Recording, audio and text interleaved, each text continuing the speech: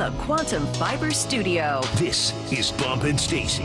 on Seattle Sports. Streaming through the Seattle Sports app and at seattlesports.com. Now, here are your hosts, Michael Bumpus and Stacy Ross. Here we go now.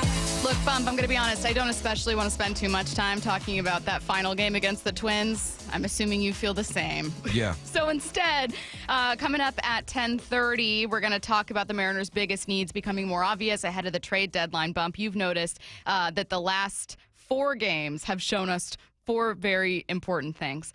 So we're going to get to that at 10:30.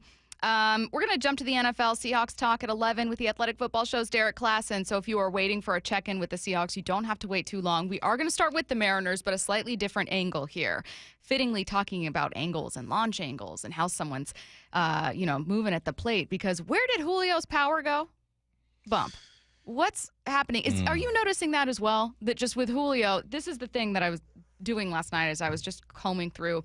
Initially, I started by going, and forgive me for trying to find the silver lining. As you guys know, Bump and I have to talk about sports 20 hours a week. And when your team's losing, you're trying to find new angles here.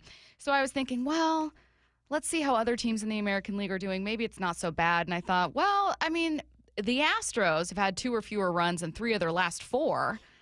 But then they won 2 of those because they pitched back-to-back shutouts. So I was just desperately trying to find something.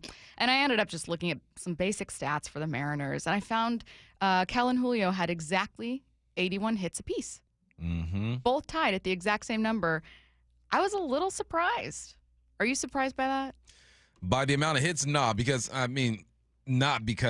look at their stats every day. So when you threw that number out there, I was like, all right. But then when you talked about just the amount of total bases, essentially, and how Cal is just dominating that, I wasn't surprised, but I also was intrigued a bit because you would feel like the gap wouldn't be that big. With Julio, yeah, you're right. Just the power just isn't there right now. And it's crazy because just a few games ago, he got a hold of a couple. And you're thinking, all right, this might be the turn. Maybe I'm over-exaggerating what's going on with Julio in his power situation, but then you get right back to the other deal. Like what, the other day, he had an infield hit, and it was just, I'm so used to seeing that. And I'm so used to seeing him topping the ball, having to chop down. The shortstop is running towards the rock, and you're hoping that he just beats it out on first base.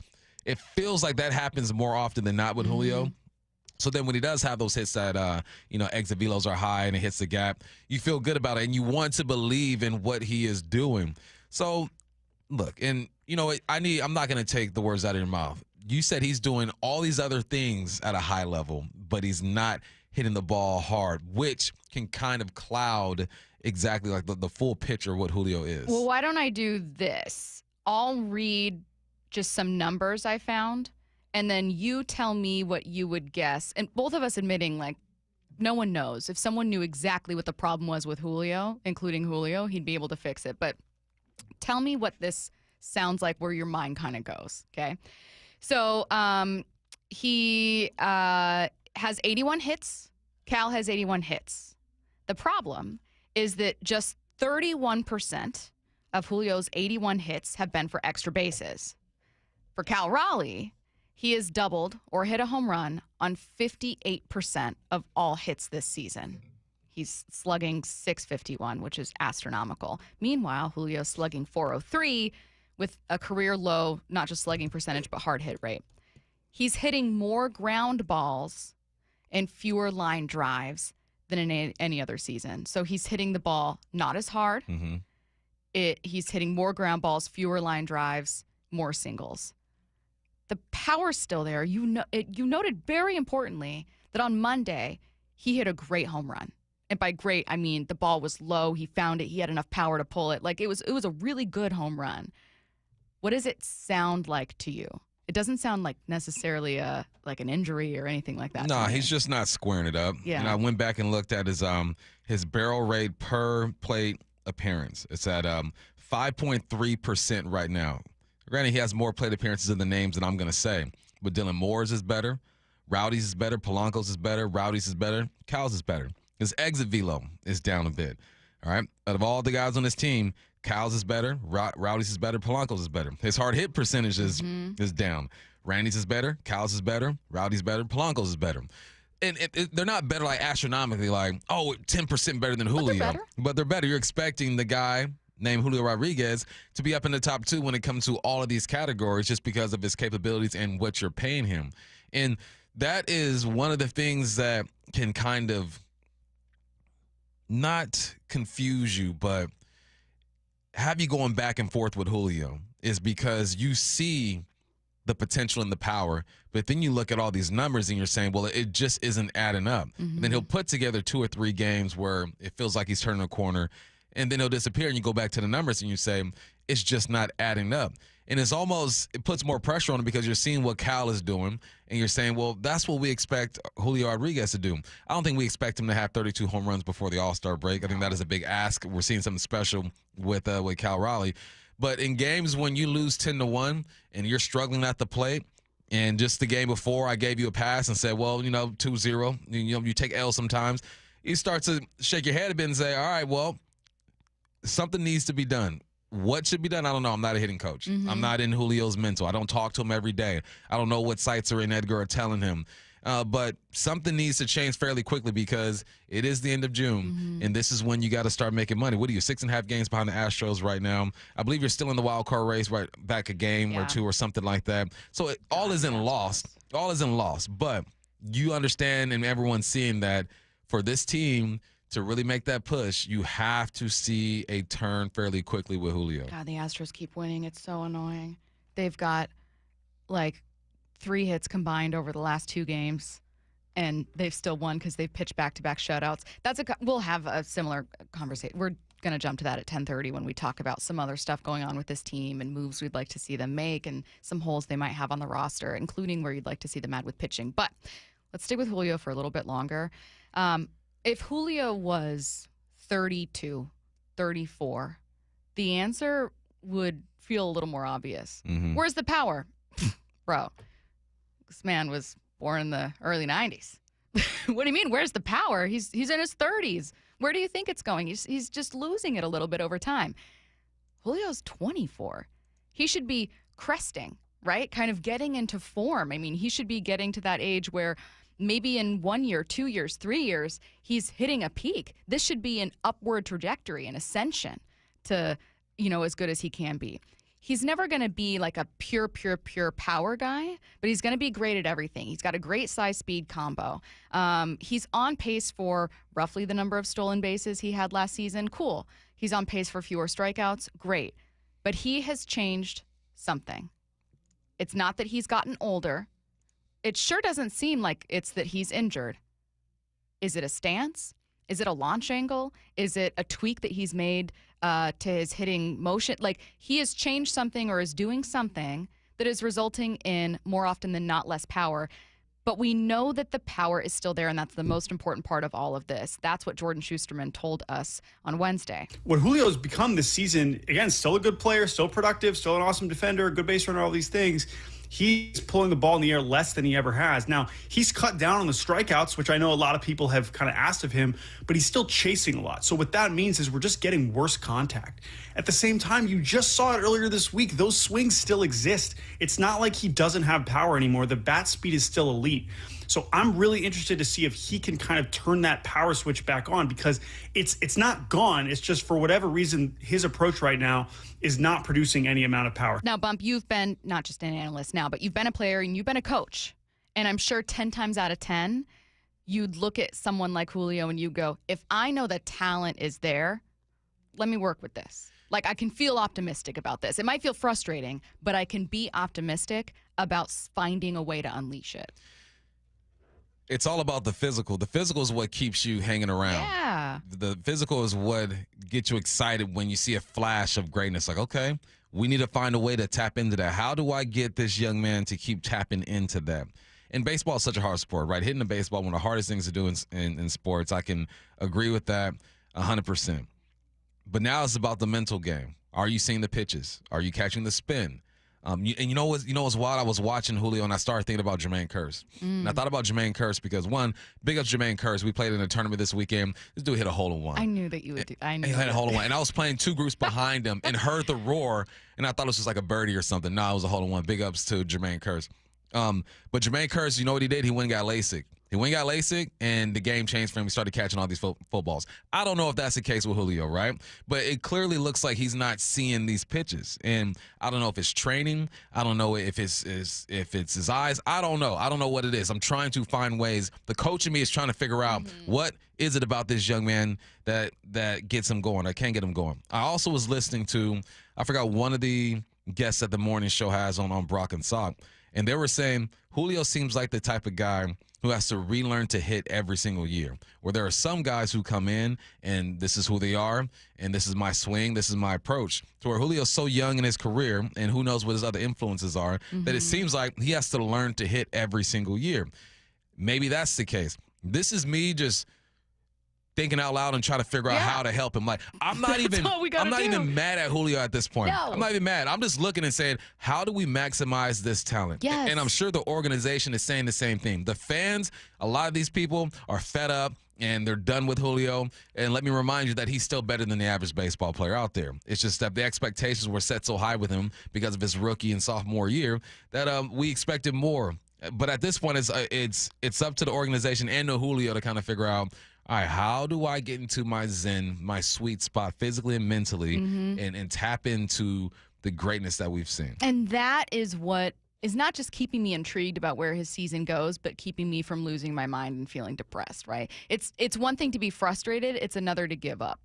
And I'm in the frustrated part of my Julio existence. And I actually appreciate this text that someone sent in on the text line, 866-979-3776. They said, A+ center fielder. You're right. He's actually had his best year there defensively. C+ batter equals just a guy. But here's the thing. When I was a senior in high school, I've always been horrible at math, like really, really bad.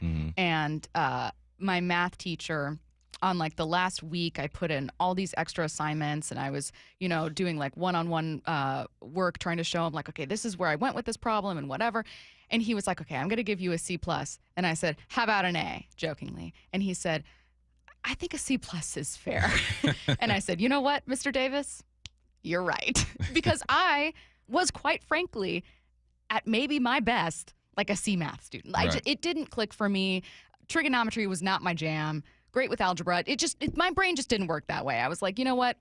C+ is passing, whatever. On to the next math thing. Maybe I'll be better there. But like, this is my peak at this specific thing. Meanwhile, another friend that I had, he was very disappointed that she had a C because she was really, really smart. Really, really smart. Perfectly capable of being the best student in his class, but wasn't. So for him, the question then became, who are you hanging out with? Do you have some stuff going on at home? Are you putting in enough work? It didn't make sense for him. And it's not a great analogy and not a perfect analogy, but I'm applying it to Julio. Julio's not a C+ batter. He's not.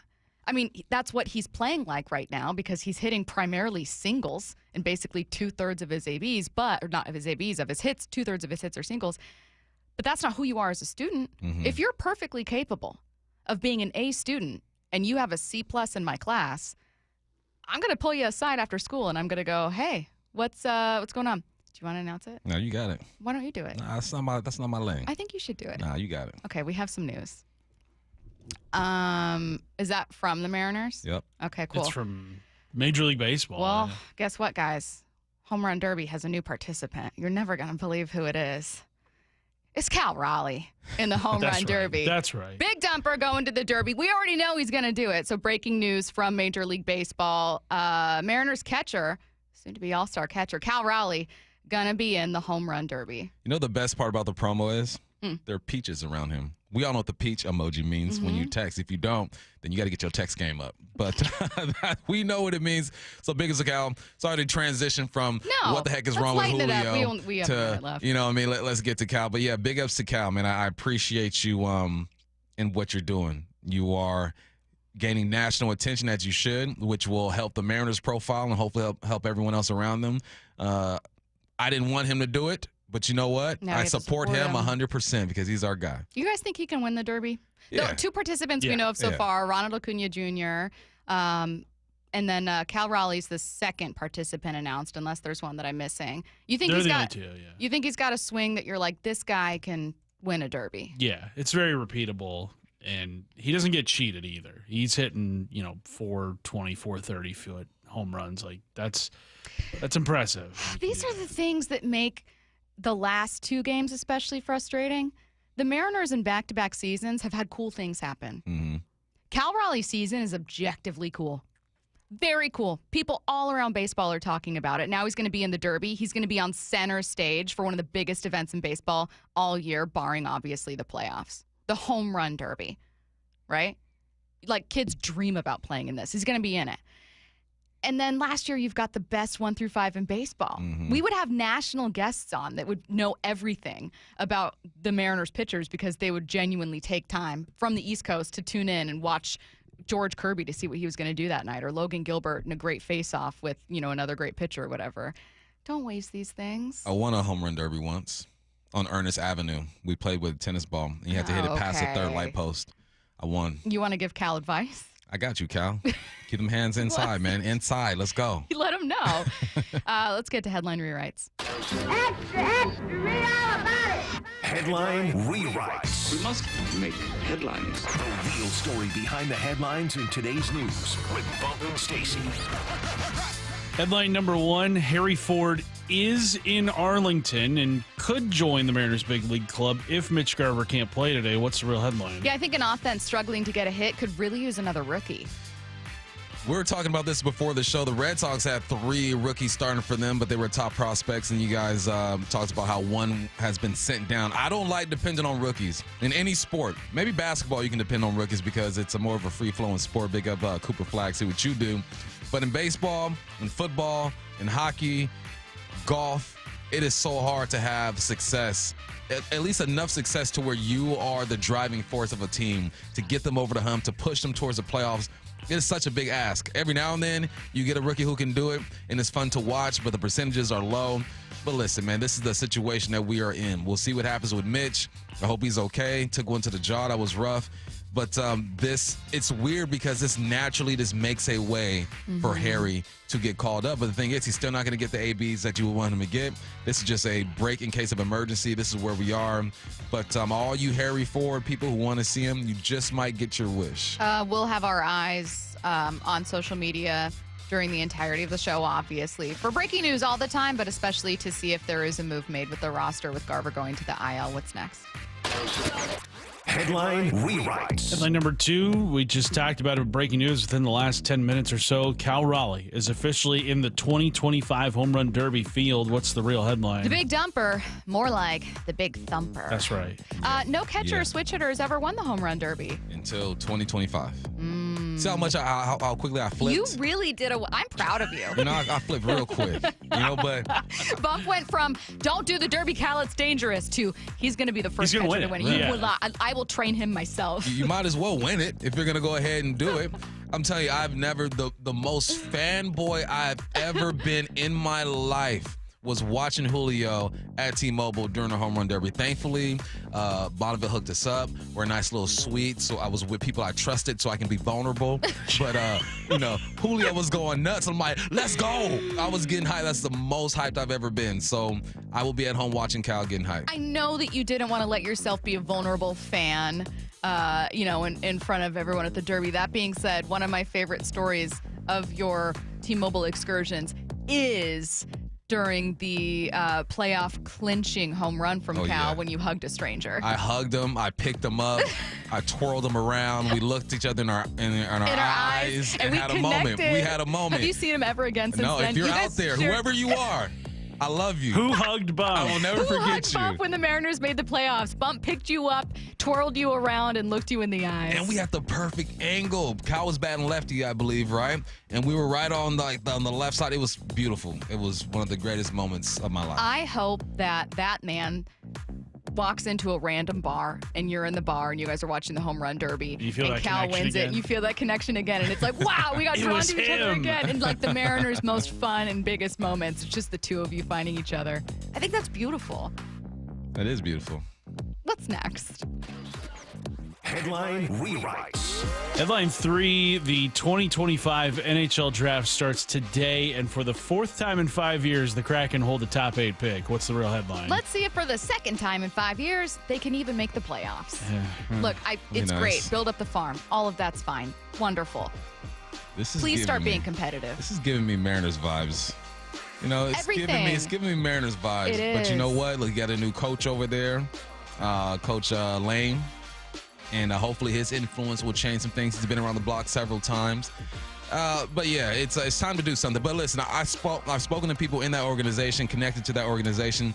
They truly believe that there is some talent there. They truly believe that the leadership might have been off a little bit. One guy was too strict. One guy was too loose when I'm talking about the head coaches. And now they're saying this is the right mix. This guy can connect with the young, connect with the old, has enough looseness in there. That's all it is. It's chemistry. Now, I was talking to an ex-Sounder player this weekend, and we're talking about U.S. soccer. And I go, man, what's the problem with U.S. soccer? There are some athletes out there. He goes, yes, there are athletes, but it's not always about putting the best guys on the field. It's about putting the right guys on the field, the right chemistry. That's what I feel with the Kraken, right? You have some talent, but now it's about surrounding the talent with the right guys. You don't have to be the most talented. You do have to be deep. We saw Florida and how deep they were, but getting the right kind of guys in your program. I feel like I just want one team to take the next step. I can only do so many years of the Mariners being in a form of building up, of the Seahawks being in a form of reworking the roster, of the Kraken being in a form of building towards something. Like, I can only take so much building. Do you know how much construction is happening outside my office? I can only take so much building towards something in one day, in 1 month, in 1 year. I need one of these teams to take a gosh dang step forward and actually become like a regular playoff team. I need someone to take the leap. I need to have a different story. Speaking of construction in front of the building. Yeah, I don't know what they're doing. Can we get a heads up next time? No. It adds like 5 minutes to my thing. I'm like, oh, I can't turn here. I got to go all the way around. First world problems, I guess. I genuinely don't know what they're doing. There's something to do with the pipes. There's Bob the Builder out there. There's pipes up there. Tearing up the road, putting it back together. I have no idea. Yeah. Maybe I'll ask him when I go out there. But it's a fitting analogy because there is construction everywhere in the Seattle sports landscape, and I need something to actually become a finished building that we can just watch and sit in and enjoy. And by that, I mean, I need the Mariners to make the playoffs. I need the Kraken to make the playoffs. I need the Seahawks to make the playoffs. I need one of these teams to start giving fans something where it's like, oh, hey, that next step. Look, they put up another wall, and now it's ready to move in. One's going to make it. 1 out of 3 are going to make it. This year? Yeah. Michael 1 out Bumpus. of 3. 1 out of 3. Michael Bumpus. It's either going to be the Mariners or the Seahawks. One of them are going to make it. Also, before we get out of here, 253, you're hilarious for this. Bump is about to be on Craigslist, that misconnection section or whatever it is. Yes, I'm on it right now. So what would it sound like, your misconnection? Misconnection. We had a moment a couple years ago when Kyle went yard to put us in the playoffs. I'm not looking for anything real as I am married, but I just want to meet up. Let's have a beer. Yeah. Do you want to watch Cal in the Derby? you want to watch that with me? All right. The NHL draft begins 4 p.m. Pacific on ESPN. We are going to be joined by ESPN NHL writer Ryan S. Clark at noon. Sticking with the Mariners coming up next. Their biggest needs are becoming more obvious. It's a Wild West showdown as the Mariners open a 3-game stand against the division rival Rangers in Texas. Tonight, Logan Gilbert takes the mound as the M's go for a series-opening win. Swing and a miss for strike 3, and Logan strikes out the side here in the bottom half of the second. Mariners, Rangers, first pitch 5:05. Wyman and Bob take you up to pregame at 4 on the home of the Mariners, Seattle Sports, on 710 and the Seattle Sports app. This is for all you guys on Viagra. ED pills are no longer needed. The brutal side effects like 4-hour headaches, blurred vision, and that flush feeling can all be put behind you with our treatment. Here at West Coast Men's Health, we have a better approach to ED. Acoustic wave therapy creates blood flow circulation by safely removing the plaque in your arteries and restoring function naturally. Guys, let me be clear. Pills will never fix your problem. Our equipment is the latest technology, and our medical staff is the best in the industry. So give West Coast Men's Health a call today. Speak with our clinic manager. Ask him any question you like, how it works, the science behind it, and even the cost. If you suffer from ED or Peyronie's disease, give West Coast Men's Health a call today. It's not just about better health. It's about a better life. With clinics in Redmond and Tacoma, call 206-519-6541. That's 206-519-6541. Online at westcoastmenshealth.com. Headed to the ballpark? Skip the traffic jams, parking fees, and the stress of driving. Make riding transit part of your game day ritual. Roll in with your crew, talk stats, and meet fans. No traffic, no stress. Community Transit riders enjoy seamless connections to light rail and ferries to get to Seattle and beyond. And youth 18 and under ride the bus for free. All in for the win. Plan your trip with Community Transit at ctgo.org/homerun. Smalls here. It's time to turn things up a notch. This summer, don't binge watch shows. Binge s'mores by the campfire. Press pause on the podcast and press play on the warm weather vibes. Here's your chance to win $10,000 for your ultimate summer. What are you waiting for? Take your shot with 5-Hour Energy and make this summer your best summer ever. Visit 5heshot.com for full details and rules and enter today. No purchase necessary. Ends June 30th, 2025. Evan Cohen here. We all know breakfast is an important part of your day, but when you're traveling for work and your hotel doesn't offer any, you're forced to make do with peanuts and an energy bar as you sprint off to your shift. But if you book a room at La Quinta by Wyndham, you can enjoy their free Bright Side breakfast featuring delicious baked goods, fruit, eggs, yogurt, and waffles. They refuse to let you go to work hungry and aim to send you off fueled up. Tonight, La Quinta, tomorrow you shine. Book direct at LQ.com. Hey, it's your resident Super Bowl champ, Chris Canty here. It's time to turn things up a notch. This summer, don't binge watch shows, binge s'mores by the campfire. Press pause on the podcast and press play on warm weather vibes. Here's your chance to win $10,000 for your ultimate summer. What are you waiting for? Take a shot with 5-Hour Energy and make this summer your best summer ever. Visit 5heshot.com for full details and rules to enter today. No purchase necessary. Ends June 30th, 2025. Shopping with your parents can be embarrassing. Why would they sell jeans with holes in them? I'm going to speak to the manager. Mom! That hoodie is giving. You should get it. YOLO. Thanks to the Chase mobile app, your kid can shop independently while you keep an eye on their spending. So you can go from... We can be twinsies. ...to... How was shopping? Saw you stayed on budget. Thanks, Mom. Freedom for kids, control for parents. That's family banking from Chase. Account subject to approval. Chase mobile app is available for select mobile devices. Message and data rates may apply. JP Morgan Chase Bank N.A. Member FDIC. Heading outdoors or on the water this weekend? Check in with Joey and Nelly on the Outdoor Line from 6 to 8 a.m. every Saturday on Seattle Sports and the Seattle Sports app. Get in the zone, AutoZone. Jane has 150,000 miles on her truck, and she's proud of that. Jane's secret? AutoZone, where friendly AutoZoners help her find the right parts. Jane's brother Josh only cares that his car starts and goes, but when it doesn't, he also goes to AutoZone, where friendly AutoZoners help with free services. No hassles, just help. Everything you need, nothing you don't. Get in the zone, AutoZone. Restrictions apply. Ready to order? Yes. We're earning unlimited 3% cash back on dining and entertainment with a Capital One Saver card, so let's just get one of everything. Everything? Fire everything. The Capital One Saver card is at table 27, and they're earning unlimited 3% cash back. Yes, Chef! This is so nice. Had a feeling you'd want 3% cash back on dessert. Ooh, tiramisu. Earn unlimited 3% cash back on dining and entertainment with the Capital One Saver card. Capital One, what's in your wallet? Terms apply. See CapitalOne.com for details. Citizens, since we each upgraded to Xfinity in our homes, the Wi-Fi has been booming. It's fair to say our town has officially become a boomtown. Mayor, will I be able to drop into multiplayer gaming battles with low lag? The lag won't be an issue, but your questionable skills may be. And what if I have hundreds of devices on the Wi-Fi? Purely hypothetical. Seems like a lot, but sure, hundreds of devices all booming together with the Xfinity Gateway.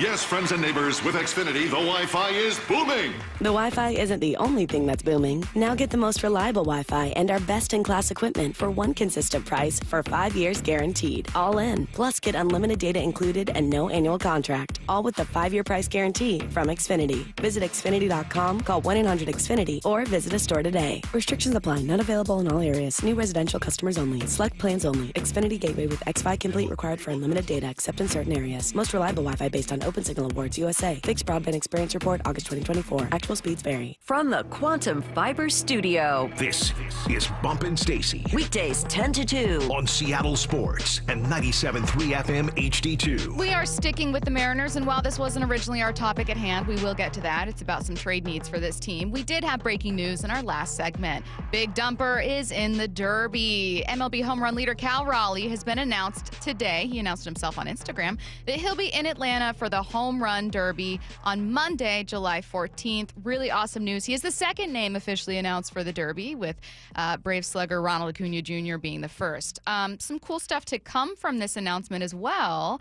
This via Daniel Kramer is that Cal's dad will be pitching to him and his younger brother will be catching him. It's a family affair. So my question for you was, if you were invited to a derby, would you have me, Curtis, and Matt participating in some form or another? Like, who would be pitching to you and who could catch? Like, how would you utilize our services? I believe Curtis will be able to toss us some meatballs for me. Yes, I could do that. There you go, buddy. Stacy, I feel like you might hurt yourself back there, so we're not having you catch. What am I doing? You could, you know what? After I win the derby, you can be like my publicist. Like, listen, talk to me first before you get to bump. I'm the PR Or arm. Stacy could be those little kids at the Derby that are either shagging balls or handing Gatorades. Yeah. I'm in the outfield with the kids with gloves, and we're just running around trying to catch the ball as it starts coming towards me, and I scream. And then Matt's like the bad guy. You know, like he's the guy that says he's a guy that's just like, no, back up. You know what I mean? Because he has that energy. Like, no, leave him alone. You know, once I get too big, because I'm gonna drop like 60 bombs. All right, the crowd's gonna be all on me. You got to be that person. Okay. So Matt could be the bad guy. I thought you were saying I'd be the bad guy, like, to you. Like, I'd be making fun of you to try to, like, motivate you to prove me wrong. But you know what's funny about that? All my boys know, if you start talking crap to me when we're playing, I do take it to another level. So maybe that is the rule. I can do that. Maybe that is the rule. Someone said the Gatorade pep talk girl. You guys are underestimating my negativity and little sister energy with these two, even though I'm older than Curtis. It would just be, don't mess up. Biggest moment of your life. Uh-oh, don't embarrass yourself. Okay, let's get to the topic in hand. The Mariners' biggest needs are becoming more obvious. Bump, you noticed something pretty wild about the last 3 games. Not in the best way, but look, there are ways to fix it. What have you noticed? Yeah, so we talk about this team every single day. And we have people on. We're trying to figure out what's going to happen during the trade deadline. What direction are we going? And there are 3 things that popped up. They're saying, look, maybe you need a starting arm. Maybe you need a reliever. Maybe you need a bat. And 3 games in a row, all those needs are like, look, come get me. So game 2, people are saying, look, hey, maybe you need a starting pitcher. Mariners win, but Castillo struggles. I'm looking at that. I gave him the veteran benefit of the doubt, but hindsight, you're looking and saying, I don't know, maybe they need a starting arm. Game 3, some say grab a bat. He only produced 2 runs, 3 hits, and 11 Ks against a good pitcher. And then game 4, some say grab a reliever, Zach Pops. I mean, come on, Zach Pops. No disrespect to my man. Dan left him in because he's like, look, I'm not going to burn my bullpen. The game's already over. But you gave up 7 earned runs and 8 total in the 6th inning. So the 3 things that people are talking about showed up back to back to back. So then you look at it and say, where do I go from here? I still think the 10-1, I mean, it's not a fluke. But I'm not sitting here thinking that Zach Pop is going to be put in high leverage situations, and we're so desperate to go get that arm. To me, it still leans on the bat. You got to go get a bat, but it's just funny to see that everyone was right this series, because those are the 3 things we keep hearing about, and they all showed up. Let's talk about, again, Jordan Schusterman on with us on Wednesday talking about the Mariners' greatest need. He thinks it's third base. Third base? I think that's the easiest, simplest answer. With all due respect to what Ben Williamson has done as a rookie, and we should note that, maybe a couple weeks ago you would have said second base too, but Cole Young's seemingly starting to kind of get more comfortable, and I think that is an exciting development. But it has to be third base. Yeah, offensive production feels like a theme certainly over the last 2 games. You're right, though. Like, I would not feel comfortable heading out of the trade deadline not having added an arm somehow. Ideally, bullpen. An arm, okay, yeah, bullpen arm. Yeah. Yeah, the more we get into this, the more I'm looking at the arms. I know you're offense first. I am offense first, but I can justify those too, though. I can justify the bullpen arm just because of what we've seen out of the bullpen, and it's messed up. I felt like the broadcast team almost jinxed the Mariners because they showed a graphic like the last so-and-so games, this bullpen has an ERA of 1.73. Jinxes don't and exist. The Twins have an ERA of like 7.8. The worst. We got the best against the worst. And then Pop comes in, and Pop goes a weasel. Bombs are being hit. Runs are being driven in. I know that's not reality, but it's just a coincidence that they threw up that graphic. And we're reminded that there are still some things that need to be done with this team. We're not reminded. We're reminded every day that things need to be done, unless we're winning like 14-0 or something like that. But yeah, I can justify both. The starting pitching, I'm good with that. I'm not trying to get rid of Castillo or anybody like that. He'll bounce back. You only need 3 arms really in the playoffs anyway, if you get there. But the bats and the relievers, what's going to help? I like your overall point though, where you're saying, look, if you look at the last 10 games, let's say, this team has done enough to show you that in a weak American League, in a weak American League West, they could be exciting. They could make a push. They've also done enough to show you that they need help to do that, that they are an incomplete offense. I mean, you want to look and compare them to Houston, which I was trying to do yesterday.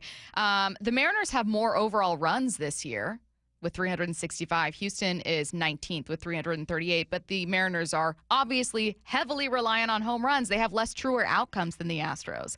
The Astros are able to get on base in more ways. They're able to move runners along. They're able to win more games. Also, their hitting and pitching is kind of working at the same time, right? The last 2 games when their offense has been pretty quiet, well, they've pitched 2 back-to-back shutouts. So they're kind of operating and running on all cylinders here. That's one thing working against the Mariners. It's like on days the pitching is bad, the offense happens to be awful. Right. It's just, they can't quite get it going. Or on days like Kirby's last start, right? Hancock, where it's like, no, the pitching does enough. The offense just doesn't do anything at all. So you need both things to be working or one to pick up the other, and that hasn't been happening with this team.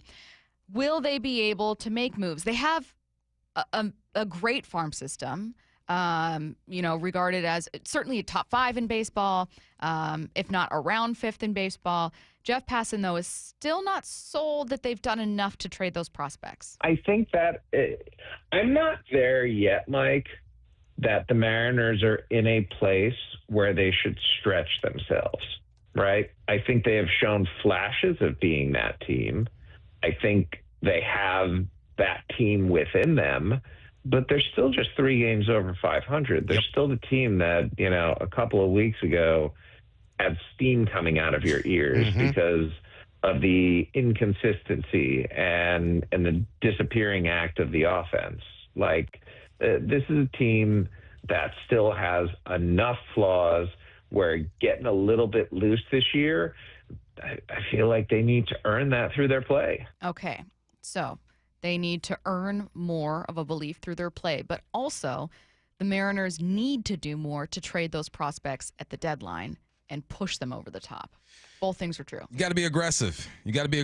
And they've shown at times that they can do it, and they've shown at times that they are content with the potential of what is already on their roster. And I can understand that, especially the last couple of weeks, because of what you've seen out of that roster. You've seen some explosive play, and the offense is getting going. And you can chalk up this series just like, look, this wasn't our series. And listen, we know that there's no excuses. Either you do it or you don't. You perform or you don't. But let me tell you, sitting around for 4 hours waiting for a game to start, it does something to you. Yeah. I'm not saying that these guys aren't pros and they shouldn't just get out there and perform, but it does something to you. And maybe that little drought put them to sleep, and it was hard for them to get up.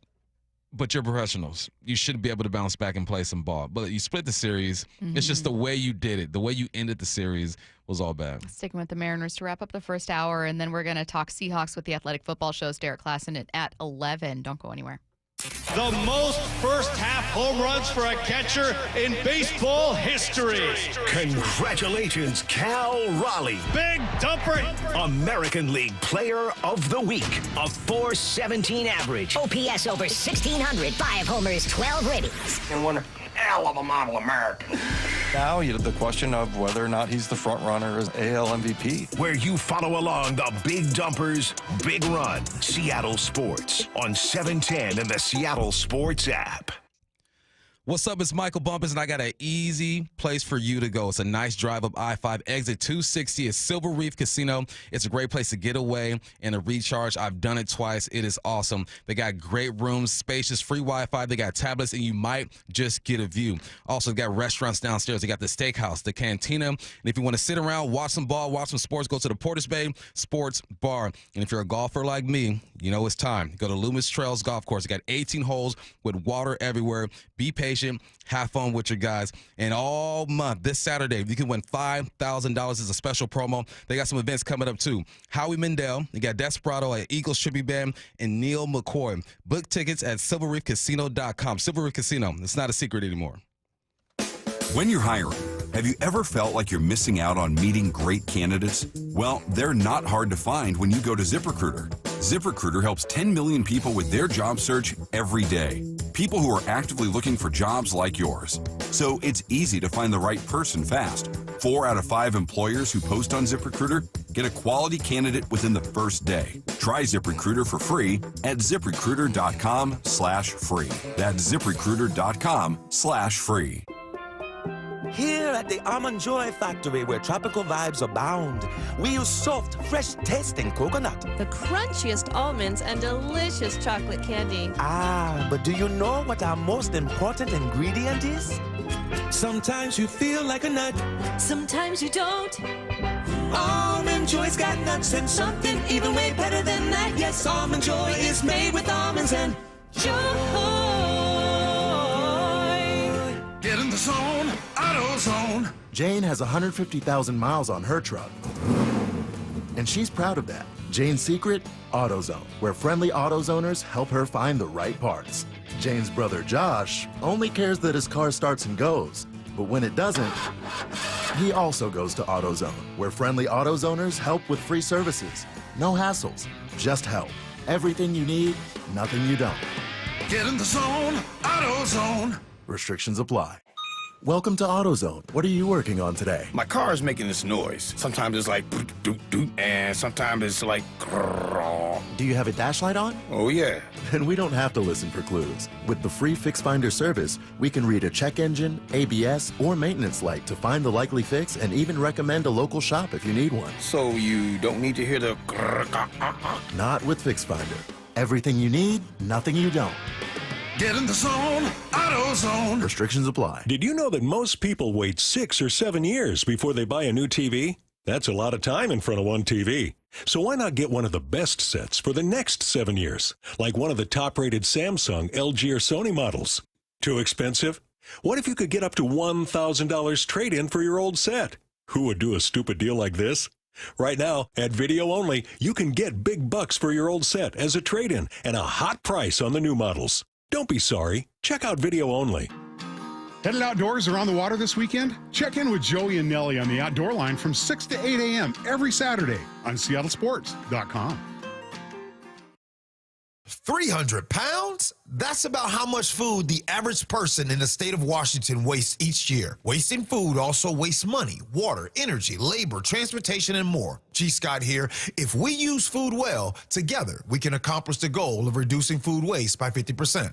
Use Food Well is a roadmap to reducing food waste with simple tips and tricks we can all use. Visit usefoodwell.org today. That's usefoodwell.org. Brought to you by Safeway and the Department of Ecology. Hey, Brock Ewart here for my friends over at Xfinity. You know, change is always happening. It's part of life. And when it comes to music, we know that change is all around us. Songs are rewritten and remade. Classics are remixed. Bands and artists, well, they come and go. Even our taste in music, as we get older, can change a bit. But no matter how things change in 5 years, there's one thing that will stay the same, and that is the price of your internet. That's right. Xfinity is introducing a 5-year price guarantee. It means you get 5 years of the most reliable Wi-Fi with their best equipment included for a price that stays exactly the same. Are you surprised? Well, life is full of them. One internet price, 5 years, guaranteed. Learn more at Xfinity.com/deals. Now, restrictions apply. New residential customers only. Taxes and fees extra and subject to change. Most reliable Wi-Fi based on Open Signal Awards USA. Fixed Broadband Experience Report, August of 2024. Go check it all out right online at Xfinity.com/deals. Heading to the ball game? Don't mess with traffic and pricey parking fees. Make it easy and ride the bus. It's affordable and convenient. No stress, no hassle. And plenty of time to grab a hot dog before first pitch. Community Transit makes riding the bus fun, easy, and affordable. You save money on parking, and kids under 18 ride for free. See where they can take you and plan your trip today. Go to Community Transit at ctgo.org/homerun. From the Quantum Fiber Studio, This is Bumpin' Stacy. Weekdays 10 to 2. On Seattle Sports and 97.3 FM HD2. News breaking this morning, and it's good news with the Mariners kind of cleansing our palate after a bad loss before we head into the series against the Rangers. Big dumpers in the home run derby. Cal Raleigh is going to be heading to Atlanta. His dad is going to be pitching for him. His younger brother is going to be catching him. It's a family affair for the Raleighs when Cal is going to be representing the Mariners in the biggest event, I'll say, of All-Star Weekend. I know you got the All-Star game, but let's be real. Home run derby's where it's at. That's where the fun is. Ronald Acuna Jr. is also going to be participating, but with the news that Cal's going to be in the home run derby, my first reaction was one of excitement. I was really, really excited to see this. We were all expecting it. We knew it'd happen, but really awesome. But I got a couple questions, Bump, that I want to cover here. I'm trying to cover my bases, no pun intended, including some questions that I saw from listeners. So I'm going to start with kind of an eye on the prize question. Does Cal's style, does his swing work for winning the derby? Because, you know, some guys, they might be great hitters, great players, but they don't profile as like, you're a derby winner. Yeah. I won't speak on his swing, but I'll speak on his approach. Like Cal has said it before, he's not trying to hit bombs, right? He's trying to hit line drives, catch it at the right time, pull the balls that are supposed to be pulled, go oppo when you're supposed to go oppo. And I think that is a recipe for home runs, because now you're just trying to square it up and barrel it up.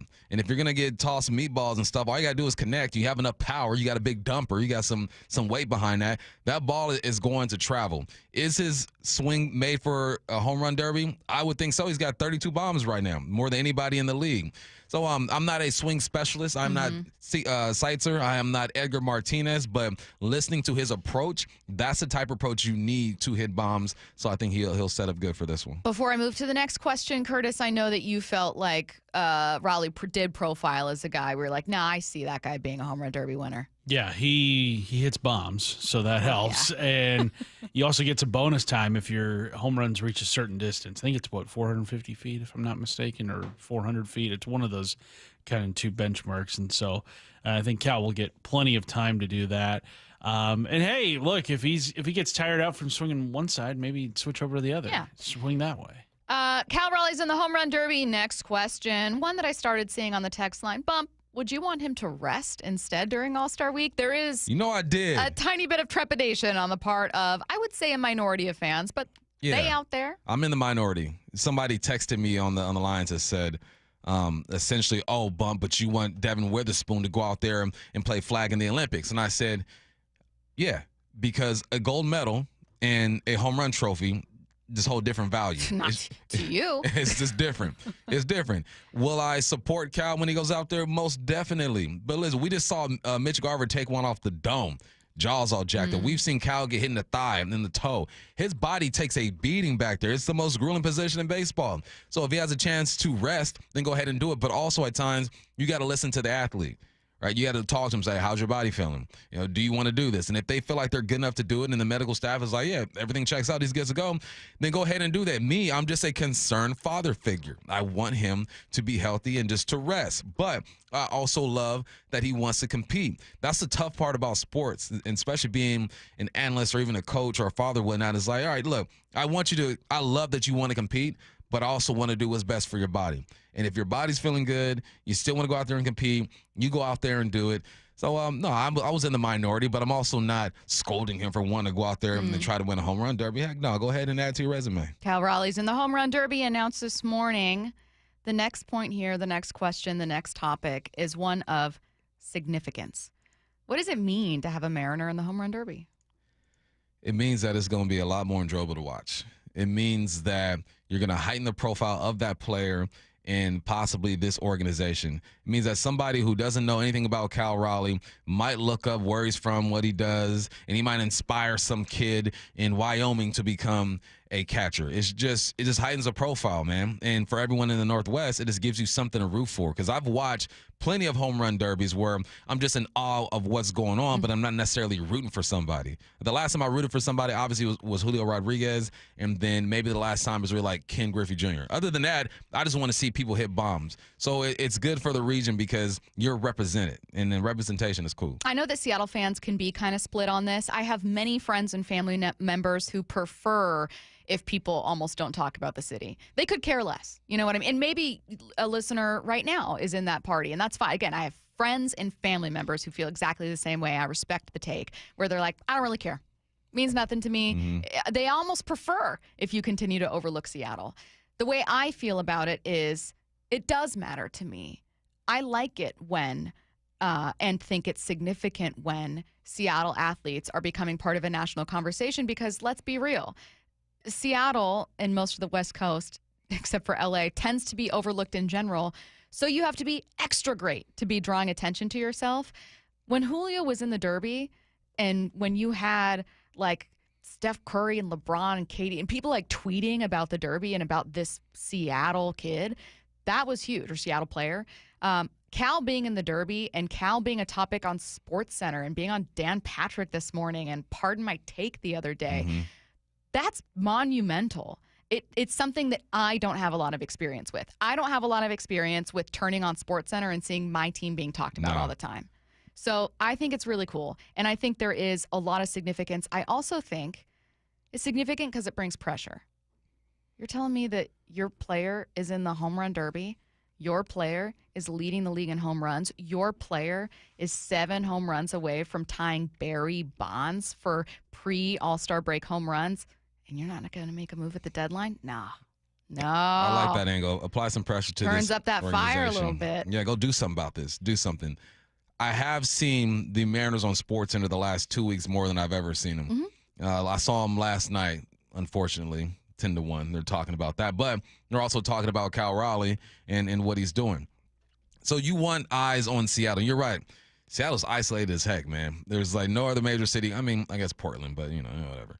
There's no other I'm sorry, Portland. I'm not downing. I'm just saying football-wise, baseball-wise. You got a basketball team, which we don't. Yeah. You got us there, okay? But, yeah, you're so isolated. When you look at this to travel when it comes to the sports teams, they travel the most every single year than any other team. So people kind of forget about Seattle. I bet you if I didn't live in Seattle, my boys from Cali would not have no interest in what's going on in Seattle. Yep. But because I'm here, they pay attention. So it's all about heightening the profile, and that does several things. It enhances profiles of your players. Like you said, it applies pressure, and it brings a pride to the region. So if Cal is able to go out there and perform, like we were proud of Julio, and he didn't even win. But he had one of the greatest performances we've ever seen. He was the story. He was a story. He was on the banner when you go to ESPN, and he didn't even win the home run derby. Poor Juan Soto. The first time. Yeah, it's just good for the region, man. It's good for the sports team. Okay. Cal Raleigh in the home run derby. My first 3 were derby, derby, derby. My last one's about Cal. What's a fair expectation for Cal's second half? 25 bombs. I'm sorry. Second half in of round just one. The second half. Second half of the season. Second half of the season. Yeah, is that what you asked? He finishes with 57 at least. 25 bombs. Bumpus. 25 bombs. Get around 50. 25 gets you around 50. Okay, you know what? Who am I to say that a guy who's already hit 32, there's no way he'll surpass 20? I've asked 2 analysts. I think I asked Ryan, and then I think Schusterman as well. I'm like, all right, what's the number? And they said 50. So, all right 20 then, right. Stacy, 20. No. 20. We'll stick with 25. That's the new show take on what we're watching for from Cal's second half. Let's switch to football here, talking Seahawks with the Athletic Football Show's Derrik Klassen next. It's a Wild West showdown as the Mariners open a 3-game stand against the division rival Rangers in Texas. Tonight, Logan Gilbert takes the mound as the M's go for a series opening win. Swing and a miss for strike 3, and Logan strikes out the side here in the bottom half of the second. Mariners, Rangers, first pitch 5:05. Wyman and Bob take you up to pregame at 4 on the home of the Mariners, Seattle Sports, on 710 and the Seattle Sports app. You know what's faster than your paycheck? Literally everything. It's time to get your pay up to speed. With Earnin, you can access your pay as you work instead of waiting days and weeks for a paycheck. Get up to $150 a day with a max of $750 between paydays. No interest, no credit checks, and no mandatory fees. Because, hey, it's your money. Download the Earnin app now to get it and join millions of people making any day payday. That's EARNIN. Earnin is not a bank. Access limits are based on your earnings and risk factors available in select states. Expedited transfer is available for a fee. Terms and restrictions apply. Visit earnin.com for full details. Breaking news for the people of Boomtown. With Xfinity Mobile, the Wi-Fi is booming at home and on the go. And an upgrade storm's on the way. That's right. And with Xfinity Mobile Premium Unlimited, you can upgrade your phone when you want, up to 2 times a year. Now, once customers catch wind of the guaranteed new device discount, it'll be the biggest upgrade storm in history. Wow. Let's hear from our weatherman on the scene. How's it looking out there, Rick? Well, Bill, the Wi-Fi is still booming. Now through September 30th, existing Xfinity Internet customers can get an unlimited line included for a year. Plus, ask how to get a free 5G phone. Learn more at xfinitymobile.com. Restrictions apply. Xfinity Internet required. Unlimited line offer requires Xfinity 300 megabit internet or above. Taxes, fees extra. After promo, regular rates apply. Reduced speeds after use of monthly data included with your data option. Data thresholds vary. Every success you've had began with a great opportunity. Now there's another one. Last aid year, University of Maryland Global Campus awarded over $21 million in scholarships to qualified students, including community college students, service members, veterans, and working adults. Now is the time to move your career forward with an online and accredited skills-based education. Learn more at umgc.edu. Certified to operate in Virginia by Chev. Get in the zone, AutoZone. Jane has 150,000 miles on her truck, and she's proud of that. Jane's secret? AutoZone, where friendly AutoZoners help her find the right parts. Jane's brother Josh only cares that his car starts and goes, but when it doesn't, he also goes to AutoZone, where friendly AutoZoners help with free services. No hassles, just help. Everything you need, nothing you don't. Get in the zone, AutoZone. Restrictions apply. Hey, it's Mike Salk here, and we've been talking about this. Luxury awaits at Snoqualmie Casino and Hotel. You can book now for an unforgettable summer experience because the hotel opens up August 8th. Bookings are open at snocasino.com starting on August 8th. The expanded non-gaming floor, the destination spa, the big new entertainment space and convention center, new restaurants as well. They're combining effortless style with the utmost in relaxation. Go to snocasino.com for details. Seattle's closest, now Snoqualmie Casino and Hotel. This is for all you guys on Viagra. ED pills are no longer needed. The brutal side effects like 4-hour headaches, blurred vision, and that flush feeling can all be put behind you with our treatment. Here at West Coast Men's Health, we have a better approach to ED. Acoustic wave therapy creates blood flow circulation by safely removing the plaque in your arteries and restoring function naturally. Guys, let me be clear. Pills will never fix your problem. Our equipment is the latest technology, and our medical staff is the best in the industry. So give West Coast Men's Health a call today. Speak with our clinic manager. Ask him any question you like, how it works, the science behind it, and even the cost. If you suffer from ED or Peyronie's disease, give West Coast Men's Health a call today. It's not just about better health. It's about a better life. With clinics in Redmond and Tacoma, call 206-519-6541. That's 206-519-6541. Online at westcoastmenshealth.com. What's the biggest mistake you can make when selling your home? Settling for less money. That never happens with Orchard. Disappointing offers can wear you down, causing you to settle for thousands less. You don't have to settle when you sell with Orchard. Orchard reinvented the real estate industry by guaranteeing your home sale and helping you sell on the market for top dollar. First, Orchard gives you cash up front so you can buy and move into your new home first, on your timeline. No waiting, no showings, no double moves. Then once you're all settled in, your Orchard agent helps sell your home on market for top dollar. Here's what one Orchard customer said. I never could have sold without Orchard. I made way more than I expected, and it couldn't have been easier. With Orchard, you never have to settle for less. Buy before you sell and get top dollar for your home with Orchard. Curious how much your home is worth? Visit Orchard.com to get your free home valuation. That's Orchard.com. Orchard.com. This is Seattle Sports. Streaming through the Seattle Sports app. KIRO AM Seattle. KIRO FM HD2 Tacoma. Home of the Seahawks, Mariners, and everything Seattle sports. Seattle Sports Snapshot. The Mariners wrapped up that 4-game series with the Twins, unfortunately, with a bad loss. The good news is they get a reset quickly. A series starts today against the Rangers at Texas. This one at 5:05 p.m. Pregame show starts at 4 p.m. right here on Seattle Sports. Snapshot, brought to you by Miller Lite. When it's game time, it's Miller time. From the Quantum Fiber Studio. This is Bump and Stacy on Seattle Sports. Streaming through the Seattle Sports app and at seattlesports.com. Now, here are your hosts, Michael Bumpus and Stacy Ross. Here we go now. The Athletic Football Show's Derrik Klassen joining us now on the Emerald Queen Casino Sportsbook Hotline. Hey, Derrik, how's it going? I'm doing great this morning. How are you guys? Fantastic. I was just reading something the other day, and there was an accompanying podcast, Benjamin Solak of ESPN, and he had the most interesting quarterbacks. And I was not shocked to see that Sam Darnold wasn't one of them. However, I do think Sam Darnold is an interesting story heading into this season that maybe because the Seahawks aren't seen as being a major contender isn't being focused on. But Derrik, I look at Sam Darnold, a starting quarterback for a team that's been mostly successful for the last 13 years, and I go, I have no idea what to expect from this guy. What are you expecting heading into Sam Darnold's first season in Seattle? Yeah, I mean, you're right that he is a fascinating quarterback, right? Like, because we've seen one-off seasons before, right? And, like, do we think it's going to be the way that 2022 Geno Smith felt, where it's actually something that he can sustain? Or is it going to be something more like, Case Keenum in 2017 with the Vikings? And I probably lean a little bit more towards the Vikings, the Case Keenum Vikings, unfortunately, just because I think, to me, we're coming from Sam Darnold playing in Minnesota, which was arguably one of the best supporting casts that you could possibly play with when it comes to play caller, having the best wide receiver in the league, an offensive line that was not great, but did have a very good tackle duo until Christian Darrisaw went down.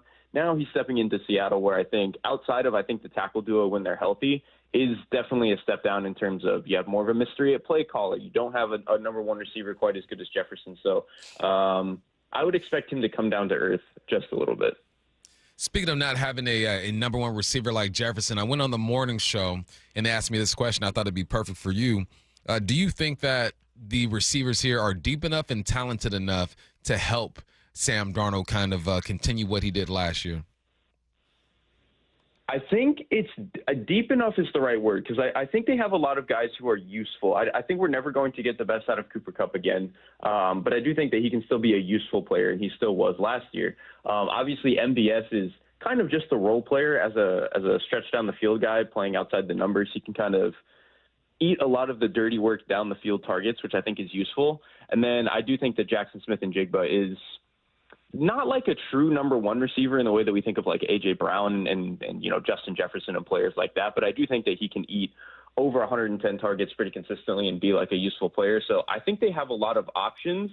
I just struggle to see a top, 15 receiver that can take over a lot of games the way that you see from other top offenses. Now, Derrik, your job is obviously to take a look at the entirety of the league, and you do a great job for it for The Athletic. But even though we're a Seattle station, we're not homers to the sense that we're like, well, how could you not talk about the Seahawks 24/7? I get it. We get it. We understand. Like, this is a team that has been out of the playoffs more often than not in the past 3 or so years.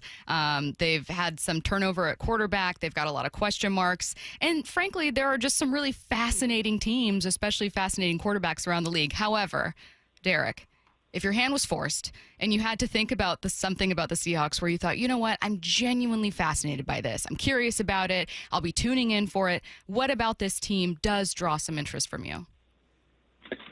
So in terms of interest, in terms of how much fun am I going to have watching the game, it's Mike McDonald's defense. I think he's one of the most brilliant play callers in the league right now from a defensive perspective. And so I just continue to, with some of the added talent at pass rush this year, some of the added talent that they brought in the secondary. I think it's going to be a pretty interesting, I think there's a chance that they can be the best defense in the league. And so I'm definitely interested in that. And then on the flip side with the offense, I think there's just such a huge question mark about how good Clint Kubiak is. Because obviously, hot start in New Orleans last year with those first couple of weeks, and then 8,000 injuries just kind of took away their ability to call a good offense in New Orleans.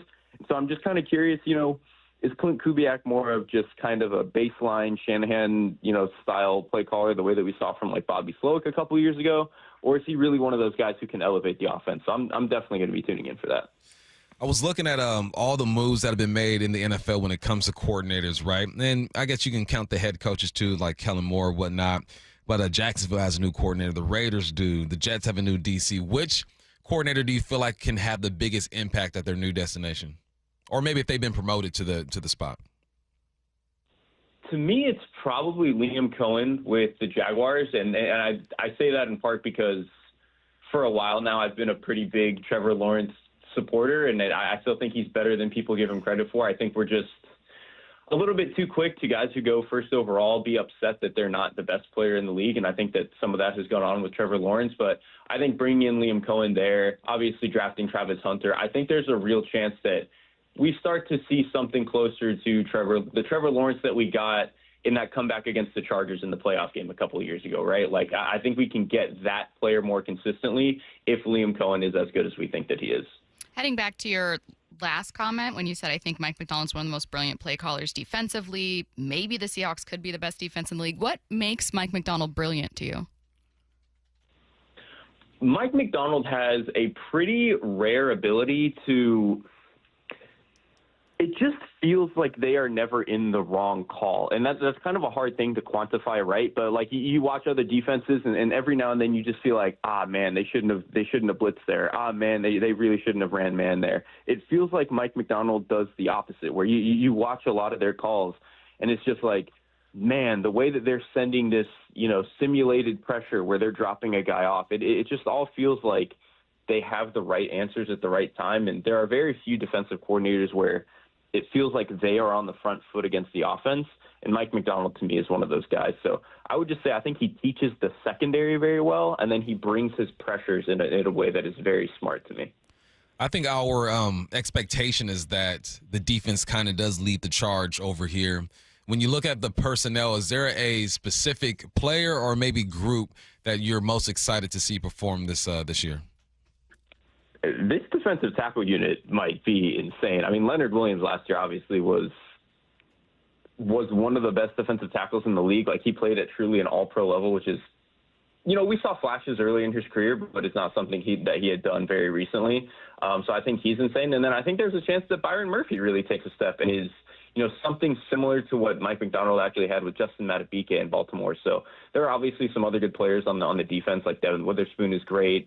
Ernest Jones at linebacker is great, but I really think that defensive tackle room, if this is the best defense in the league, it's going to be because of those guys.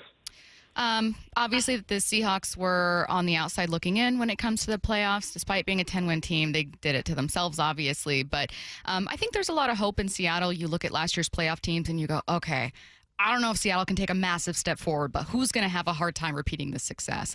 Derrik, if you were to look at last year's NFC playoff picture, is there a team within that group that you think, you know what, they're going to have to really put in the work to repeat the success that they had last season?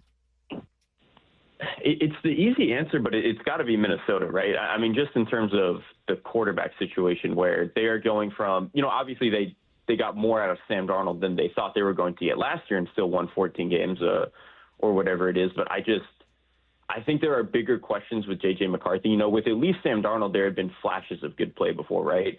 Whereas now with McCarthy, we're talking about a guy who didn't really get his rookie season, obviously, was already a player coming into a league that I thought was going to take a little bit of development time, and he never really got that. And now he's coming off of having torn his knee a little bit. I just think there are so many questions about the McCarthy thing that I would be shocked if Minnesota is as good as they were last year. Last year's draft class in 2024 was crazy, right? You got Caleb, you got Jaden, you got Penix, you got Bo. I'm sure I'm missing a couple guys. This year, it's a bit different. It's Cam Ward, and then honestly, it sounds like it's going to be Shuck in New Orleans who's going to get the start as well. What are your thoughts about this draft class, and who do you feel like can excel? I guess I can throw in Shedeur and Gabe over there with Cleveland too. Yeah, I think it's going to be a different experience than last year. That's for sure. Last year we had, even for as many guys went in the first round, I was shocked as many of them were good as rookies as they were. To have 5 good rookies is just kind of insane. This year, I kind of only expect it to be Cam Ward. He's the only guy who I think is going to be the week 1 starter, and he was a guy that I liked. I think coming into the draft class, some people talked about, Ward is a decent prospect, but he's maybe not to the level of the 6 guys who went first round in 2024, but I liked him better than, J.J. McCarthy and Michael Penix and Bo Nix and guys like that. So I think he's going to have a nice impact in Tennessee. We'll see about Shedeur Sanders. I don't even know if he's going to win that starting job. Trying to figure out who's going to win that starting job and for how long is honestly not an exercise any of us should be even trying to get into. And then with Jackson Dart, he was a player I struggled with a lot just because I think players coming out of that Lane Kiffin offense, I think it's going to take a very long time for those guys to acclimate. But New York is in a weird spot where they kind of need him to play now. So I'm very dubious about how that's going to go. Kind of a weird question here, Derrik. Again, we're speaking with Derrik Klassen of the Athletic Football Show.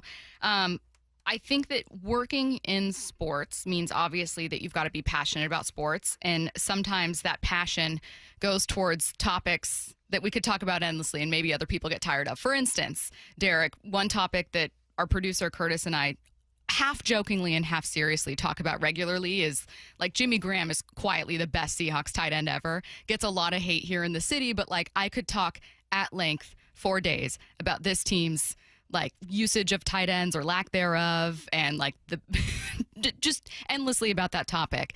I don't, because it's just not going to resonate with a lot of people. But do you have a guilty pleasure topic where you're maybe it came up last year, maybe it's something about a player or a team where you're I cannot stop talking about this because it's so endlessly fascinating or infuriating to you?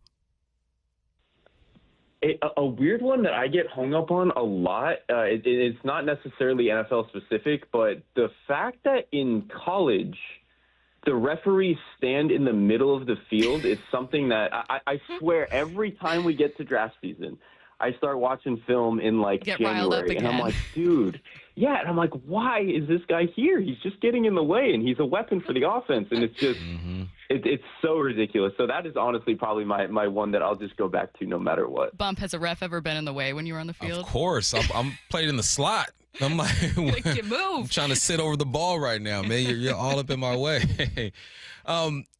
Is there a team this year that you feel like is going to make the biggest jump, right? Because last year, I guess someone out there probably claimed that the Commanders are going to have the year that they had. Not too many people, right? But is there a team that we should be looking out for that you feel like is going to make a nice run?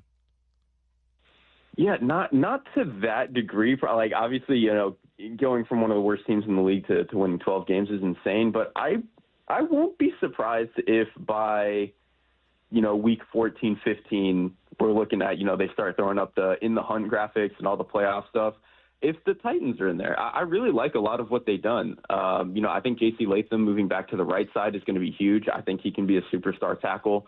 I was just talking about how much I really like Cam Ward and think that he's a good player. And then their defense, I think, is a really underrated unit right now. They have one of the best defensive tackle pairings in the league with Jeffrey Simmons and Tavondre Sweat. I really think their secondary is coached incredibly well. It's called really well, too. From a defensive play calling standpoint. So they're a team where I really think if Cam Ward hits anything, above the average for what rookie quarterback play is, I really think that they could be a team that could be pretty scrappy, especially in a weird and wonky AFC South. Who in the NFC West, in your mind, has the best window right now? Either the biggest window or just the best opportunity?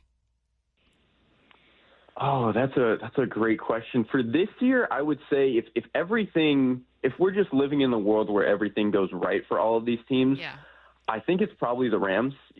Stafford, I think, to me, is still the best quarterback in the division. And then if things go right for that defense and the secondary plays a little bit better and the run defense is a little bit better with them bringing in Poona Ford, I do think that there's a chance that pass rushing front can be a really special unit. So I would say right now, until Stafford retires, I would still say the Rams are the scariest team in the division to me. All right. He is the Athletic Football Show's Derrik Klassen, kind enough to join us for a look at not just the Seahawks, but the rest of the league. Thanks, Derrik. We appreciate it. Thanks, Derrik. Thank you so much for having me. Let's get to 4 Down territory. This is 4 Down territory, going inside the game with former Seahawks and Coug wide receiver Michael Bumpus. First down, there will be yet another year without an NFL supplemental draft pick. How are you feeling about it? So for people who don't know what the NFL supplemental draft is, it's a draft after the draft that allows these players to enter the draft if their classification has changed, where eligibility has changed. Something happens to where they're ineligible and they need to get into the NFL or have an opportunity to. And some of the names that have entered the supplemental draft, some noteworthy names are, you got Bosworth, you got Chris Carter, you got Terrell Pryor, and you have Josh Gordon. I love the supplemental draft because you find some gems. Now, there have only been 46 people who have been drafted in the supplemental draft. And if a team does enter the supplemental draft and say you use a 4th round pick in the supplemental draft, you forfeit that 4th round pick for next year. That's why it's been going on since the 70s. And we've only seen about 46 players drafted. That's probably why they're not having it this year. But I think you need that. But I also think that because of leagues like the UFL being developed, that then NFL is saying, look, you guys can have those guys. If something changes for them, you pick them up. So I hope that it comes back because there are some guys, obviously, with the guys I just mentioned, Bosworth, Chris Carter, Terrell Pryor, Josh Gordon, who can make an impact in the league. It was something that a guy who had a dramatic change in his life has something to look forward to. I would love to know why. The article that I read didn't really give specifics as to why the supplemental draft isn't going down again. I believe 2019 or 2020 was the last time that it happened. But it just gives guys another opportunity. And with football, I'm all about opportunity. That's why I love the UFL. At one time, there were 2 spring leagues. Now, the one are combined, XFL, UFL, UCFL, whatever the acronyms are. But no, it kind of makes me sad because there are guys who are good enough to play in the NFL right now, but things have changed for them. So let's see if they bring it back eventually. 2nd down. Spooky. What's the scariest thing about the NFL offseason? The scariest thing about NFL offseason is at first you have OTAs, you have your mini camps, and you have 90 bodies in these mini camps and OTAs. And then you tell these guys, go off and live your life. Some of these guys are going off and living their life with an $18 million signing bonus. Some got 25 racks. They have money to play with. And when you go home, this is when the most trouble happens. This is when you're going out with your buddies, you're going out with your friends, you're clubbing, you're doing all of these things, and drama can surround you. And the reason why I thought about this is because Lenore just got, the DB from the 49ers, just got arrested because he was out with his boys. There was a gun in the car. An officer asked for the keys to the car. They're throwing the keys around, and lands with Lenore, and he doesn't want to give up the keys. This is the scariest part for any organization, a head coach and the GM and the owners, because they know that there are so many opportunities for these young men to go out there and put themselves in bad situations. This is the hardest part of this thing. My agent told me when I got to the NFL, well, my little signing bonus that I got is, look, Bump, I know you're going to go out and have some fun, but this is where you have to be the most disciplined. And because you have so many players on a football team, you have so many more opportunities to get into stuff. And I don't want to stereotype the NFL, but I guess I'm going to in a little bit. Right? A lot of these guys come from nothing. They play a violent sport, and you get some money for the first time, and all those demons start to come out on some of these dudes. So there's just more opportunities to get in trouble there. So this is the scariest part. You're just hoping that everyone makes good decisions. But thankfully for the Seahawks, for the most part, they've avoided a lot of this. Now, you do have your McDowell situation, right? Everyone points to him getting on ATVs or whatnot and messing his whole career up. But this is scary. So young men out there, you just got some money. Have your fun, be responsible, but this is the time where you can really lose it all so quickly. I mean, we've seen that with Ruggs, who went to jail for doing what he's doing. Shador Sanders got caught going 100 miles an hour, on the highway. There's just so many opportunities for this aggressive nature, because it's hard to turn it off sometimes. You are a football player. It's an aggressive sport. It's violent. You're paid to be dang near crazy out there. And then you go out and you get some money. Yeah. And you are the guy, and all eyes are on you. It's a scary part.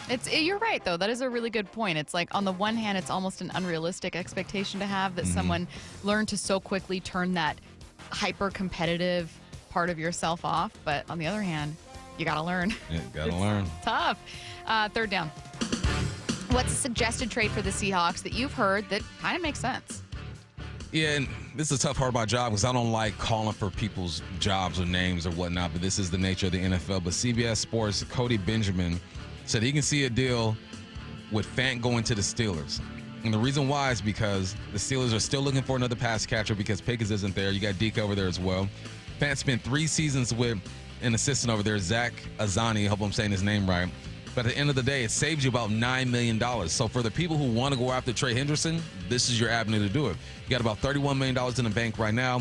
This will save you $9 million. You'll be around $41 million. I'm sure there are ways to work the contract to where you can still have some cap space. But this would be a result of Arroyo. If Arroyo and A.J. Barner can show that they can be blockers and pass catchers at a high level, I can see this going down because you're kind of getting the same type of tight end. Arroyo is an elusive tight end. He has hands. He can run routes. That's what Noah Fant was when he was coming into the league. The comparisons are crazy. I guarantee you, when the Seahawks drafted Arroyo, Fant said, all right, I got to get to work because the profile is almost the same. It's just like when I was with the Seahawks and they drafted Deion Butler, 5'10", dude out of Penn State. I'm like, all right, that's my direct competition. Granted, he has a step ahead of me. He's like a second-round pick or something like that. But as football players, that's what you do. During the draft, you look at what moves are being made, and it lets you know what the organization is thinking about you and which direction you want to go. There are some people who are just fine. JSN did not bat an eye when they drafted those 2 young receivers. Like, yeah, I'm good to go.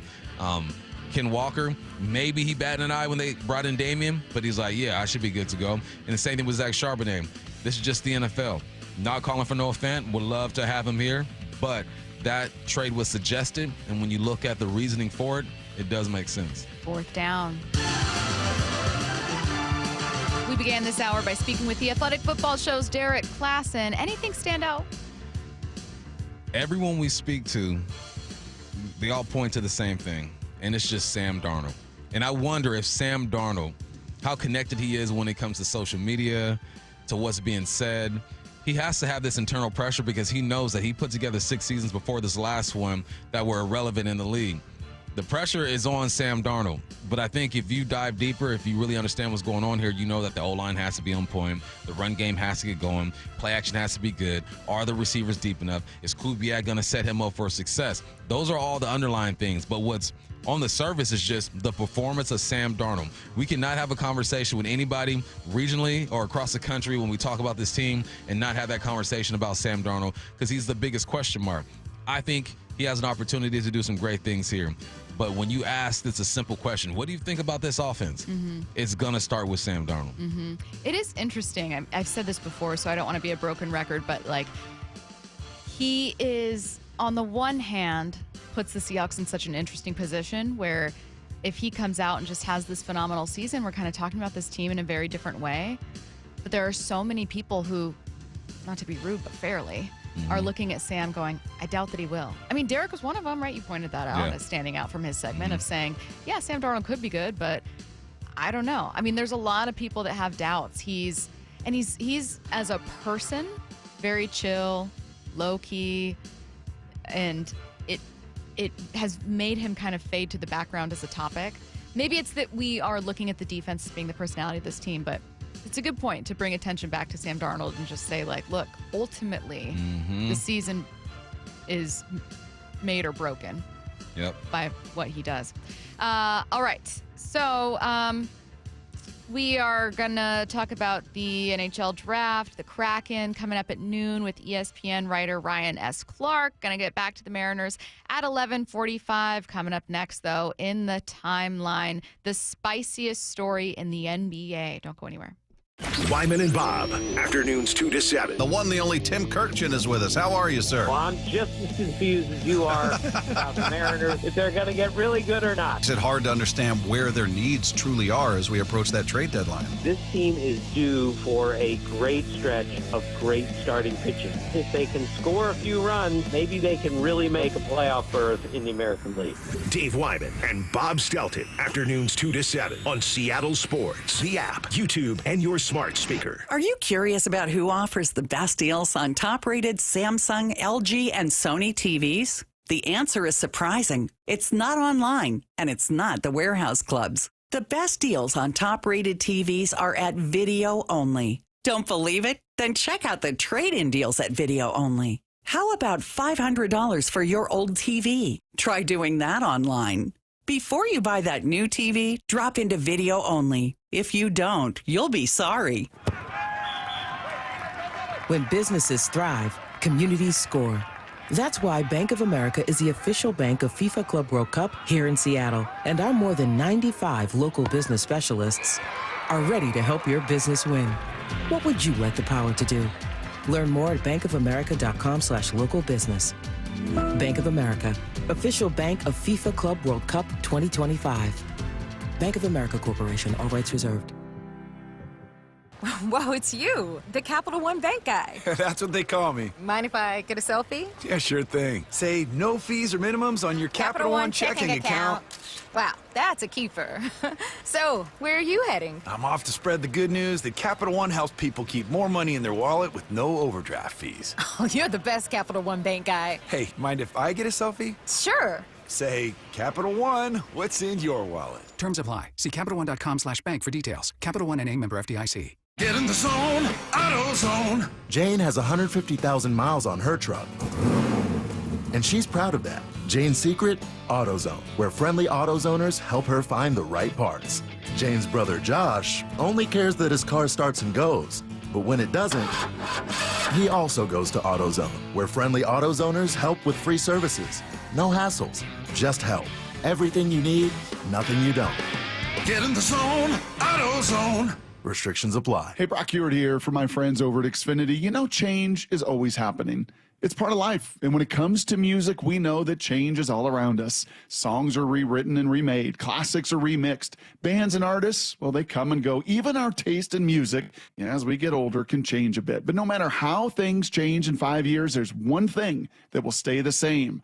And that is the price of your internet. That's right. Xfinity is introducing a 5-year price guarantee. It means you get 5 years of the most reliable Wi-Fi with their best equipment included for a price that stays exactly the same. Are you surprised? Well, life is full of them. One internet price, 5 years, guaranteed. Learn more at Xfinity.com/deals. Now, restrictions apply. New residential customers only. Taxes and fees extra and subject to change. Most reliable Wi-Fi based on Open Signal Awards USA. Fixed Broadband Experience Report, August of 2024. Go check it all out right online at Xfinity.com/deals. Hey, it's Mike Salk here, and we've been talking about this. Luxury awaits at Snoqualmie Casino and Hotel. You can book now for an unforgettable summer experience because the hotel opens up August 8th. Bookings are open at snocasino.com starting on August 8th. The expanded non-gaming floor, the destination spa, the big new entertainment space and convention center, new restaurants as well. They're combining effortless style with the utmost in relaxation. Go to snocasino.com for details. Seattle's closest, now Snoqualmie Casino and Hotel. Heading outdoors or on the water this weekend? Check in with Joey and Nelly on the Outdoor Line from 6 to 8 a.m. every Saturday on Seattle Sports and the Seattle Sports app. Progressive knows there are some surprisingly expensive things in life, like fences. A house with a big yard and a white picket fence was always the dream. But then you saw the price to install a fence and you're wondering if the color is driving the price up. Nobody ever dreams of a beige or a gray picket fence, right? So maybe those fences are cheaper. But no, they're not. Then you remember that switching your home and auto to Progressive could save you hundreds and make all your dreams of a fence come true. Progressive Casualty Insurance Company affiliates and other insurers. Not available in all states. Why choose a Sleep Number smart bed? Can I make my side softer? Can I make my side firmer? Can we sleep cooler? Sleep Number does that. Cools up to 8 times faster and lets you choose your ideal comfort on either side. Your Sleep Number setting. It's the Sleep Number 4th of July sale. Save over $600 on our King P5 smart bed, our lowest price of the season. Plus, get free home delivery with most smart beds, limited time. All Sleep Number smart beds offer temperature solutions for your best sleep. Check it out at a Sleep Number store or sleepnumber.com today. What's the biggest mistake you can make when selling your home? Settling for less money. That never happens with Orchard. Disappointing offers can wear you down, causing you to settle for thousands less. You don't have to settle when you sell with Orchard. Orchard reinvented the real estate industry by guaranteeing your home sale and helping you sell on the market for top dollar. First, Orchard gives you cash up front so you can buy and move into your new home first, on your timeline. No waiting, no showings, no double moves. Then once you're all settled in, your Orchard agent helps sell your home on market for top dollar.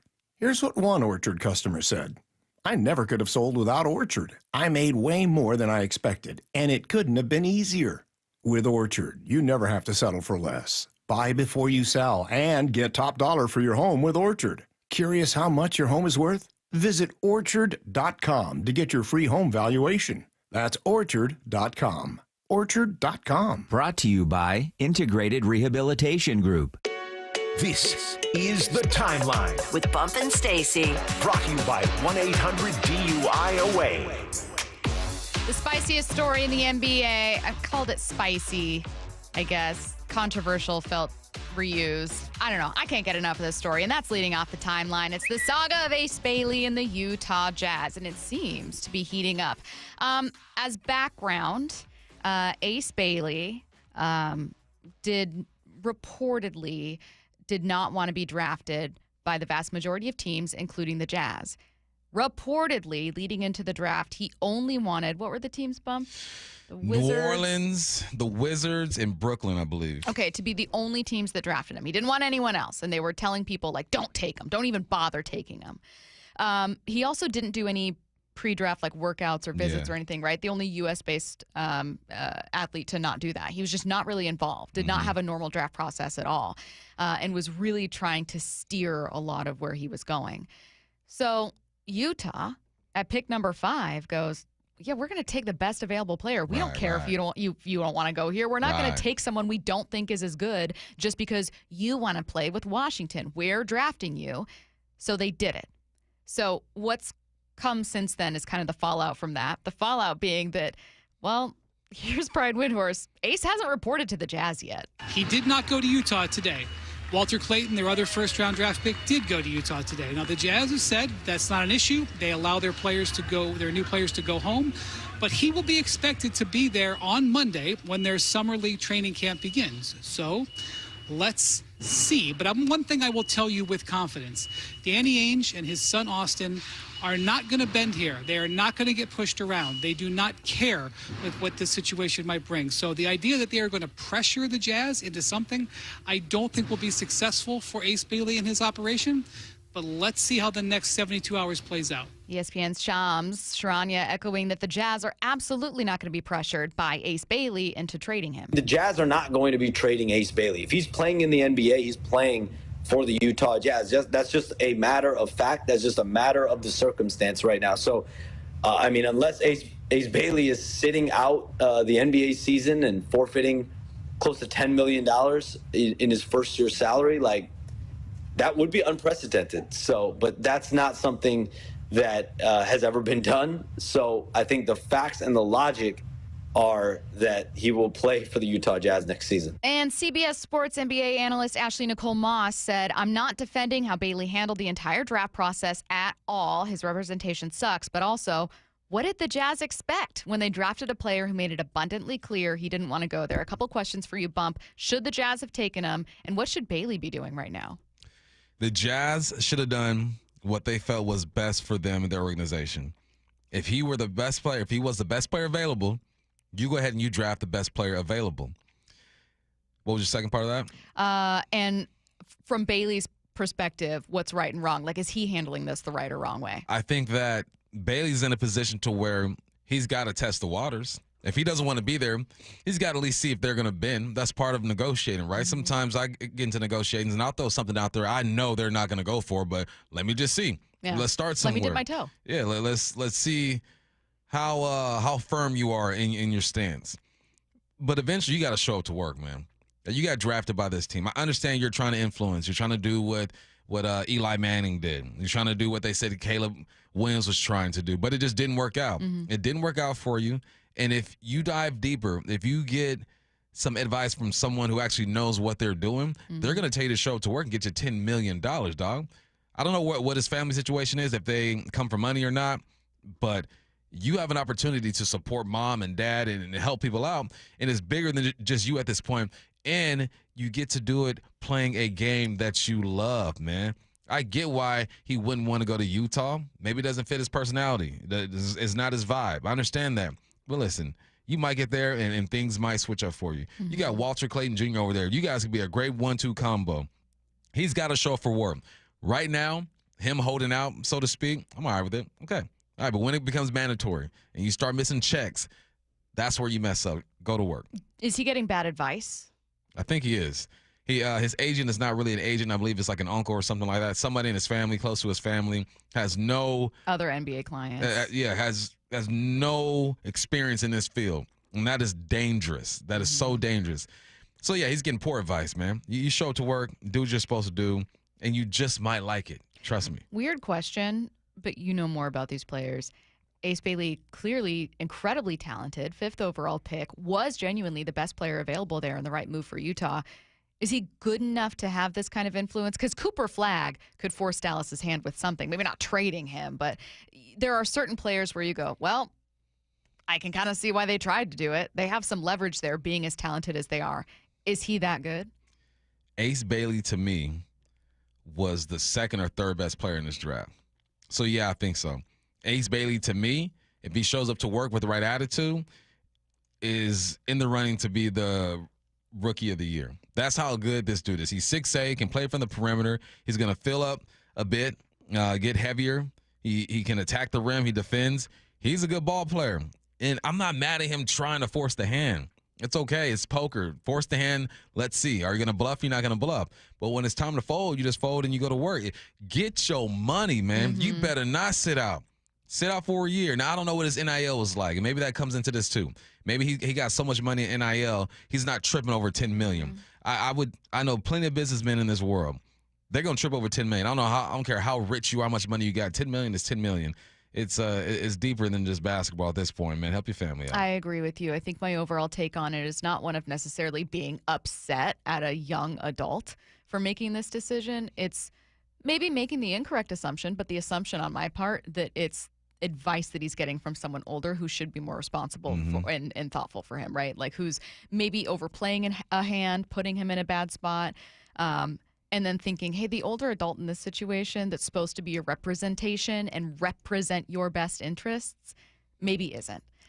And frankly, if he was like an accredited, really experienced agent, might understand that Utah's front office is probably less willing to budge. You know what I mean? Like you can get a read for the lay of the land and go, these are front offices that might be willing to get something worked out. This guy is really stubborn. This guy will, cares more about this. This is the situation they're in. I don't know. You kind of got to read the room. That's the thing, man. If I'm trying to build a home, I'm not asking a car salesman for advice. No. I'm going out, contractor, what's up? I'm going to the framers. Hey, let's get this process done correctly. And I think that's the flaw in this whole situation is that he's being guided by someone who has no experience in this field. And I hope that this is just all part of the game that they're playing, but eventually he shows up. Quick NBA story here to tack on regarding Cooper Flagg. His NBA Summer League debut will be against the Lakers, your Lakers, and Bronny James, your Bronny James, on July 10th. I mean, are we really making a big deal about this? Bronny James hasn't done enough. He hasn't done enough. Get ready for the trying to gas this thing up. It's usually the Summer League opener is usually pick number 1 versus pick number 2. Yeah, this one's going to be pick number 1 versus round number 2. Pick number 55, I think it was. That's Pops over there with that influence. Well, let me move on then to college football here. Texas State is expected to accept the Pac-12's invitation on Monday to become the conference's 8th team. This is great news. 8 teams makes the conference eligible now to operate as an FBS conference going forward. So this was a monumental step, and there was an upcoming deadline. Texas State will join the conference for the 2026-2027 school year. Look, this is good news. It's official now. But, man, how far have we fallen? Texas State is our 8th program. Do you get lingering anger about Larry Scott? Do you see it as predating him? Is it a bigger college football anger? Deep. Like who gets the bulk of your rage? It's Larry, it's George, it's SC, it's UCLA, it's Oregon, it's Washington. It's just everyone who bailed on this situation. But the ship was sinking. It could have been saved though several times, but several times money spoke and people dipped. And I can understand that because when you have a program like UCLA, you have all these Olympic sports, you got to pay for those things, right? You got these TV deals. that's where the money is. I understand it, but it all started with Larry, and then there's a domino effect, and there are opportunities for these schools to try to save the conference. But when they have to pay their bills and pay their programs, I could see why they left, but it still makes me bitter. Okay, this is a genuine question. You're not going to hurt my feelings. I see it as bias with it being a UW alum, that when the California schools left, that was the point of no return. Like, not only when, like, Larry Scott sank everything, like he punched some holes in the boat, but when the California schools left, when it was USC and UCLA gone, that's when Washington and Oregon were just never going to stay. UCLA, it's USC, almost like they were tethered to those schools as opposed to being tethered to their local state schools. Those are the story schools. Those are the schools that are going to get the TV deals no matter what. Someone says, you do realize that Texas State comes in the conference as the biggest school out of all of them. I don't know that for a fact, and I don't care. I grew up with UCLA, USC, Oregon State, Arizona State. I don't care if they're the biggest school. The fact of the matter is, you are not even a power conference anymore. It's Power 4 now in the Pac. Let's see. Quickly. Oh, gosh, I almost forgot. Time for the IRG Injury Report brought to you by IRG Physical and Hand Therapy. We're still awaiting word on Mitch Garver's status after leaving yesterday's game with a head injury. Harry Ford is on the Mariners taxi squad, could make his debut tonight. Again, we're kind of keeping an eye on all of this coming up next. Earlier today, we were complaining that way too many local teams are just in some kind of building mode. The Seahawks, the Kraken, the Mariners. Eventually, one of them needs to take the next step and actually make it to the playoffs. Bump thinks one of them will. He's going to tell us who and why next. It's a Wild West showdown as the Mariners open a 3-game stand against the division rival Rangers in Texas. Tonight, Logan Gilbert takes the mound as the M's go for a series opening win. Swing and a miss for strike 3, and Logan strikes out the side here in the bottom half of the second. Mariners, Rangers, first pitch 5:05. Wyman and Bob take you up to pregame at 4 on the home of the Mariners, Seattle Sports, on 710 and the Seattle Sports app. Welcome to IRG Sports Injury Update. We're with Shannon O'Kelly, physical therapist and president of IRG Physical and Hand Therapy, and our guest, Julie Mahler, a registered dietitian and nutritionist at IRG.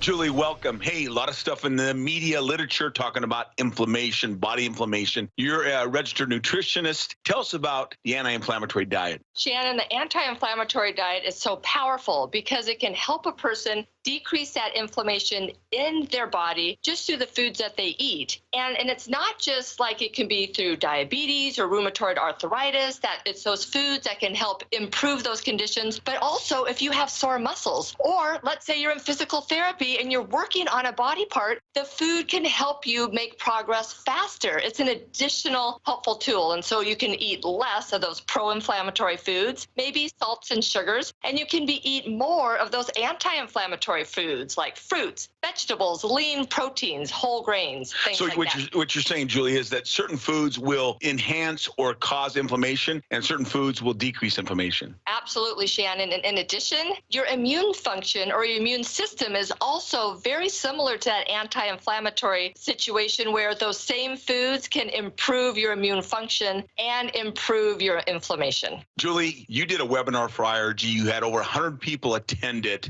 So we know there's an interest in the anti-inflammatory diet. How would people get a hold of you? They can contact me via irgpt.com. I see patients both virtually and in person at our South Everett office. Find Julie at irgpt.com. That's irgpt.com. With over 40 neighborhood clinics around Washington, IRG has you covered. Let IRG be your family's physical therapist. Find the location nearest you at irgpt.com. That's irgpt.com.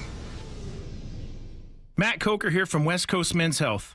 Guys, Viagra is not the answer for your problem. I know you think it is, but Viagra has horrible side effects, and for most men, the longer you're on it, the less it works. Viagra is not a curative medication. It's not fixing your problem. It's a Band-Aid for a shark bite. Acoustic wave therapy is the newest technology that can correct your problem, not just treat it. We can do something that no pill can do. We can restore your blood flow naturally. Get off Viagra today. Change your life like the thousands of men who already have, regardless of your age or your medical history. If you're tired of dealing with Peyronie's disease or erectile dysfunction, then call West Coast Men's Health today. With clinics in Redmond and Tacoma, call 206-519-6541. That's 206-519-6541. 206-519-6541. Online at westcoastmenshealth.com. Bonneville International radio station contests are open to participants 18 years of age or older that are residents of Washington State unless otherwise specified. Employees or agents of the station, Bonneville International Corporation, other area radio stations, or any entity associated with the contests are not eligible to win unless the station otherwise specifies at its own discretion. Persons who have won in the last 60 days from a station contest or event may not be eligible. Full general contest rules are available on seattlesports.com or in person at the station during regular business hours. The home of the Mariners. It is gone! Cal Raleigh, 2-run home run! Hear every pitch on 710 and the Seattle Sports app. Breaking news for the people of Boomtown. With Xfinity Mobile, the Wi-Fi is booming, at home and on the go. And an upgrade storm's on the way. That's right. And with Xfinity Mobile Premium Unlimited, you can upgrade your phone when you want, up to 2 times a year. Now, once customers catch wind of the guaranteed new device discount, it'll be the biggest upgrade storm in history. Wow. Let's hear from our weatherman on the scene. How's it looking out there, Rick? Well, Bill, the Wi-Fi is still booming! Now through September 30th, existing Xfinity Internet customers can get an unlimited line included for a year. Plus, ask how to get a free 5G phone. Learn more at xfinitymobile.com. Restrictions apply. Xfinity Internet required. Unlimited line offer requires Xfinity 300 megabit internet or above. Taxes, fees extra. After promo, regular rates apply. Reduced speeds after use of monthly data included with your data option. Data thresholds vary. If you want that summer body you've always dreamed of, then this message is for you, ladies, and you men too. Get rid of extra stubborn fat and address areas of loose skin around the waistline, chin, and under the upper arms with ProSculpt, the new one-day instant permanent fat removal and skin tightening treatment. Maybe you've tried the lasers, fat freezing methods, even those new pills, but without the desired results. ProSculpt is different. It's minimally invasive, performed while fully awake, gentle, yet powerful. Designed to target the waistline, chin, neck, arms, and thighs, ProSculpt uses FDA-cleared plasma technology to deliver immediate, permanent fat-reducing and skin-tightening results, all in just one visit. If you want that summer body this summer, then you must act now. Go to ProSculpt.com today to schedule your free consultation. Get $250 off. For instant, permanent fat reduction and skin tightening, visit ProSculpt.com.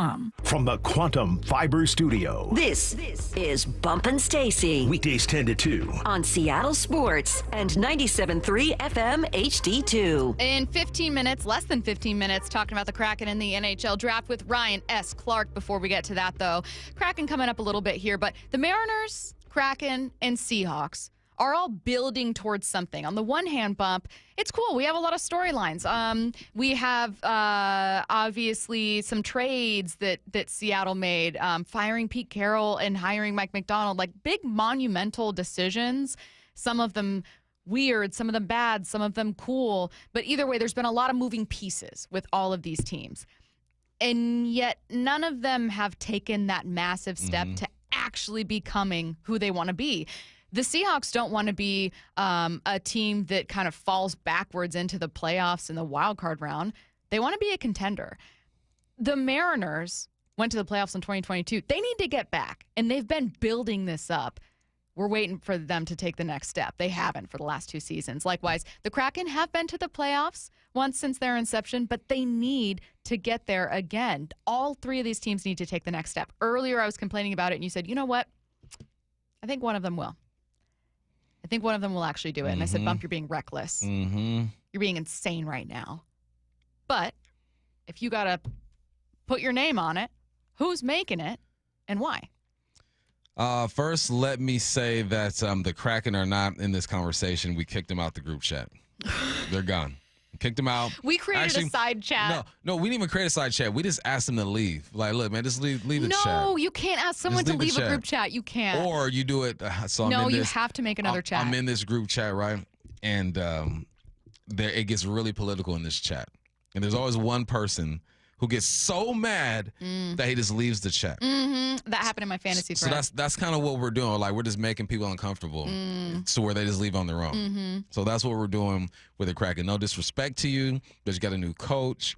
You gotta draft some players. You got a lot of work to do.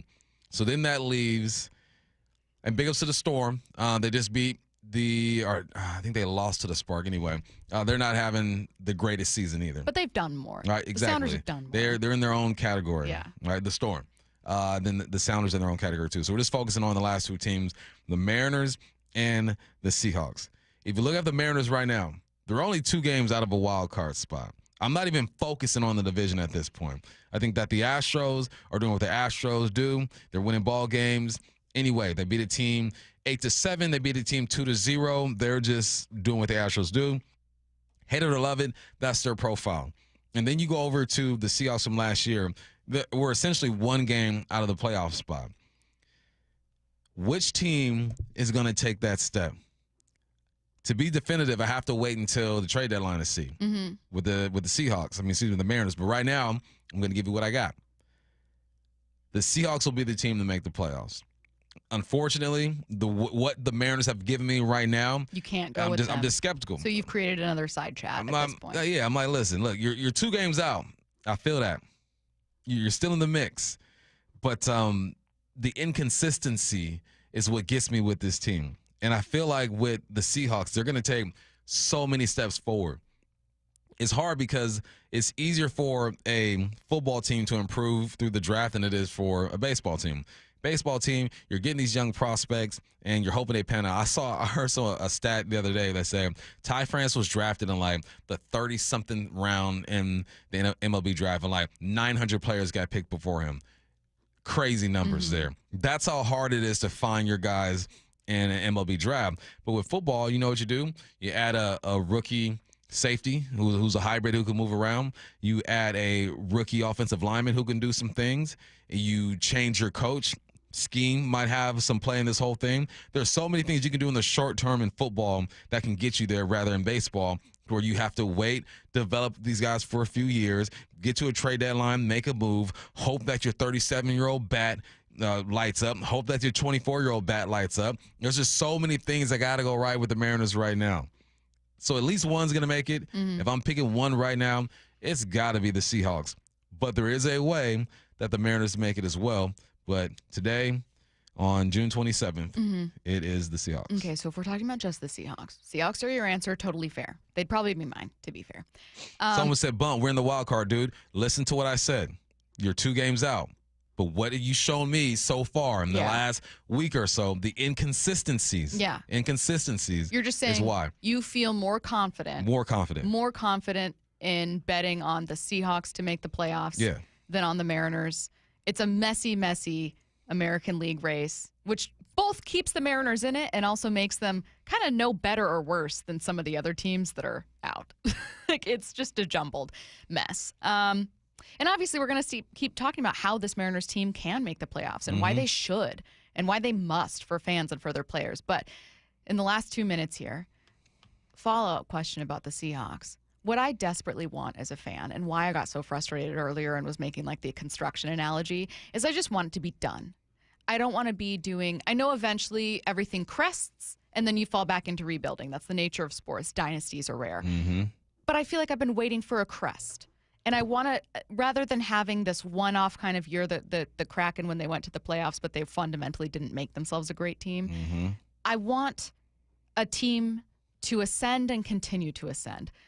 Do you think the Seahawks are doing that? I don't want to luck of the draw, you became a team, but I can't bet on you. I want to know that they're ascending. Yeah.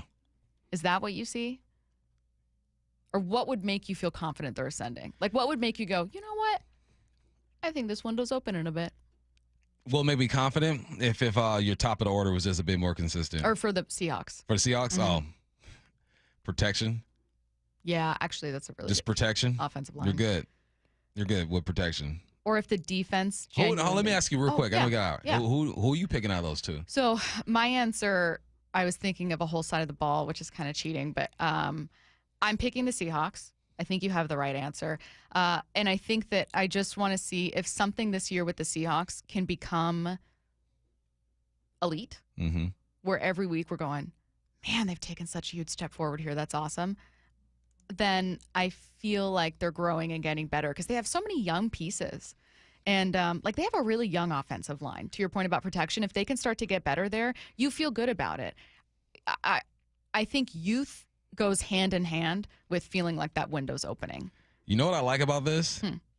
This is the first time I've seen the text lines come out and support the Mariners full force. I love that. This is the first time, like, boom, they're in the playoffs right now. What do you mean? I'm like, listen, it's a long season ahead of us. Yeah. And the inconsistencies is what gets me. I think there's a path for them to make it, but if I'm picking right now the two, I'm going with the Seahawks. Let's get back to it at 12:45.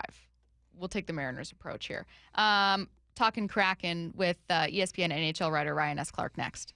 It's a Wild West showdown as the Mariners open a 3-game stand against the division rival Rangers in Texas. Tonight, Logan Gilbert takes the mound as the M's go for a series-opening win. Swing and a miss for strike 3, and Logan strikes out the side here in the bottom half of the second. Mariners, Rangers, first pitch 5:05. Wyman and Bob take you up to pregame at 4 on the home of the Mariners, Seattle Sports, on 710 and the Seattle Sports app. Citizens, since we each upgraded to Xfinity in our homes, the Wi-Fi has been booming. It's fair to say our town has officially become a boomtown. Mayor, will I be able to drop into multiplayer gaming battles with low lag? The lag won't be an issue, but your questionable skills may be. And what if I have hundreds of devices on the Wi-Fi? Purely hypothetical. Seems like a lot, but sure, hundreds of devices all booming together with the Xfinity Gateway.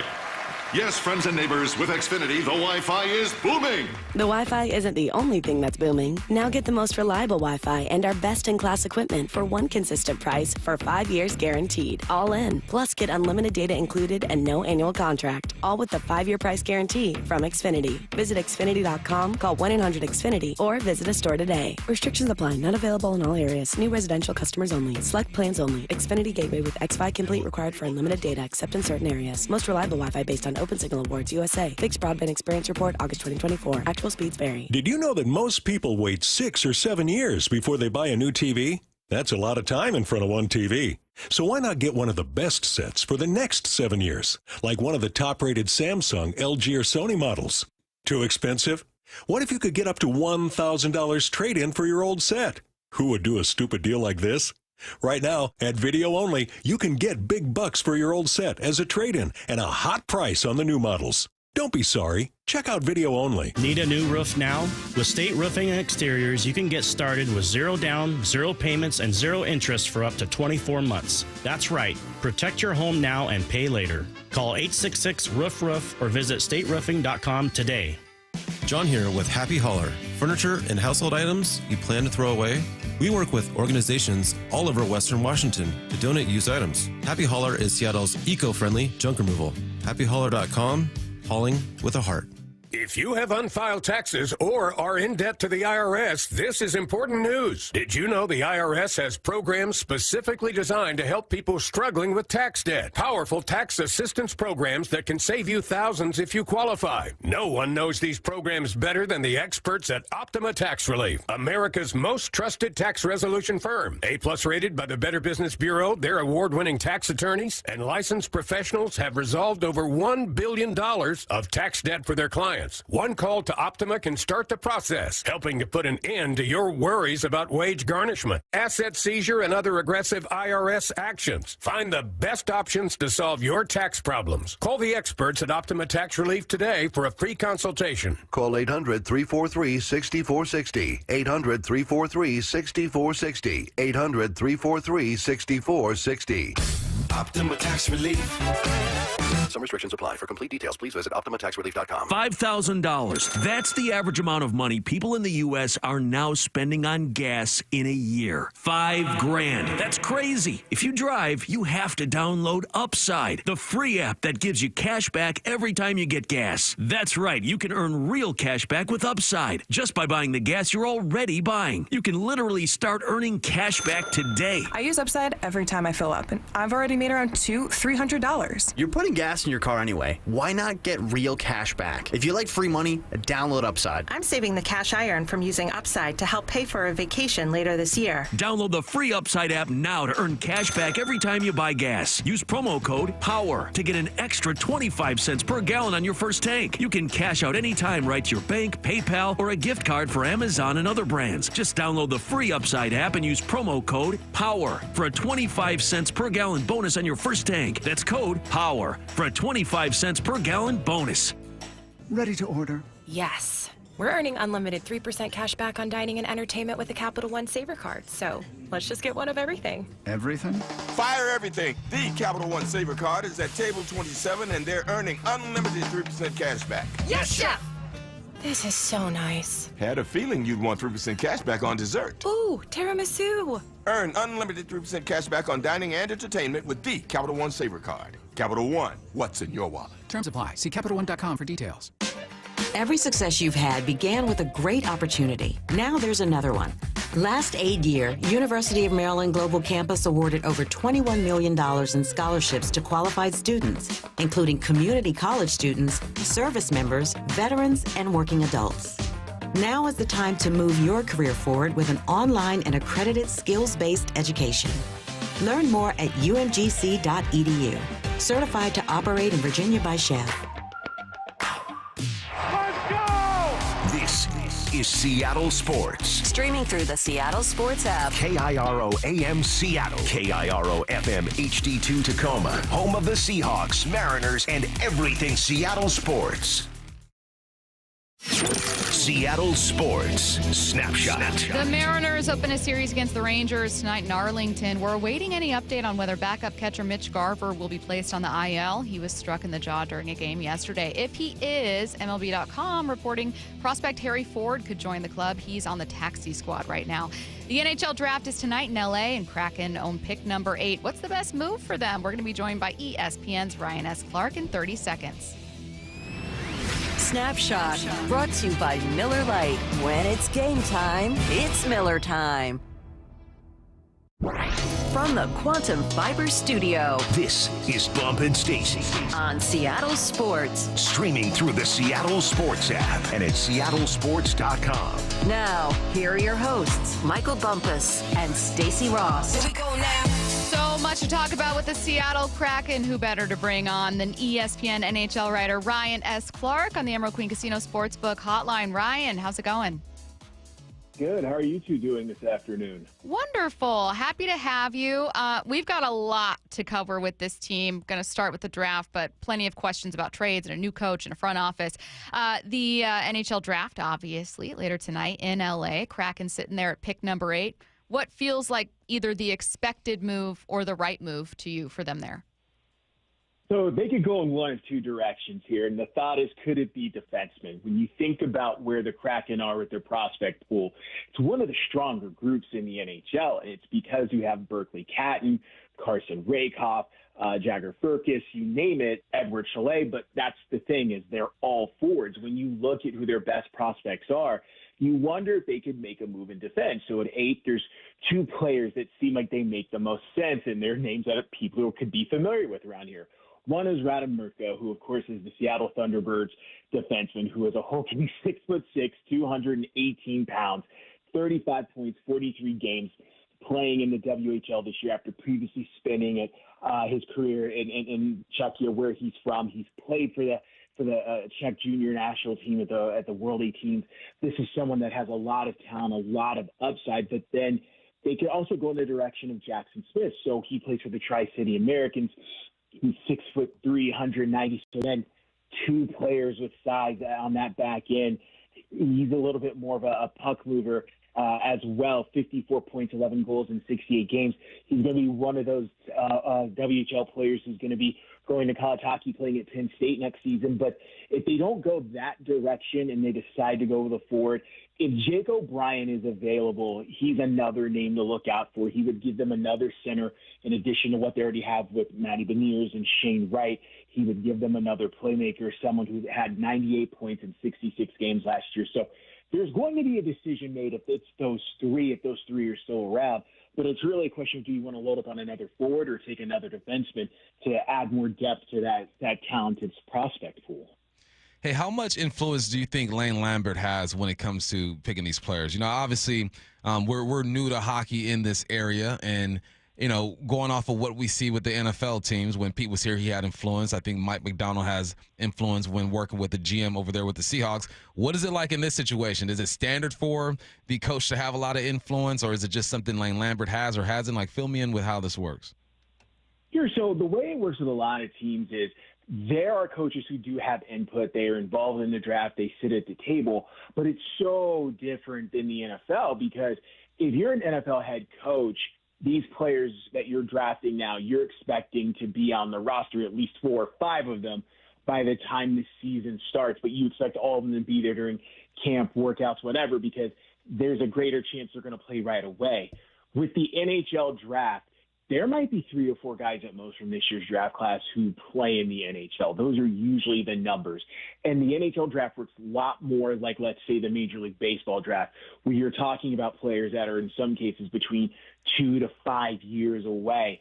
And so that's the thing, is a coach is going to have input, but it's with the understanding that you're taking the input of not just the coach, but your scouting directors, your scouting staff, everyone, because it's not even just about how does this player fit into the team right now, assuming they are able to play right now and are ready, but it's about where do they fit into the franchise 3, 5, 7, 10 years down the road. Speaking of Lambert, what kind of coach is Seattle getting? What did you think of the hire?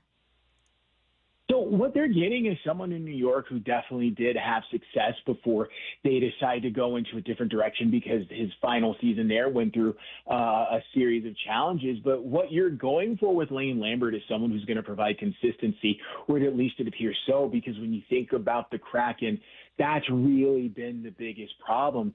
When you talk to people throughout the league about what are the Seattle Kraken, no one really knows at this point, because the consistent theme is they're a team that's missed the playoffs.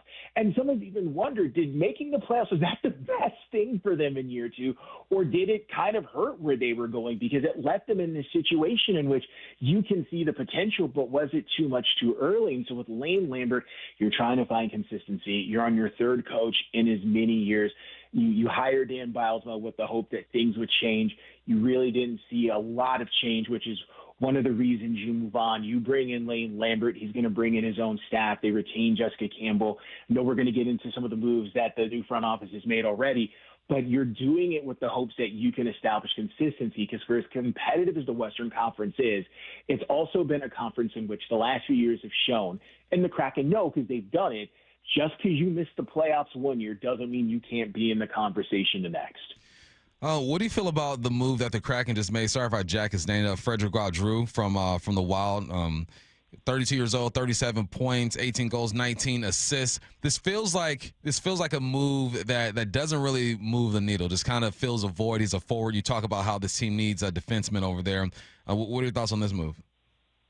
Okay, so with Frederick Gaudreau, he's someone that can help you right now. And he fits with what you're looking for in that he is a two-way center. So, one, you can use him on the penalty kill. He can anchor your bottom 6.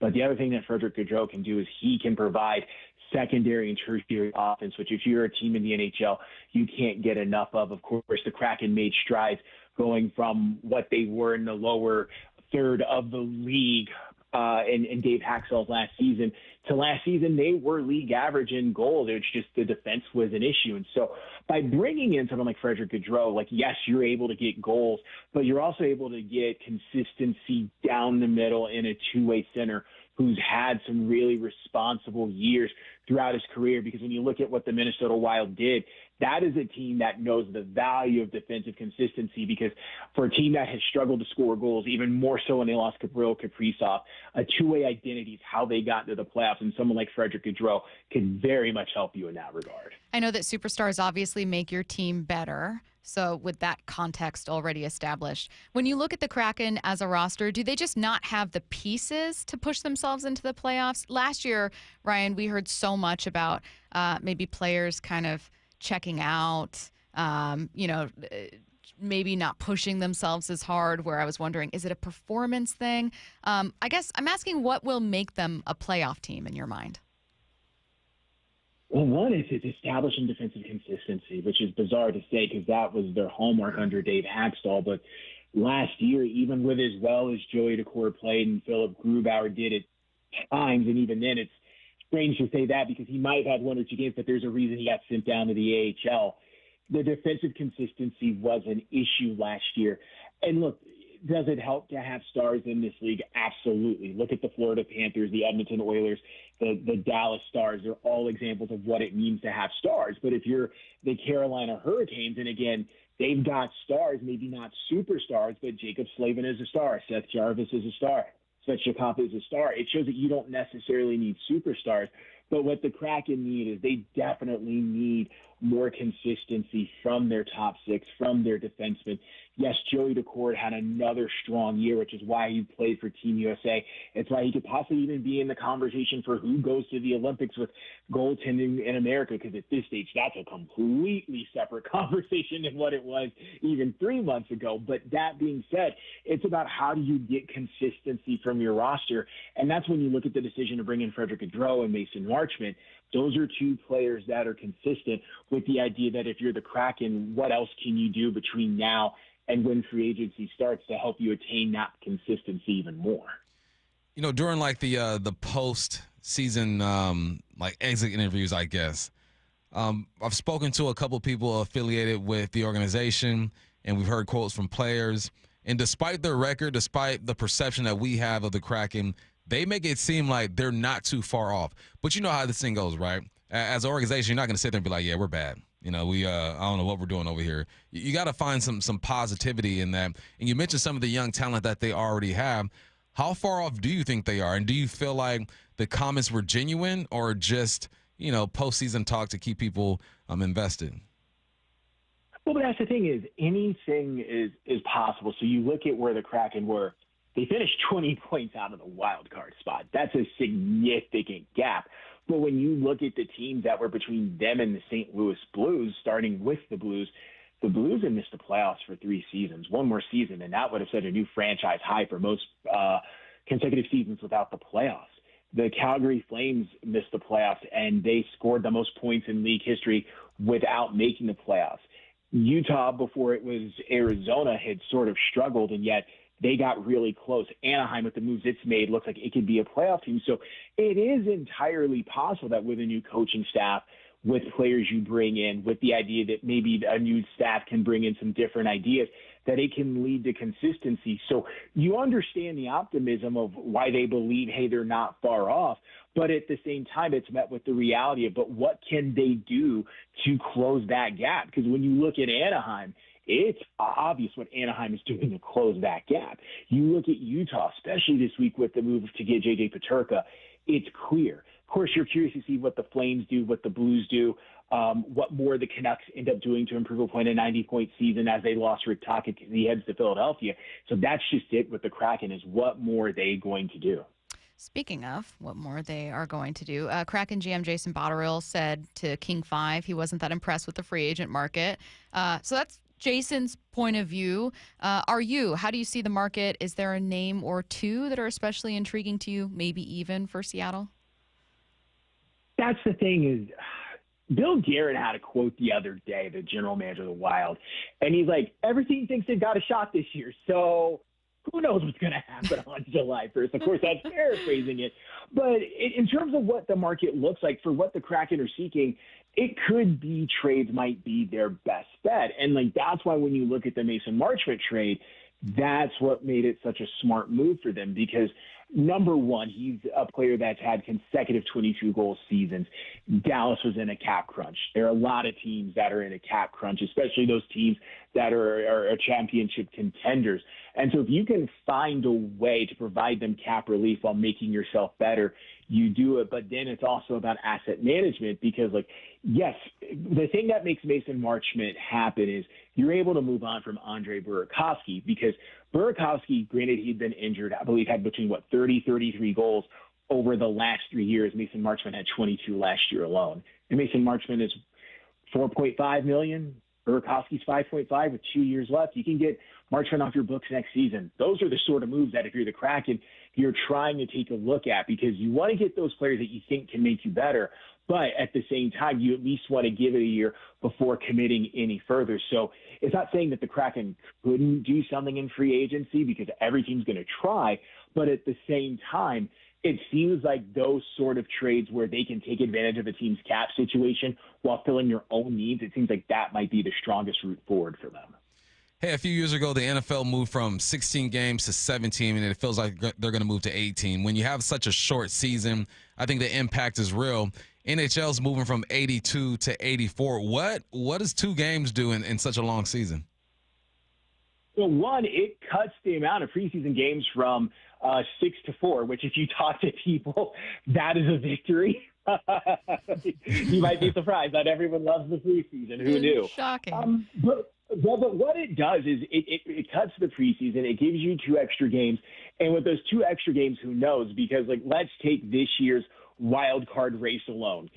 You don't think the Calgary Flames would love to have an extra 2 games? Or maybe if you're the Minnesota Wild, you're like, we do not want 2 extra games because they had 2 teams chasing them with 96 points and the Wild had 97.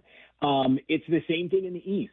If the Columbus Blue Jackets had 2 more games, maybe they're in the playoffs rather than the Montreal Canadiens, or maybe, again, it's something else. So that's the value of those 2 games. But it's going to be really interesting to see how those other 2 games work in the sense of what does this mean for records? What if someone breaks a long-standing record? Does it get devalued less because of extra 2 games, or does it matter? Because, again, these are the things that we talk about later down the road. But really, it's that opportunity for 2 more games that cuts the preseason down, but also for those teams that are on the cusp, it's 2 more opportunities to get in, or in some cases, maybe not get in.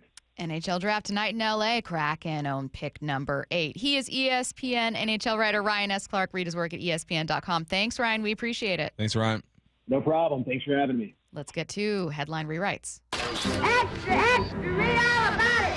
Headline rewrites. We must make headlines. The real story behind the headlines in today's news with Bump and Stacy. Headline number 1, found this out near the start of the show today, but Cal Raleigh is officially in the 2025 Home Run Derby field. What's the real headline? The Big Dumper, more like the Big Thumper. Because he's thumping bombs, but then dump rhymes with thump, so you can make it. He might have a new nickname. Don't think he has a new nickname. I'm pretty sure Big Dumper's trademark. He's locked in. It's not going anywhere. He's locked in for that. Yeah, you guys know, if you listen enough, you know that I wasn't pushing for Kyle to get into the Home Run Derby. I said, look, man, you get hit in the thigh, in the foot, in the face. Take some time off and chill. But the Dumper, being the competitor that he is, he wants to get in. He's having such a great season. I get it. I understand it. I support him 100% in this whole situation. But if he sat, I would have appreciated and supported him as well. But now you got something to cheer for. I've watched a bunch of home run derbies. Every year I watch home run derby. Only a few times I've been able to really cheer for somebody. This is going to be one of them. It changes the viewing experience for sure. Bring some light to the Northwest. I'm all in. I flipped. I'm asking a question that Curtis actually asked in the Sports Pit a couple days ago. We didn't end up making it a segment, but I'm thinking of it now. When's the last time? Because Cal is not the favorite to win AL MVP. Right now, it's overwhelmingly Aaron Judge, but he is part of the conversation. It's the entire reason he's doing the media circuit rounds. He was just on Dan Patrick. Pardon my take. He's going to be on the Pat McAfee show coming into next week. He's everywhere right now because he's the runner-up right now. He's the second favorite to win. When's the last time Seattle had a legit MVP candidate? Griffey? Well, Sean Alexander won in 05. Oh, you mean Seattle sports overall? Seattle sports overall, yeah. Sorry. Oh, yeah, that's it. I'd say Russ for a brief moment. He's never gonna Not for a full season, right? Though, yeah. But he started off hot. Russ in the beginning of 2020, there were those MVP chants, but that went. And I don't know. Dempsey, MLS? I don't know. I know. Now I'm trying to expand it. Certainly, if we expand it, if we look at NHL, is almost unfair. It's only been a couple seasons, but if you look at the Mariners and Seahawks, it's been a minute. It's not. Earlier in the show, I was lamenting that Seattle is not typically part of a national conversation, and there are some people who like it that way. I enjoy when Seattle's part of a national conversation, not only because I get to hear a lot of perspectives when it comes to the teams I'm following and covering, but also because it's just fun. I think there is a significance for the Mariners having a Mariners player in the Home Run Derby, there's a significance for the Mariners and their fans with the Mariners being on SportsCenter that may not ring as true with a Yankee fan who's kind of used to it, or with a Dodgers fan. You know what I mean? Like, I think it means a little more. Yeah, it does. There's no entitlement. I don't expect that the Mariners will get national coverage. I don't expect that a Mariner will be chosen for these things. I'm expanding this. Landon Donovan won it in 2009. Chris Wondolowski won it in 2012. And Mike McGee won it in 2013. MLS MVPs. Let's not leave them out. Yeah, they're cleaning up. They are. For the Mariners, it's been a long time. It's been a really long time. I think Brianna Stewart was an MVP while she was here. Yeah? All right, there we go. Hey, let's expand it. All right, we need this. Headline rewrites. Headline number 2, Harry Ford is in Arlington and could join the big league club if Mitch Garver can't play today. What's the real headline? Oh, sorry. I lost my place. Here we go. I think an offense struggling to get a hit could really use another rookie. Yeah, rookie's going to change everything. Championship. Calling it right now. And we know that, listen, it's Harry Ford is brought about a necessity. If it does happen, he's brought about a necessity, not because they feel like he's ready to go and has to be up here. Even if he is brought up, he's still not going to get those ABs. That's why I'm all for him staying where he is and getting hacks and getting to the batter's box and doing all that and developing him, because there's nowhere for him to go. He'll be wasted over here in the dugout. But for all you Harry Ford fans, you might get a chance to see him do his thing, and who knows? Maybe he goes out there, gets a few swings, and gets you all excited. I mean, I would be excited for Harry Ford. Making your MLB debut is monumental. There's an emotional uplift that you get watching the team when you get to see that from someone. I always love seeing someone's like first hit, like they get to first base. You'll see like Eric Young or whatever, they're being, like a little fist bump, you did it. Like, it's cool. It's a cool moment. That being said, I'm looking at both the bats that are here, Julio in particular, and then at the trade deadline for improvement that will make me feel a little more confident about this team's playoff chances. Headline rewrites. Headline 3, the 2025 NHL draft starts today, and for the 4th time in 5 years, the Kraken hold a top 8 pick. What's the real headline? Let's see if for the 2nd time in 5 years they can actually make the playoffs. That seems to matter a little bit more. All right, let's get it, man. Hey, you got a new head coach. You gave Bosma 1 year, didn't work out. You got Lane Lambert coming in. Hopefully he has some type of influence. But we just talked to Ryan S. Clark, I believe, and he said whoever you draft, just simmer down, because you're probably not going to see him for a year or two. This is just how that process works. So it's more about getting free agents to come over here.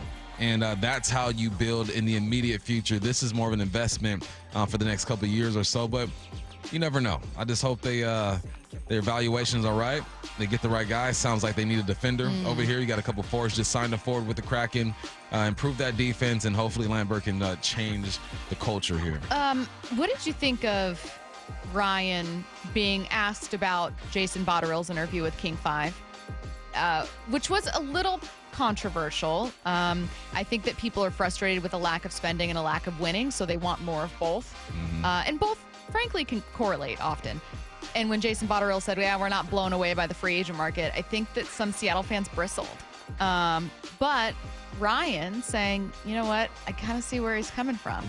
And maybe this is a unique market for trades because there's a lot of teams that are in a cap crunch, and you can take advantage of that because you have more to spend, so you can take on contracts as opposed to giving contracts to free agents. Sounds good in theory, Stacy. But they actually got to do it. Sounds good in theory. Yeah. We're full of theories, man. Yeah. We can hit you with Big those. on theories today. Okay, we're going to take a look around the NFL, and then we'll get back to, you got the text line popping off. When I asked a question for you about which of the teams between the Kraken, Seahawks, and Mariners are going to make the playoff first, and you said, honestly, if I'm totally honest with you guys, I think it's the Seahawks. And you explained your reasoning, and just to give you some backup, I also sided with you, and I said I think that I agree with you. If I have to just with my gut, I'm going to go with the Seahawks. The text line, who had been kind of critical of the Mariners, started sounding off, saying, you guys are blind. It's obviously going to be the Mariners. So we'll talk about how the Mariners actually turn into a playoff team and become a playoff team you can count on, coming up at 12:45. Don't go anywhere. It's a Wild West showdown. As the Mariners open a 3-game stand against the division rival Rangers in Texas. Tonight, Logan Gilbert takes the mound as the M's go for a series opening win. Swing and a miss for strike 3, and Logan strikes out the side here in the bottom half of the second. Mariners, Rangers, first pitch 5:05. Wyman and Bob take you up to pregame at 4 on the home of the Mariners, Seattle Sports, on 710 and the Seattle Sports app. Hey, what's up? It's Michael Bumpus, and I want you to do something I did. I get on I-5, go north, and get off on exit 260. That's where you'll find Silver Reef Casino. It's a great place to get away, to recharge, and get your mind right. They got great, comfortable rooms. They're spacious, free Wi-Fi. They got tablets as well. You might get a great view. When you're done, go downstairs, go to the steakhouse and the cantina, and do what I did. I sat in front of the big screens at Porter's Bay Sports Bar, and I just watched some baseball, some basketball. I brought my golf clubs. I went to Loomis Trails Golf Course, 18 holes with water almost everywhere. And this month only, you can win $5,000 every Saturday. They also got some events coming up. You got Howie Mandel. You got Desperado. It's an Eagles tribute band. You also have Neil McCoy. Book your tickets at silverreefcasino.com. It's a great place. It's not a secret anymore. Silver Reef Casino.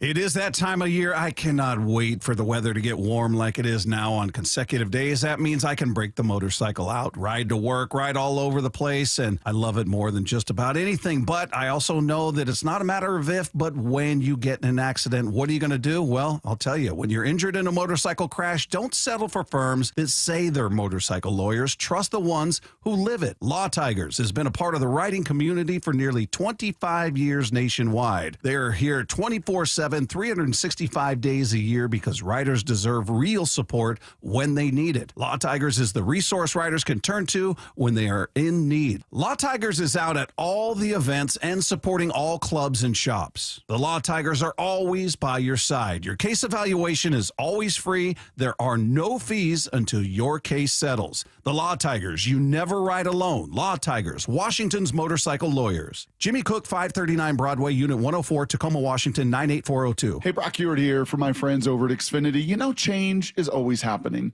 It's part of life. And when it comes to music, we know that change is all around us. Songs are rewritten and remade. Classics are remixed. Bands and artists, well, they come and go. Even our taste in music, as we get older, can change a bit. But no matter how things change in 5 years, there's one thing that will stay the same, and that is the price of your internet. That's right. Xfinity is introducing a 5-year price guarantee. It means you get 5 years of the most reliable Wi-Fi with their best equipment included for a price that stays exactly the same.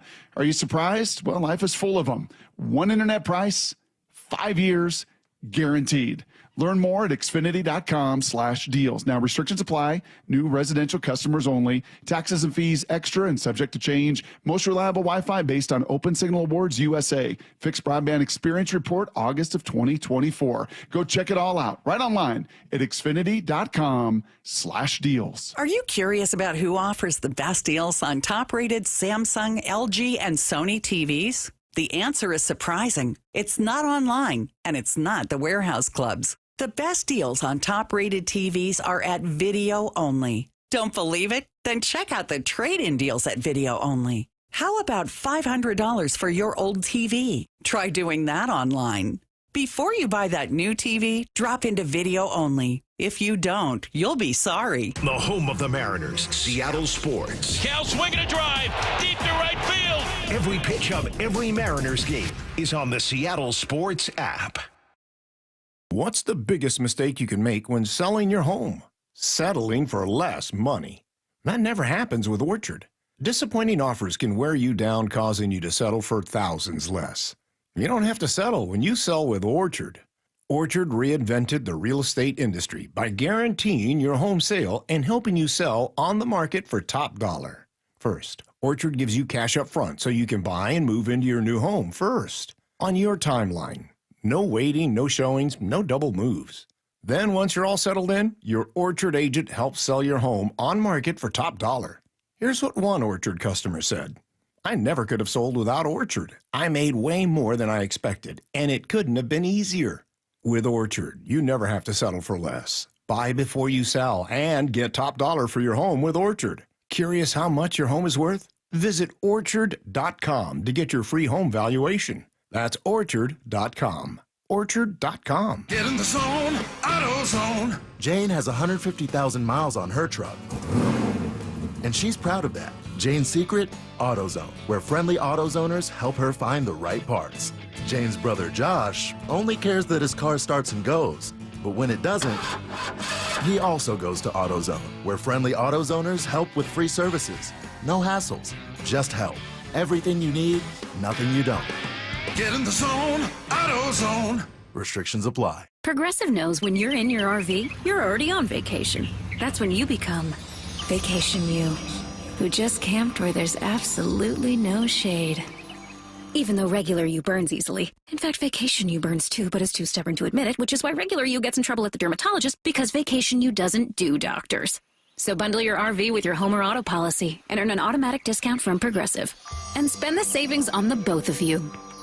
Progressive Casualty Insurance Company affiliates and other insurers. Not available in all states or situations. From the Quantum Fiber Studio. This is Bumpin' Stacy. Weekdays 10 to 2. On Seattle Sports and 97.3 FM HD2. Bump, what's your favorite NFL team to talk about? Seattle. The Dallas Cowboys, you're right. Could this be Dak Prescott's last season in Dallas? Our first story here in NFL Headlines. Mina Kimes discussed that possibility. I think it depends on how he plays in that playoff game, to be honest. How he plays over the regular season, of course, matters as well. But we're only a couple of years removed from Dak Prescott looking like one of the 2 or 3 best quarterbacks in the entire NFL in the regular season and then having a disappointing playoff performance. I think it matters. There's a world, by the way, in which Dak Prescott is great in the playoffs and they lose for the reasons I described earlier. It comes down to the run defense and matchups. If that happens, they would be absolutely foolish to consider moving on from him. And I honestly suspect that they will not, because when you look around the NFL, it's hard for me to identify quarterbacks who would be realistically available to them who are anywhere close to Dak Prescott. But I do think his performance in the postseason matters, and it could affect their decision-making moving forward. Do you think his performance in the postseason carries more weight than potential in the regular season? As a reminder, in 2023, he threw for 36 touchdowns. No. What you going to do? What are you going to do? Dak Prescott and the Dallas Cowboys are the worst playoff franchise I've ever seen in my life with these 39-year-old eyes. But what are you going to do? No one's going to trade for that contract. How many more years you got in that contract? Did Let me you say? check while you're talking. All right. If there's a couple years left, no one's going to trade for that contract. They're not going to do it. You are stuck. You got to ride this out, pay that man his money, draft you a quarterback late, hope that you don't win a bunch of ball games, and then you can draft high and get yourself a quarterback. You are stuck. 3 more years with a potential Stuck. out in 2028. Stuck. If they cut him, let's What's the say dead after cap? this season, $500 million? 129. Exactly. You are stuck, Jerry. You're stuck. Yeah. Dak's your guy. The jacked up part is that he's done enough to warrant that money. He's played great during the regular season. There are times he hasn't been healthy. He's injured. Bad luck. I get all that. But for some reason, the Cowboys don't win in the playoffs. And I don't see that changing anytime soon. Not with Dak Prescott. Great regular season quarterback. Good person. But y'all stuck. File this one under things not to do when you're pulled over. 49ers cornerback Deommodore Lenoir was arrested in L.A. yesterday and booked into jail for obstruction of justice. Here's what happened from NBC Bay Area. The L.A. Police Department said officers stopped a group in the area of West Vernon Avenue and South Wilton Place. Do you know where that is? West Vernon. Yes, I do. Wow. Okay, so they stop a group in that area. They observe a gun in a parked vehicle. The reason for the initial stop wasn't immediately known. When officers asked for the keys to the car, a suspect threw them to Lenoir, who then kept them from officers before throwing them to a third suspect, kind of just a hot potato situation, who tried to hide them from the officers. A weird move considering the cops can see you throwing the keys to each other, but, you know, whatever. He was arrested due to the lengthy delay and trying to hide the keys, booked into jail last night. He was released early this morning. Let me tell you this. That man should not be chilling in West Vernon, okay? Maybe his family's there, but you got to move differently once you cross, let's say, once you start messing around with the 110, below the 10, you don't want to be kicking it out there. So maybe he has family out there. But why are you hanging? It's just decision making. Is it just a place that doesn't make sense for you? Not to be kicking it outside like that. You just don't do it in that neighborhood. He's probably from there. I'm not sure. But you got to be smarter than that. Well, he just signed a 5-year, $88 million extension in November of last year. I'm sorry. Could we also talk about playing monkey in the middle with a police officer? Like, I'm still stuck on that. I'm still stuck on a group of friends getting pulled over and openly in front of this cop tossing keys to each other to be like, "Don't show him." That's insane. And who are your boys? Not. Listen, backing you up. Everyone needs a fall guy. Yes. I didn't make nearly as much money as that young man. I had a fall guy. Whenever we went out, there was like, look, bum, anything happened, we got you. What are y'all doing? Come on, man. Come on now. It's the off season, so the takes get a little wild. Here's our newest. Damian Woody thinks that Jordan Love has potential to be not a top 5 quarterback, not a top 3 quarterback, the best quarterback in the NFL. He's just on this trajectory that, not far from now, we could be having a conversation about maybe Jordan Love could be the best quarterback in the league. Like, that's the type of ability that he displayed in the second half of the season last year. And the great thing about it, he has the youngest group of skilled players in the National Football League around him. So they're all growing together. They're all getting better. It's very scary. The Green Bay Packers could be a very, very scary team with Jordan Love as a quarterback. Now, look, I get it. Sometimes people that end up being the best aren't people we initially think will. Patrick Mahomes was not a top 5 pick in the NFL. He was someone taken by a Kansas City team where people were wondering, you have Alex Smith. Why are you drafting a quarterback? And also, he's an air raid guy. Is it going to work here? Now people would laugh in your face if you said Patrick Mahomes isn't the best quarterback or isn't certainly top 3. I know that there are, I'm sure, Bills and Ravens fans that would pick their guy. Do you see the possibility there for Jordan Love, the ability there with Jordan Love? No, I see him he can be like a top 5, top 8, I think, but being the best QB in the NFL, nah, I don't see that. My man has a lot of potential, a lot of talent, but the things that Pat Mahomes is able to do, Lamar Jackson, Josh Allen, he's not even touching right now. He's a solid quarterback, don't get me wrong. He might be top 8 right now. But that's a stretch right there. But, you got to get your takes out. And if he believes that, then so be it. I'm going to back up to our last story because I have a question for a listener that I do want to introduce. It's fair, but I also have a response. Wally's saying, do the cops have a right to their keys, though? This being the story we just covered with Diamador Lenore and his friends kind of playing monkey in the middle with a police officer. To answer, maybe not. No clue. But I think, in my opinion, for whatever it's worth, a grain of salt, the right thing to do is just, do you have a warrant? Why are you pulling me over? Nah. Can I see your badge number? Like, whatever you need to do, but, like, I would not be, basically you're laughing in that guy's face, and I just don't know that I would feel super comfortable. That's cute, Stacy. You know what you do? What? Absolutely nothing. You don't do anything that incriminates yourself. Well, in that situation, that's what I'm you're saying. In a bad neighborhood. You're playing There's 5 of y'all kicking it on the corner. Yeah. Nah, you do whatever you got to do to get out of that situation. But I'm saying I have no idea if the cop has a no right. questions. Yeah, I ain't asking for no warrant. No idea if the cop. No badge number. What if there was something in your car that you didn't want the cop to see and you thought you'd get in trouble with it? Why is it in your car? That's your fault. Okay. Yeah. Nah. No. Well, no. Okay. Here are my keys. Fall guy, you take the fall for this. We shouldn't be here anyway. To answer, I would not be in any way antagonizing someone in that situation, which is what you're doing, which is what he was doing. All my folks who have grown up in areas that are a bit rough, you know what to do in that situation. Whatever they ask you to do, you already put yourself there. Someone's going to get in trouble. Just get home safely and get out that situation. Someone said that's typical overreach. There's zero reason they need to take your keys. But again, you're pushing buttons by tossing it like around at each other and where I don't know, maybe I'm misunderstanding the situation. It sounds like they're pretty blatantly tossing the keys to each other in a way that like pushes buttons. I would be too scared to do that. So for me, that's like a what are you doing situation. Right. But I don't know.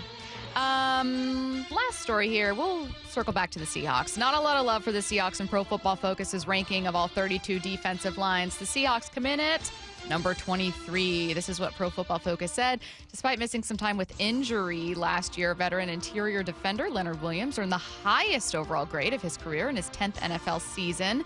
There's some potential along the defensive line, but if the Seahawks are to be considered an average unit this year, they're going to need Jarran Reed to continue to play at a high level and Boye Mafe to take the next step. I think it's a little disrespectful. That's a little low for me. I think so too. That's a little low. I mean, they should be at least in the top 15, man. You got Leo over there. You do need some guys to step up.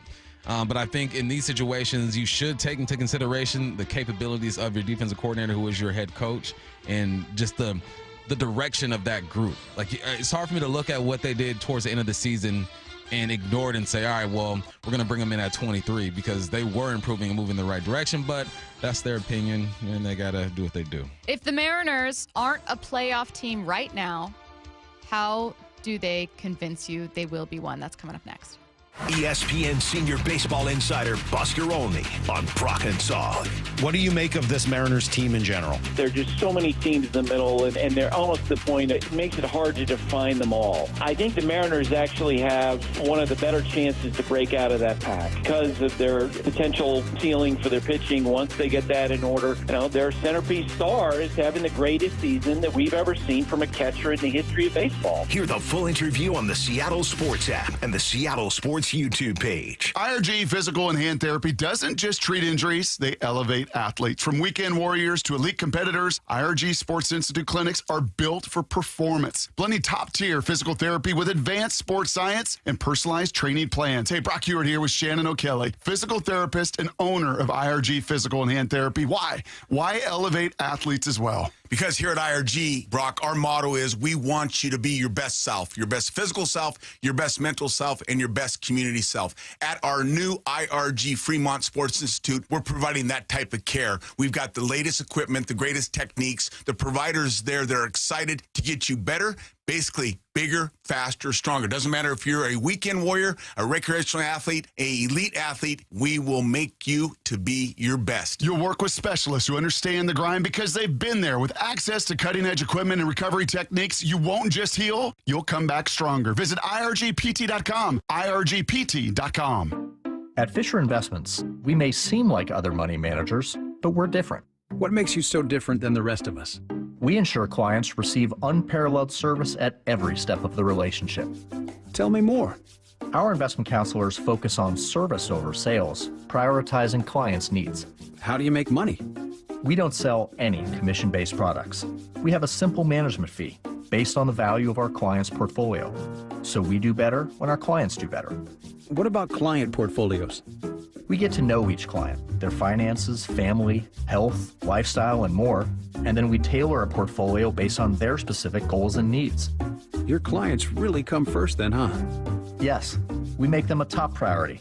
Our goal is helping them achieve a comfortable retirement. Wow, maybe we are different. At Fisher Investments, we're clearly different. Learn more at FisherInvestments.com. Investing in securities involves the risk of loss. Kick off your 4th of July weekend with a Mariners fireworks show at Seattle's summer home, T-Mobile Park. It's a Mariners patriotic party. Thursday, July 3rd, presented by T-Mobile. Fly ball right field. Sailing back. Gone! Legend, Cal Raleigh. Catch Cal and the crew take on the Royals at 7:10. Then stick around as the sky explodes with red, white, and boom.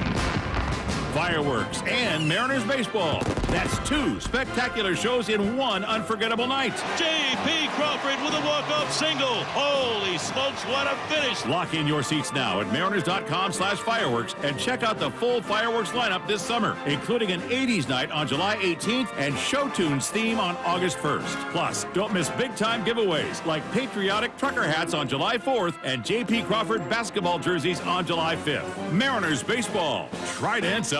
Do you know a woman that gives her all to the sports community, encourages diversity, and empowers those around her? Shannon Dreyer here. Seattle Sports is partnering with the Seattle chapter of WISE, which stands for Women in Sports and Events. We want to recognize a woman in our community, and we need your help in finding her. Nominations for the 4th Annual Women of Inspiration Award are open until July 11th. The winner will receive a donation to the cause of their choice. Nominate an inspiring woman at woiseattle.org. The home of the Mariners. Lift off to center. It is on its way. Julio, 2-run home run. Hear every pitch on 710 and the Seattle Sports app. Breaking news for the people of Boomtown. With Xfinity Mobile, the Wi-Fi is booming at home and on the go. And an upgrade storm's on the way. That's right. And with Xfinity Mobile Premium Unlimited, you can upgrade your phone when you want, up to 2 times a year. Now, once customers catch wind of the guaranteed new device discount, it'll be the biggest upgrade storm in history. Wow. Let's hear from our weatherman on the scene. How's it looking out there, Rick? Well, Bill, the Wi-Fi is still booming. Now through September 30th, existing Xfinity Internet customers can get an unlimited line included for a year. Plus, ask how to get a free 5G phone. Learn more at XfinityMobile.com. Restrictions apply. Xfinity Internet required. Unlimited line offer requires Xfinity 300 megabit internet or above. Taxes, fees extra. After promo, regular rates apply. Reduced speeds after use of monthly data included with your data option. Data thresholds vary. This is for all you guys on Viagra. ED pills are no longer needed. The brutal side effects like 4-hour headaches, blurred vision, and that flush feeling can all be put behind you with our treatment. Here at West Coast Men's Health, we have a better approach to ED. Acoustic wave therapy creates blood flow circulation by safely removing the plaque in your arteries and restoring function naturally. Guys, let me be clear. Pills will never fix your problem. Our equipment is the latest technology, and our medical staff is the best in the industry. So give West Coast Men's Health a call today. Speak with our clinic manager. Ask him any question you like, how it works, the science behind it, and even the cost. If you suffer from ED or Peyronie's disease, give West Coast Men's Health a call today. It's not just about better health. It's about a better life. With clinics in Redmond and Tacoma, call 206-519-6541. That's 206-519-6541. Online at westcoastmenshealth.com. From the Quantum Fiber Studio, you're listening to Bump and Stacy. Weekdays 10 to 2. On Seattle Sports and 97.3 FM HD2. Bump, you made people mad. I like it. You made them mad. I like it. Is there anything you'd like to say for yourself? Be mad. Interact. So. And then we can leave here, and on Monday, we'll be friends again. It's all good. Yeah. We can disagree. We are going to dive into a response, not even humoring, but kind of like honoring people's request to explore the Mariners' playoff chances here. So here's how we got here. If you're just now joining us, earlier in the show, Bump had to choose between the Kraken, Mariners, and Seahawks, which one of these teams is actually going to make the playoffs. I had been lamenting that they've just been building and building and building, and I want the next step. I want a playoff team. I don't want to talk about a team in construction. I want to talk about a team that's there. And Bump said, look, I'm going to be totally honest. My gut feels like the Seahawks. So then you had everybody texting in saying, Bump, the Mariners are a wild card team. What are you talking about? They're right in this race right now. Let's stop playing baseball right now. Let's stop. June 27th, let's stop playing baseball so they can make the playoffs. So I thought, well, this is fair. It's fair. It's, this is bar top conversation. Mm-hmm. Someone leaning over going, now, Bump, why can't it be the Mariners? So the thing is, both of us do want it to be. So if the Mariners aren't a playoff team right now, why don't they feel like that team to you? And what would help them become that team? I'll chime in as well so that you aren't on an island. I'll be on this island. Okay. You watch Love Island. This is Bump Island. Are you in the villa right now? I'm in the villa. Okay, so why don't they feel what caused you to put them in second? It's hard to see just the up and down. It's hard to see the bullpen struggle. It's hard to see Julio not hit for power, even though he's not having a bad season. You pointed out to start the show like his slugging is just down right now. It's hard to see Randy continue to strike out and not put bat on ball. It's hard to depend on young guys at the bottom of the order to kind of save the day. It feels like there's no real direction with this team. The only thing we know for certain is that Raleigh is going to show up for the most part, hit bombs, and keep you competitive And you're going to need contributions from random people. And it's like, I would love contributions from random people, but I would love like 4 solid batters. So for the most part, I know baseball's full of failure, but for the most part, these guys are going to come through when it's time to do it. That's what playoff teams do.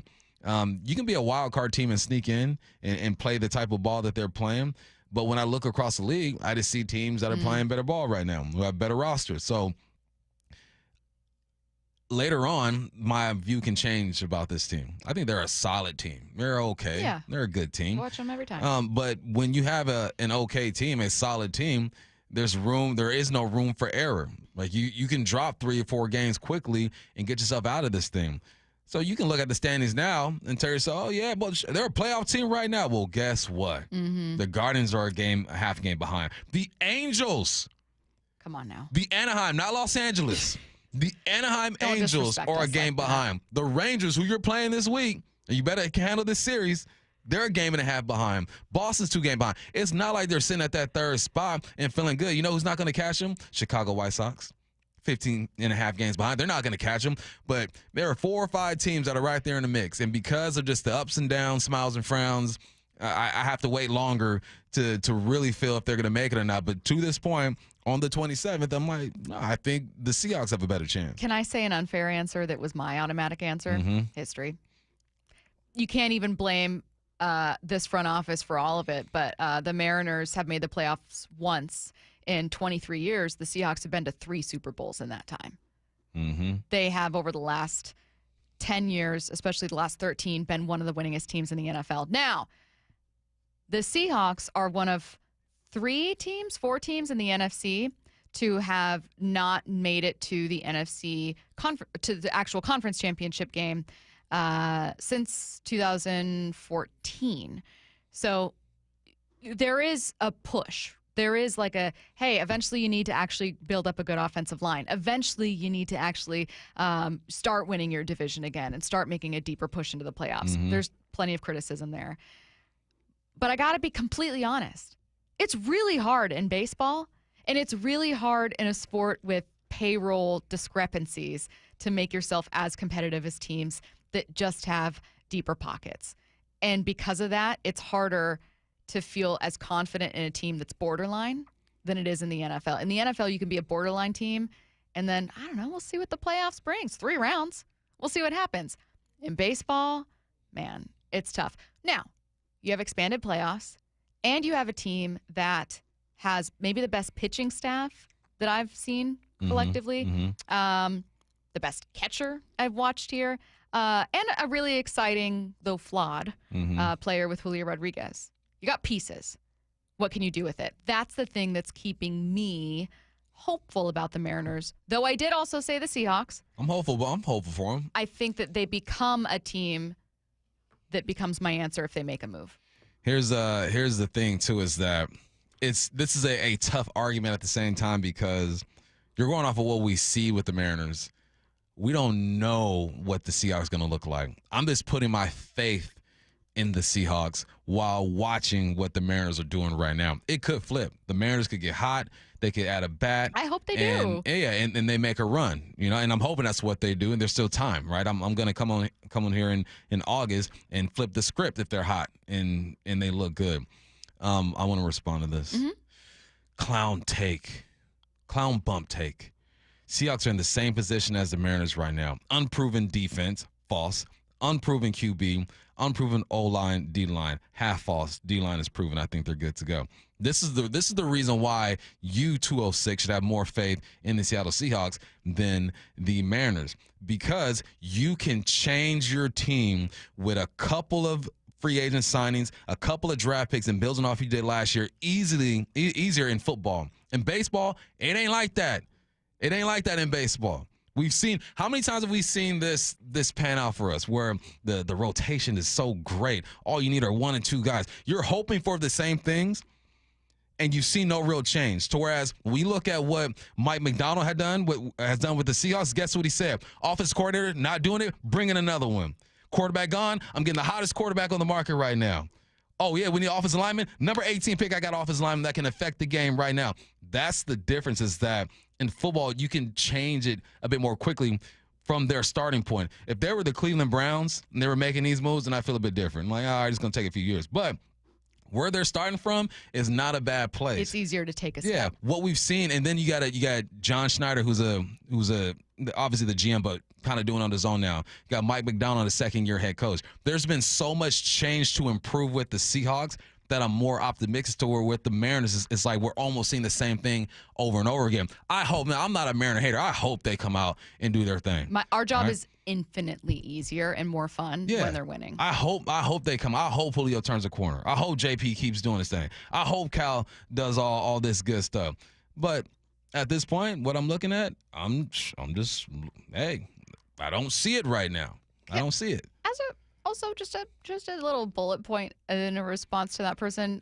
Wouldn't you say offense is actually the biggest question mark with both of these teams right now? It is. I mean, Julio is one player. Defense is hard to gauge, and they have pitching questions. But that being said, the defense is better overall than I thought it would be for the Mariners. I thought they'd have some massive defensive liabilities. It hasn't been that case. And what's boosting this as well is that Julio's having his best year defensively. Meanwhile, I have way more faith in the Seahawks defense than I do in the offense. All of my question marks about this team pretty much lie on the offensive side of the ball for the Seahawks, and it's what's keeping me feeling like, they're going to be a Super Bowl team. Like, man, I don't know. I have way too many questions on that side of the ball.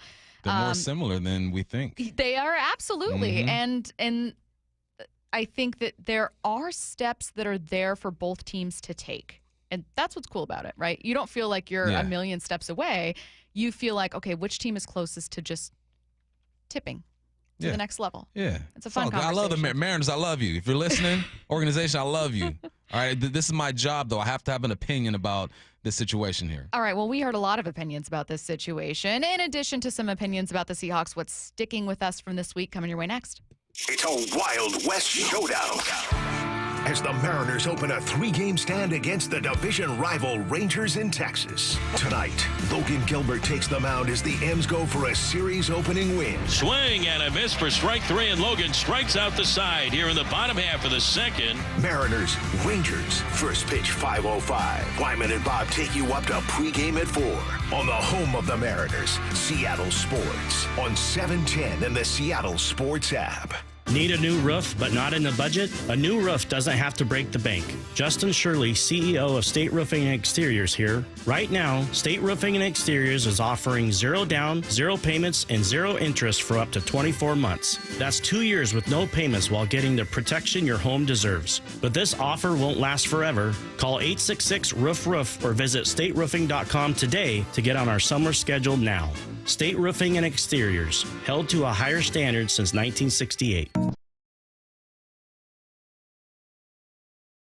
Values have to be within your leadership staff, right? And then that filters down into the rest of your staff. We are together, we are a team, and without that thought process, you're sunk. I still revert back to, if I work at a location and I'm willing to have my son work at this location, that should tell you a great deal. I didn't steer my son away, I steered my son to it. They call it the Lee Johnson Auto family, and it's not just a name, it's not just some cliche. They foster an environment for us to become a family. As much as I'd love to think that they trust me, yeah, our family name is trusted, but it's because of those individual interactions with our people that those folks have had over the years. That's where they build their trust with the relationship. The LJ way is the Lee Johnson Auto family. Get in the zone, AutoZone. Jane has 150,000 miles on her truck, and she's proud of that. Jane's secret, AutoZone, where friendly AutoZoners help her find the right parts. Jane's brother Josh only cares that his car starts and goes, but when it doesn't, he also goes to AutoZone, where friendly AutoZoners help with free services. No hassles, just help. Everything you need, nothing you don't. Get in the zone, AutoZone. Restrictions apply. Every success you've had began with a great opportunity. Now there's another one.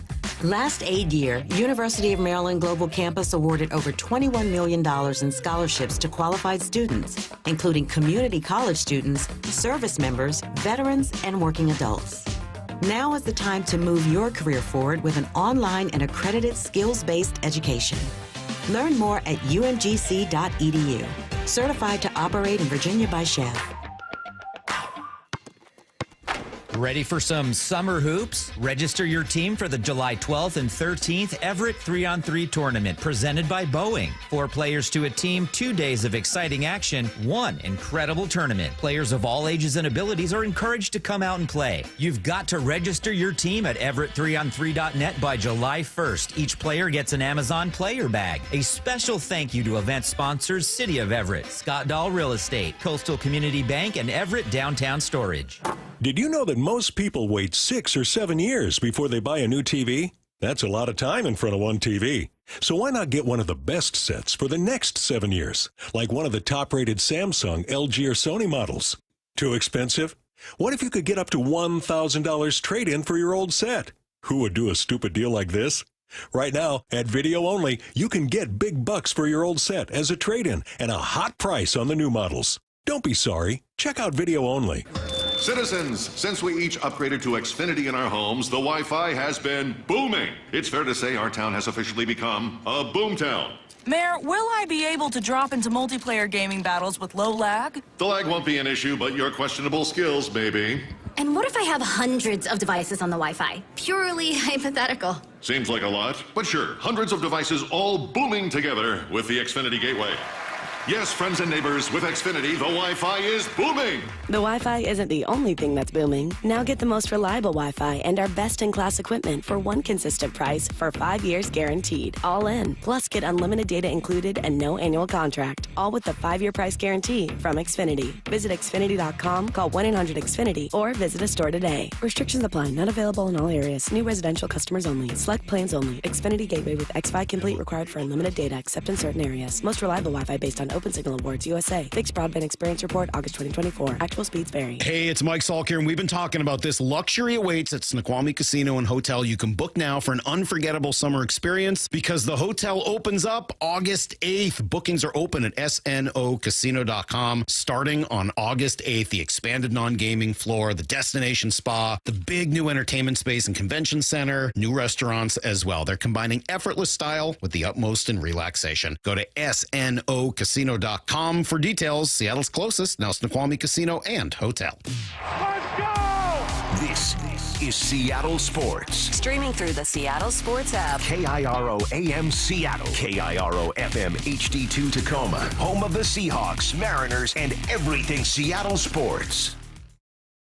Seattle Sports Snapshot. The Mariners open a series against the Rangers tonight in Arlington. First pitch just after 5 p.m. Pregame show starts at 4 p.m. on Seattle Sports. We're awaiting any updates still on whether backup catcher Mitch Garver will be placed on the IL. He was struck in the jaw during a game yesterday and had to exit. If he is, MLB.com reporting Harry Ford could join the club. He's on the taxi squad now. Snapshot, brought to you by Miller Lite. When it's game time, it's Miller time. This hour is brought to you by Mazda of Everett. From the Quantum Fiber Studio. This is Bump and Stacy on Seattle Sports. Streaming through the Seattle Sports app and at seattlesports.com. Now, here are your hosts, Michael Bumpus and Stacy Ross. Here we go now. You know, sometimes you want to outfit repeat. You just have your favorite t-shirt and you're like, I know I just wore it, but I wish I could wear it every day. That's why I really appreciate when we do this What's Sticking With Us segment. Sometimes we have guests on or we play cuts that day and I'm like, man, I loved that conversation and I wish I could get back to it, but we just did this. This is kind of like my outfit repeat day where it's like, let's go ahead and revisit not just any old sound, but like our favorite things that we learned this week, heard this week, opinions that were sticking with us, maybe opinions that we wildly disagreed with and we thought that's insane and we just wanted to sound off about. So I've got 1, 2, 3, 4, 5 here. And they're not just from our show, which is really cool as well. We've had just a week of great guests across the station. We are going to start with one of ours, though. Jordan Schusterman. He was a question that you had asked about. It started as like Luis Castillo or pitching. And then it switched over to Julio. It switched to Julio. And he said, I'm actually surprised that we didn't dive in with Julio because he had been seeing, like many people, that Julio's strikeouts are down, and that's good. His defense has been phenomenal. but that slugging just is not there.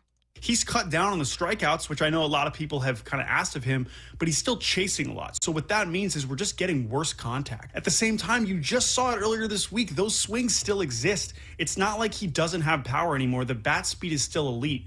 So I'm really interested to see if he can kind of turn that power switch back on, because it's not gone. It's just for whatever reason, his approach right now is not producing any amount of power. Sure, he's cut down on some strikeouts, but I'd rather him be striking out 25% of the time if it means his slugging percentage was 50 points higher. And right now, it's just not an impactful right-handed bat, and that's what they're missing. I know some people get Julio fatigue about all kinds of sports topics, and I understand, but Bump, I don't when it comes to this, because the potential is there, and that makes all the difference. Julio. He is the most intriguing athlete in this city right now. One, because the Seahawks aren't playing. Actually, it's Cal. But after that, it's Julio. Yeah. Right? I was going to say Cal's my favorite. Yeah. We got it next. But. Like the one who gives you the most reaction and emotion, it's got to be Julio at this point because of the angles. There are some people who look at Julio and say, well, he's actually having one of the best starts of his career. There's some people who are saying, well, defensively, he's great, so that's going to bump his WAR up. I'm going to look at that stat and say, I'm going to lean on that. And then there's some people who are thinking, look, if he doesn't do anything offensively, what does it matter what he does defensively? I can find a decent center fielder out there. And that's what makes the Julio conversation so interesting. But I think it comes down to what Schusterman said and what you said earlier to start the show is, all right, you can play good defense, but we need slugs. Like we need you to slug, man. Like we need extra bases. We need you to have those moments more consistently. And he just hasn't been able to do that. He's had moments where he looked like he's turning a corner, and then he's had moments where he just can't get right. And it makes you question what needs to be done to help him tap into that more frequently. We came up with our theories today. Is it his eyesight? Is it like a launch pitch decisions? Kind of thing, there's so many things that comes with a swing. So yeah, just if you can just slug, my man. I know, just kind of tacking on a bit of what we talked about this morning and with Jordan earlier this week. Cal and Julio have the exact same number of hits. Both Cal and Julio are leading the Mariners with 81 hits apiece.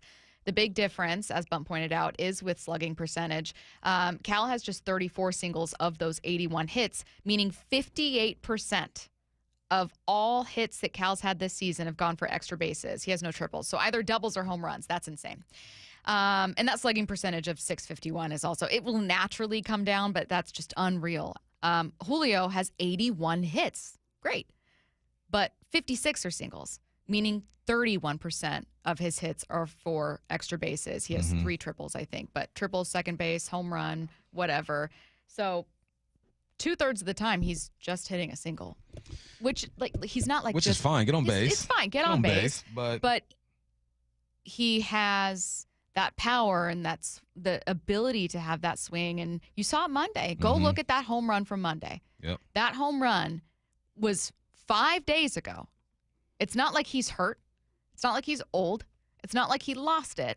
It's just, how do you unlock it? And that's a Kevin and Edgar conversation. It's above my pay grade, but knowing that it's still there makes it intriguing. But we got to move on to someone who absolutely deserves to be discussed this week, and he is being discussed by plenty of people around baseball. It's Cal Raleigh, mostly in terms of the MVP race. First, putting into context his season was Buster Olney. This is on SportsCenter. He's having the greatest season ever by any catcher.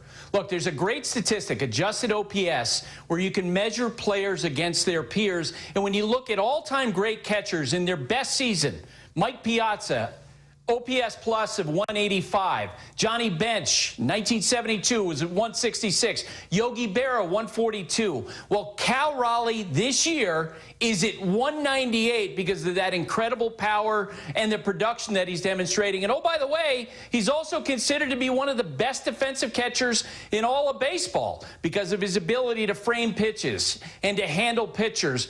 He's a great leader. He's having a great year. The greatest season ever for a catcher if he carries it out through the rest of the regular season. It's really weird to know you're watching baseball history in real time. That's what's fun. I forgot who I was talking to. I met this guy at the Seahawks Classic at the golf tournament, and he was talking about, he was a Coug, and he was talking about like his last summer in Pullman and how he was able to be in that moment and realize like, this might be one of the greatest times of my life. Let me just take it in for a second. And to have the awareness in that moment, I even told him this, to have the awareness in that moment is kind of dope because you appreciate the little things more. It's easy to have the awareness with, not Julio, Cal in this moment because you have the numbers to support everything that he's doing. And it's almost unfortunate because you get to sit there and appreciate Cal in this moment, and then you're looking to the left like, but what about him? Like, what about him? Like, if he's doing this, could you imagine if 4-4 was doing just a bit more of that bars? 4-4 do more, right? So yeah, it's fun to appreciate Cal and what he's doing, but you just wish or hope that eventually the help is a bit more consistent because it's been there. Yeah, and they scored 38 runs in 3-4 games or something the other day. It's been there. It just has to be consistent. I have one more on Cal. This is from Ken Rosenthal. When it comes to Cal, in the MVP conversation, he talks about what stats and what things should actually matter in an award vote. Depending on how the rest of the season goes, he absolutely can overtake Judge. And if he does, he does. And if he doesn't, he doesn't. But to me, it's not even a question that he is in that conversation. I don't even know why people look at it like that. And I've seen a lot of commentary along these lines. Oh my gosh, can Cal Raleigh challenge it? Yes. Hello. 32 homers, as Scott just said. And he is playing a position where it's tough to win an MVP from because it's tough with the responsibilities that a catcher has. It's also tough, as some people have pointed out, in this era of wins above replacement, where catchers are not necessarily given the credit they deserve. If Cal Raleigh is there at the end, then WAR to me is a less significant thing this year. And it should not be that significant any year. It's a guidepost. It's something you look at and definitely take into consideration, but there are so many variables that go into catching in particular that has to be taken into account. Bump, if you were a voter for the MVP, AL MVP, what things would you take into consideration? What things would actually carry weight for you when it comes to Cal? Comes to Cal, the ballpark that he plays in, the position that he plays. It would be nice to track how many times he's been hit with a ball. That'd be fun because that breaks the body down. It would be the amount of pitches that he's caught. You know, he has to catch, stand up, throw, sit down, just the movement, just the whole catcher position in general. Whatever entails a catcher position. I think every baseball player in the game right now, if you ask them what position takes the biggest toll when it comes to the physical part of the game, they're going to say the catcher. And that alone right there should give him an extra notch. And no disrespect to Aaron Judge, he's one of the greatest hitters that we've ever seen. He plays a position that isn't too hard on the body, and he plays in a ballpark that I might be able to go yard in that thing. I might be able to go. Don't disrespect the power. I won a home run derby on Ernest Avenue back in the year of our Lord, 2002.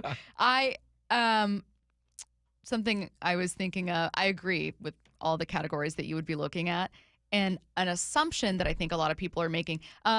If you didn't know about Cal Raleigh prior to this season, that's on you. He's been leading all catchers in home runs for now. This is his third consecutive year, so that's a you thing. However, you could be forgiven for not knowing a ton about Cal in the Mariners. They haven't been part of a playoff conversation. Cool. I was listening to a podcast, a national podcast, and he started saying, and, you got to consider, maybe he's not playing every day, so there's some time that he's getting off. And then the other guy chimed in and was like, he's actually played almost every day. He was like, he's been in all but one game for the Mariners. Yeah. So I think there's also an assumption that the backup catcher is playing way more than he is, and that Cal's doing this with significantly fewer at-bats. He and Aaron Judge not only have very similar DH starts, with Judge having, I think, one more. Cal had half of one yesterday. But they've also both played in almost every single game this season. And that might be part of the problem, too, is that because it's the Mariners and it's a catcher, you just assume some things already. That would be true about baseball in general. In general. It's not like a poor assumption, but it might be a bit lazy. Because educated guess. Whoever, what was a podcast you were listening to? Or was it I can't remember. A program? It was a podcast. Here's the thing. All right, so if it's a podcast, then I give some leeway. Yeah. If it is a program on TV, I'm looking at the producers and saying, why haven't you gotten your analyst right and let him know? Listen, this dude's playing every day. But no, it's a fair assumption because typically that's what happens with the catcher Someone spot. said, didn't I hear Judge's DH more than Cal? Yes. As of The day before yesterday, Judge was at 18, Cal was at 17. I don't know what Judge was doing the other day. Maybe now they're both at 18 because Cal technically started at DH, though then he entered the game at catcher. But yes, prior to technically yesterday's game, Aaron Judge had been a DH in one extra game, or had an additional rest time. Okay, so let's get to a couple more cuts here. I thought this was kind of two under the radar topics here. One of them was that Nick Emanwari, who still hasn't signed his contract with the Seattle Seahawks, is not in a holdout. He was participating in the OTAs and minicamp, actually participating in practice on the field, but he hasn't signed his deal. Albert Breer, Sports Illustrated, says that Emanwari is looking for a fully guaranteed contract. Why? Because those dang Houston Texans gave their 34th overall pick, Jaden Higgins, a fully guaranteed contract. So then, of course, the Cleveland Browns had to give their 33 overall pick a fully guaranteed contract because he can't be picked before and not get that. So now Nick Emanwari at pick 35 is staring at what he wants to be a fully guaranteed contract. Bump, you asked Sam Monson whether or not guaranteed deals should be given to second-round picks. Now there's precedent. It's the thin end of the wedge, and every single agent from that point on is going to be trying to fight for that and trying to make it a bigger thing. So the fact that it has happened and it's been a thing for at least a couple of contracts so far is going to open the door for that kind of approach, and every NFL team is going to try to fight back against it and trying to avoid it happening. But yeah, I feel like it's now that it's happened at least a couple of times, we're going to see it more and more. I agree. We're going to see it more and more, and you do as well. We're already seeing it too. Should second-round NFL draft picks get fully guaranteed contracts? I think we came to a conclusion with this one. It's look, once you get to pick 40 or something, let's let that go, because during our draft analysis over the past couple of years, we've heard it over and over again. Once you hit the 25th pick or something like that, it all starts to blend in. 20 to 25, it all starts to blend in. But because it's been done already, this is what it is now. This is going to be the standard now, that at least the first few picks in the second round get guaranteed contracts. And you know me, I'm all for it. Mm-hmm. Players, get your money, because Nick Emanwari, I'm going to go out there and say that he's going to play out his whole contract here in Seattle, and he's going to play 75% of the downs next year. Because your pick's so high, you're almost forced into that position anyway.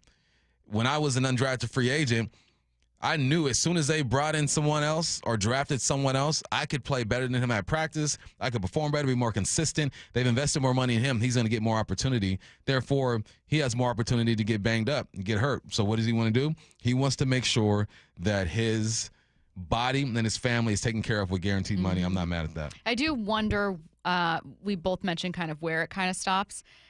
With let's say pick 40. What's interesting about this year, the Browns gave out one of those fully guaranteed deals already to their 33rd overall pick. If Nick Emanwari gets one, they're back on the clock at 36. Are you going to give both of your second round picks fully guaranteed contracts? And if you're pick 36, a running back, by the way, another thing, Quinshon Judkins to consider here, you're going, well, you just gave it to this other guy. So I think that the Browns being so quickly facing that conundrum again makes me wonder if that's kind of where it stops. I don't know.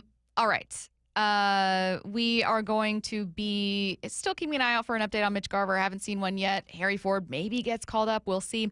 Coming up at 1:30, we've got the Farm Report with Mariners Director of Player Development, Justin Toole. Right now, let's get to 4 Down territory. This is 4 Down territory, going inside the game with former Seahawks and Coug wide receiver Michael Bumpus. First down, there will be yet another year without an NFL supplemental draft pick. How are you feeling about it? It's been, maybe 5 or 4 seasons where there's no supplemental draft. And with people, if you don't know what that is, excuse me, it's a draft after the draft. It's for guys who eligibility has changed a little bit, right? So now I'm not eligible because of something that's been done or something that I did. So it allows you to draft again. So what happens is if I draft in a third round in the supplemental draft, if I'm like the Seahawks, the next year I got to give up that pick in that draft. And it's good for people, like I said, whose circumstances have changed. He had Bosworth in that draft. You got Chris Carter in that draft. You got Terrell Pryor in that draft. You got Josh Gordon in that draft. All 4 names who affected the NFL in some way. Bosworth only played a few years, but was on the all-rookie team. Chris Carter, one of the greatest receivers of all time. Terrell Pryor came in as a quarterback, moved to receiver. And Josh Gordon, who, I mean, if you don't know Josh Gordon, then you ain't been watching football for a while. But I don't like it because I feel like it can benefit 1 or 2 players every so many years. Since the 1970s, this has been going on. Only 46 players have been drafted, so it's not something, big us 360. Jalen Thompson, WSU, was picked up in that draft too. But it's not something that happens often, but you have an opportunity to strike gold. So I hope they bring it back eventually, but I think with the spring league going on, with the UFL, they're probably just going to say, you know what, you go play in that league if you can't make it in this league. But no, it's sad that it hasn't been going down for a while. Second down. What's the scariest thing about an NFL offseason? We were just talking about it with Lenore. Right, you have opportunities. So Lenore, if you didn't hear about him, he was back home. He got arrested because he wouldn't give up the keys to his car. Whether you think the cop was in the right, in the wrong, or whatever, it doesn't matter.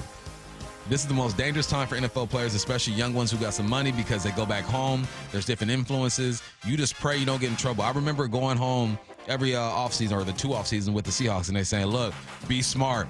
Don't get in trouble. If you need anything, call us. You got young men with money, with testosterone going through the roof. They're aggressive, not in a bad way. Just say when you play football, you have to be aggressive. Then you get around your boys, the influence. This is the scariest time in the league for a lot of these guys, especially the young ones who just got some money.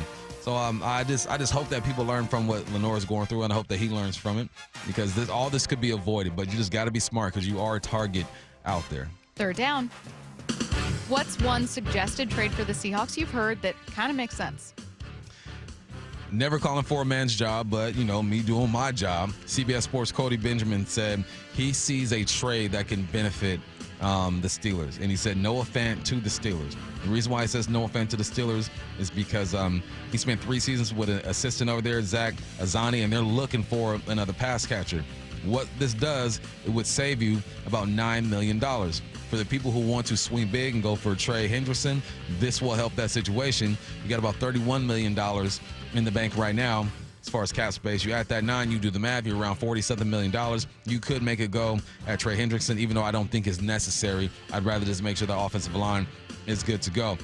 You have Arroyo, who's essentially what Noah Fant was coming out of college. You got A.J. Barner, who was a guy, kind of the same receiver, not as elusive or explosive, but a dang good tight end as well that I think is on the rise. What are you going to do at that tight end spot? If they keep Noah Fant, I can completely understand why, because he has the 3rd or 4th most yards all time in a season when it comes to tight ends, around 500 yards. But this could benefit the Steelers. This could benefit the Seahawks. I read the article about this, and I thought it was interesting, but I could see them just keeping him. Fourth down. Earlier in the show, we were joined by Derrik Klassen. Anything stand out from that interview? Yeah. Every time we talk about the Seahawks, we even talked about the Mariners today, and it got back to this dude. It all lies on the shoulders of Sam Darnold, and rightfully so, because he is a quarterback. He had himself a good year last year, and people are trying to figure out what exactly he is going to do here in Seattle. Can he repeat what he did last year? Can he improve on some of his mistakes? All conversations go back to Sam Darnold when we talk about these Seahawks. And we're like 10 for 10 when we talk to people about Seattle. So Sam Darnold, the pressure is on you, buddy. But I also understand the line has to play well. The play calling has to be on point. Like, we're not asking Sam Darnold to come over here and be Pat Mahomes and just be great and make these those great throws, sideways falling to the ground. That's not his game. He's got to be supported. But everyone we talk to, they always come back to Sam Darnold. But I think that the defense needs attention, the O-line needs attention, the run game needs attention. But this is the life of a quarterback. You don't get $37 million guaranteed without this type of pressure. Yeah, I think the run game is quietly, if not the most important, that in combination with the offensive line, the most important part of this offense, because while John Schneider and Mike McDonald probably have way more faith in Sam Darnold than the average NFL reporter, or he wouldn't be here. I think that neither of them are counting on Sam Darnold to become the most prolific passer in football. They're looking at Sam Darnold as, if we have a really complete offense, run the ball, that's really physical, how much do we need to ask Sam to do? Like, you've still got to be the, central part of the offense, and we're still going to count on a big arm and taking advantage of these weapons. But, the whole plan is that it doesn't all have to fall on his shoulders. Yeah.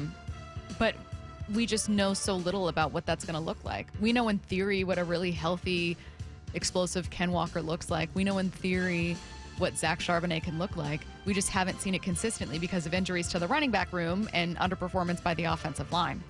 Let's see what's on tonight. What's on tonight with Bump and Stacy, brought to you by Caesars Sportsbook at Muckleshoot. Now, here's what's on tonight. The Mariners, they start their weekend series against the Rangers. Pregame starts at 4 p.m. First pitch at 5:05 p.m. right here on Seattle Sports. Will Harry Ford eventually be with the team? We don't know yet. Still awaiting an update on injury for Mitch Garver. We are going to learn a bit more about Ford and some of the Mariners' other prospects in the Farm Report coming your way next. Wyman and Bob, afternoons 2 to 7. Talking about the Mariners' plan for the trade deadline. You think people are reticent to the minor leagues and trade some prospects? I know fans develop a connection to names they hear over and over. Often you don't see these guys. I don't know how many people are making trips out to Everett or out to Tacoma to watch the young guys, but there just aren't any sure things. Dave Wyman and Bob Stelton, afternoons 2 to 7 on Seattle Sports, the app, YouTube, and your smart speaker.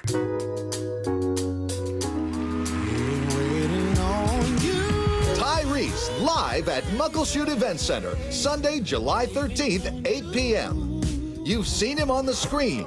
You've heard him on the radio. Now see him live for an unforgettable night. Get tickets before they sell out at muckleshootcasino.com. Tyrese, only at Muckleshoot Casino Resort.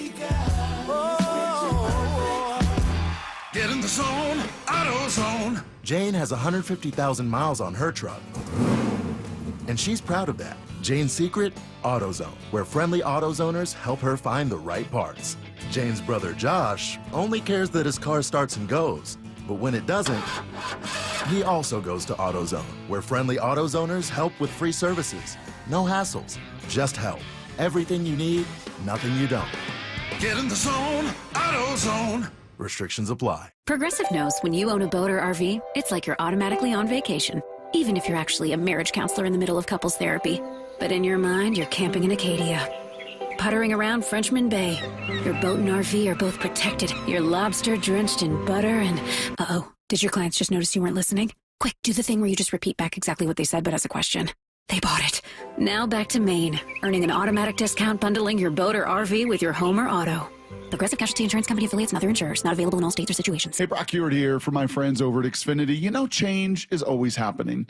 It's part of life. And when it comes to music, we know that change is all around us. Songs are rewritten and remade. Classics are remixed. Bands and artists, well, they come and go. Even our taste in music, as we get older, can change a bit. But no matter how things change in 5 years, there's one thing that will stay the same. And that is the price of your internet. That's right. Xfinity is introducing a 5-year price guarantee. It means you get 5 years of the most reliable Wi-Fi with their best equipment included for a price that stays exactly the same. Are you surprised? Well, life is full of them. One internet price, 5 years, guaranteed. Learn more at Xfinity.com/deals. Now, restrictions apply. New residential customers only. Taxes and fees extra and subject to change. Most reliable Wi-Fi based on Open Signal Awards USA. Fixed Broadband Experience Report, August of 2024. Go check it all out right online at Xfinity.com/deals. Matt Coker here from West Coast Men's Health. Guys, Viagra is not the answer for your problem. I know you think it is, but Viagra has horrible side effects, and for most men, the longer you're on it, the less it works. Viagra is not a curative medication. It's not fixing your problem. It's a Band-Aid for a shark bite. Acoustic wave therapy is the newest technology that can correct your problem, not just treat it. We can do something that no pill can do. We can restore your blood flow naturally. Get off Viagra today. Change your life like the thousands of men who already have, regardless of your age or your medical history. If you're tired of dealing with Peyronie's disease or erectile dysfunction, then call West Coast Men's Health today. With clinics in Redmond and Tacoma, call 206-519-6541. That's 206-519-6541. 206-519-6541. Online at westcoastmenshealth.com. The home of the Mariners. One hopper snare, that's short. Not a quick hop by J.P. Crawford. That guy's a magician over there in shortstop. Seattle Sports. Download the Seattle Sports app. The future is here, so why is your internet stuck in the past? With Quantum Fiber Internet, you can get next-level multi-gig speed on a reliable fiber network. Fair and honest pricing with no annual contracts or bundling required. And whole home 360 Wi-Fi to make sure your devices are ready to take you where you want to go. So you can stream, post, game, surf, like, and love to your heart's content. You do you. Let Quantum Fiber Internet take care of the rest. Learn more at quantumfiber.com. Limited availability, service, and speed in select locations only. Are you curious about who offers the best deals on top-rated Samsung, LG, and Sony TVs? The answer is surprising. It's not online, and it's not the warehouse clubs. The best deals on top-rated TVs are at Video Only. Don't believe it? Then check out the trade-in deals at Video Only. How about $500 for your old TV? Try doing that online. Before you buy that new TV, drop into Video Only. If you don't, you'll be sorry. Ready for some summer hoops? Register your team for the July 12th and 13th Everett 3-on-3 tournament presented by Boeing. 4 players to a team, 2 days of exciting action, 1 incredible tournament. Players of all ages and abilities are encouraged to come out and play. You've got to register your team at everett3on3.net by July 1st. Each player gets an Amazon player bag. A special thank you to event sponsors City of Everett, Scott Dahl Real Estate, Coastal Community Bank, and Everett Downtown Storage. Synthetic Turf Northwest is now open in Fife, the South Sound headquarters for premium synthetic turf. They help homeowners with a turnkey solution, DIYers, and contractors and landscapers needing quality products. With premium turf in stock, expert advice, and pro installation services, everything you need is under one roof. Visit their new showroom off I-5 in Fife, Synthetic Turf Northwest. Supplies and installation expertise, all in one place. Mention radio for up to $1,500 off. SyntheticTurfNorthwest.com. This hour is brought to you by Mazda of Everett. From the Quantum Fiber Studio. This is Bumpin' Stacy. Weekdays 10 to 2. On Seattle Sports and 97.3 FM HD2. All right, it is the Mariners Farm Report. Justin Toole joining us right now on the Emerald Queen Casino Sportsbook Hotline. I wanted to start with a popular name here in Seattle. We always get questions about him as one of Seattle's most exciting prospects, Harry Ford, obviously. Justin, tell us about the growth you've seen from him this year. Yeah, thanks for having me. Harry's been awesome. He's obviously been one of the most heralded guys in our system throughout the last few years that quite a few fans, are very familiar with. But, he's really matured and kind of taken the next step in his career this year. It's been a lot of fun. I was on here a couple weeks ago and we talked just about the maturity and how everything was clicking, and it's continued to click since last time I joined. So, he's got almost a 900 OPS, which the power is really something that's jumped off, the page for him this year. Is, he's been aggressive early in counts. He's been aggressive at the pitches that he's liked. And he's also, continued to develop behind the plate. And I think that's a tribute to the veterans, down in Tacoma in terms of the pitching staff, the guys that bounce up and down often between our major league group and between Tacoma, like Casey Lawrence.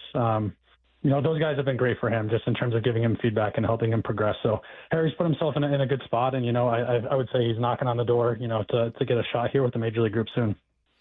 Hey, Justin, it's not often that people get to use their major in their profession, right? I don't use mine at all over here on the radio. I stumbled into this, and you tried convincing us yesterday. You majored in meteorology. I just make things up. All right, I majored in 10 things, but you majored in psychology, and I thought that was interesting because as a coach, you get into the minds of your players and try to understand them. And then especially in the position you're in, I feel like that plays a big role into what you do. Is that correct? And if so, how does it really play into what you do? Yeah, for sure. I think, I started really getting into it when I was playing myself in college. And I think probably selfishly, it was like, how can I become a better player? This is something that seems to make a lot of sense. So I kind of started to dive into it more of like, how can I help myself? And what I realized was it was such a huge, piece of the performance puzzle. And so kind of after playing and, continuing through my playing career, it was more of just trying to find ways to what's the next step? What's the edge I can get over the opponents? And obviously now being in a situation where I'm around, players that are way more talented than I ever was, continuing to find those little things to, handle pressure, how to deal with failure, how to, prepare our guys best to get up to T-Mobile in front of, 45,000 people. What can we do to help our guys at the minor league level? And then that's the biggest thing that we try to do. And coming over here, Andy McKay, kind of started laying the groundwork of that with our mental skills group. And it's been great. But I think that's one of the big separators with our organization is trying to help our group get ahead of, that we know they're going to fail at some point, that we know there's going to be struggles. We're going to kind of equip them with the tools and the things necessary to try to get them over the hump when that does come. And it's been something that we've had a lot of success with. I know you've got to work on those struggles and also celebrate those victories, though. In this case, 2 guys getting promoted. Laz Montez just hit his first AA home run in the 8th in his second game with Arkansas since being promoted. Obviously, Arroyo went 2 for 4, his first double for Arkansas. Tell us what you're seeing from these 2. Yeah, it's really exciting for what those guys have done. And obviously, people in the Seattle area, if you didn't get a chance to get out to Everett and watch them, it's been fun. They're a huge piece in that group, winning the first half championship up there in the Northwest League. But, they've since day one of the season, there's a little bit of a, kind of a growth period, those first couple of weeks of getting adjusted once the season hits. But since then, those guys have, hit the ground running. And definitely, like you've mentioned, the power, shows up with both of those guys. I think the cool part with Laz is you think of a big, strong left-handed hitter, and you think of Everett's ballpark, and obviously right center is a little bit shorter than a lot of places, and you could easily say, oh, the guy's got 19 home runs over the course of the season. That field obviously really helps him. I think the cool part is he's actually hit 15 of his 19 home runs on the road this year, so I think you're really excited about, the power's real and what he's doing is real, and definitely excited to get him down to the Texas League with Michael and see what they can do in more of a pitcher-friendly environment. And, I would expect both guys to continue to do what they've been doing. Is there something you see in athletes' personalities that lead you to believe that they're going to have success? We talk about Harry and all these other guys. Is there something they all have in common? Yeah, it's when they're going well and they're doing well, they're trusting their process. 2 of the things that we always talk about with our system, and it goes back to your earlier question about the psychology part, is players have success when they know their identity, they know who they are, and they usually have a good perspective about where they are, where their performance is, and what they need to do to have success. And, the 3 guys that you've mentioned, Harry, Michael, Laz, all 3 of those guys are doing such a great job of those 2 pieces of the puzzle. And when you have that, it allows you to go out and play free, allows you to not worry about a lot of things. But, the fun part, too, with that is we've got a lot of guys with so many different personalities. Those 3 are very different in terms of who they are and what they, their personalities bring. But all 3 of them are a lot of fun to be around on the field. So I do think our group's a lot of fun just in general with the different types of personalities. And I think Laz's is probably the biggest of the group. Oh, man. It's a great question. And I kind of want to tack on another half of it. Our producer Curtis and I were talking earlier about whether or not baseball is maybe not mentally the toughest sport, but maybe of all the major leagues allows you to get into your head more often. And Bump, you're nodding, so I'm assuming as a former football player, you fail so much in baseball. Yeah, okay. I wanted to make sure I got the NFL agreeance here of no, I'll give it to them there. So I wanted to ask if that's something that you just agree with, that in your own experience you've kind of found that, because it's interesting. It's something I kind of overlook, never having played, when we talk about players at the big leagues cooling off or what's going on with this guy. I never think to go first to, well, mentally, emotionally, where is he at? Is that where you sometimes go first? Yeah, I think usually you look at the person, you look at the situation. I think a lot of times the performance on the field is a result of something bigger, and I think every sport has their own challenges. So I think of football, and I am not a football guy, but thinking of football, I think of if you're playing in the NFL, it's the 16, 17, 18 games that you play over the course of the season, and all of the work that goes into it for one day and one game. That creates a lot of stress. That creates a lot of anxiety. In baseball, the difference is you just have 162 or 140 in the minor leagues, and you just have to consistently find ways to show up every single day and have success. And if you've had success, you have pressure to continue to have success. If you haven't had success, you have pressure to continue to have success. So I think with baseball, it's how do you show up over the course of 6-7 months and continue to find ways. And one thing somebody told me a long time ago, which really clicked, is in baseball, the 2 biggest things that get in the way of success are frustration and boredom. Frustration of not having success, or the boredom of having success and thinking, well, maybe if I did just a little bit more, that'll get me, to another level of a player, another tier of a prospect or something like that. So every sport has their own, challenges, but I think for baseball, it's just the length of the season and the amount of games you're playing. You got to do it each and every day. So you've got to have that quick, the forget the bad performance from yesterday to go out the next day and be able to have success, but also put the great performances behind you and realize that you still have to go out and do the work the next day to be able to have success the next day and the next day and the next day after that. Yeah, the mental battle of the athlete, especially in baseball. Man, I admire the grind in baseball, and then just the way you guys are able to handle failure. But Justin, you did something that was pretty remarkable yourself, man. You wrote a book called 9 and 9, and there was a game where you played all 9 positions. Tell me about that. What was that experience like? Yeah, it was. That was my way of. I wasn't good enough to play just one position, so I had to find value in moving around. But I was a utility type player in the minor leagues, and so my role oftentimes was giving whoever the shortstop was the day off, and then the next day the second baseman, and the day after that the third baseman. I just kind of find myself moving around. So I had a manager that one day was like new to the organization, asked me what positions I played, where I was most comfortable, and I was like, man, I can play anywhere you need me, let me know. A couple weeks later, he's like, you weren't joking, like you really can. And so at the end of the year, we kind of put everything together and scripted out a game where I played all over the field, and it was a lot of fun. It was pretty cool to kind of, for me, celebrate being kind of that utility behind the scenes guy that kind of does some of the dirty work and plays a lot of the day games to give guys days off. And it was a lot of fun, something that I was proud of being able to do, but definitely, more of a celebration of the group allowing me to do it. But a cool experience. We won 4-2, so I didn't screw up the game, which was great. Did give up 2 home runs pitching, but we won't talk about that. He is Mariners Director of Player Development, the ultimate utility guy, I would say. Justin Toole, kind enough to join us for the Farm Report. Thanks, Justin. Thanks, Justin. Absolutely. Thanks for having me. Coming up next, it's What I Need to Know. Get your questions in, 866-979-3776. Any question, sports, non-sports, doesn't matter. Our answer is coming up next. It's a Wild West showdown as the Mariners open a 3-game stand against the division rival Rangers in Texas. Tonight, Logan Gilbert takes the mound as the M's go for a series opening win. Swing and a miss for strike 3, and Logan strikes out the side here in the bottom half of the second. Mariners, Rangers, first pitch 5:05. Wyman and Bob take you up to pregame at 4 on the home of the Mariners, Seattle Sports, on 710 and the Seattle Sports app. To me, the LJ way is to provide an experience that people really enjoy being a part of. And they enjoy being a part of it because they're getting great service. They're talking with somebody that actually they feel cares about them. They care about what their impression is going to be walking away. It's also understanding you're now part of our family, and thank you for doing the business with us. And this is how we're going to show our appreciation through customer service. We're going to show our appreciation with taking care of you if you ever have an issue. Majority of the people that are coming to see us are within our community. These are people who are providing maybe services that we also use in our community. So the LJ way, to me, somebody can come into a retail setting and not feel like they got to have their guard up. And that's been a long-standing thing in the car business that we've tried to shake. The LJ way is the Lee Johnson Auto family. At Fisher Investments, we may seem like other money managers, but we're different. What makes you so different than the rest of us?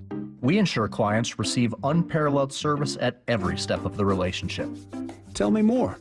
Our investment counselors focus on service over sales, prioritizing clients' needs. How do you make money? We don't sell any commission-based products. We have a simple management fee based on the value of our clients' portfolio. So we do better when our clients do better. What about client portfolios? We get to know each client, their finances, family, health, lifestyle, and more, and then we tailor a portfolio based on their specific goals and needs. Your clients really come first then, huh? Yes, we make them a top priority. Our goal is helping them achieve a comfortable retirement. Wow, maybe we are different. At Fisher Investments, we're clearly different. Learn more at FisherInvestments.com. Investing in securities involves the risk of loss. Get in the zone, AutoZone. Jane has 150,000 miles on her truck, and she's proud of that. Jane's secret? AutoZone, where friendly AutoZoners help her find the right parts. Jane's brother Josh only cares that his car starts and goes, but when it doesn't, he also goes to AutoZone, where friendly AutoZoners help with free services. No hassles, just help. Everything you need, nothing you don't. Get in the zone, AutoZone. Restrictions apply. Tired of hearing scary radio ads about the IRS? Tax Relief Advocates is different.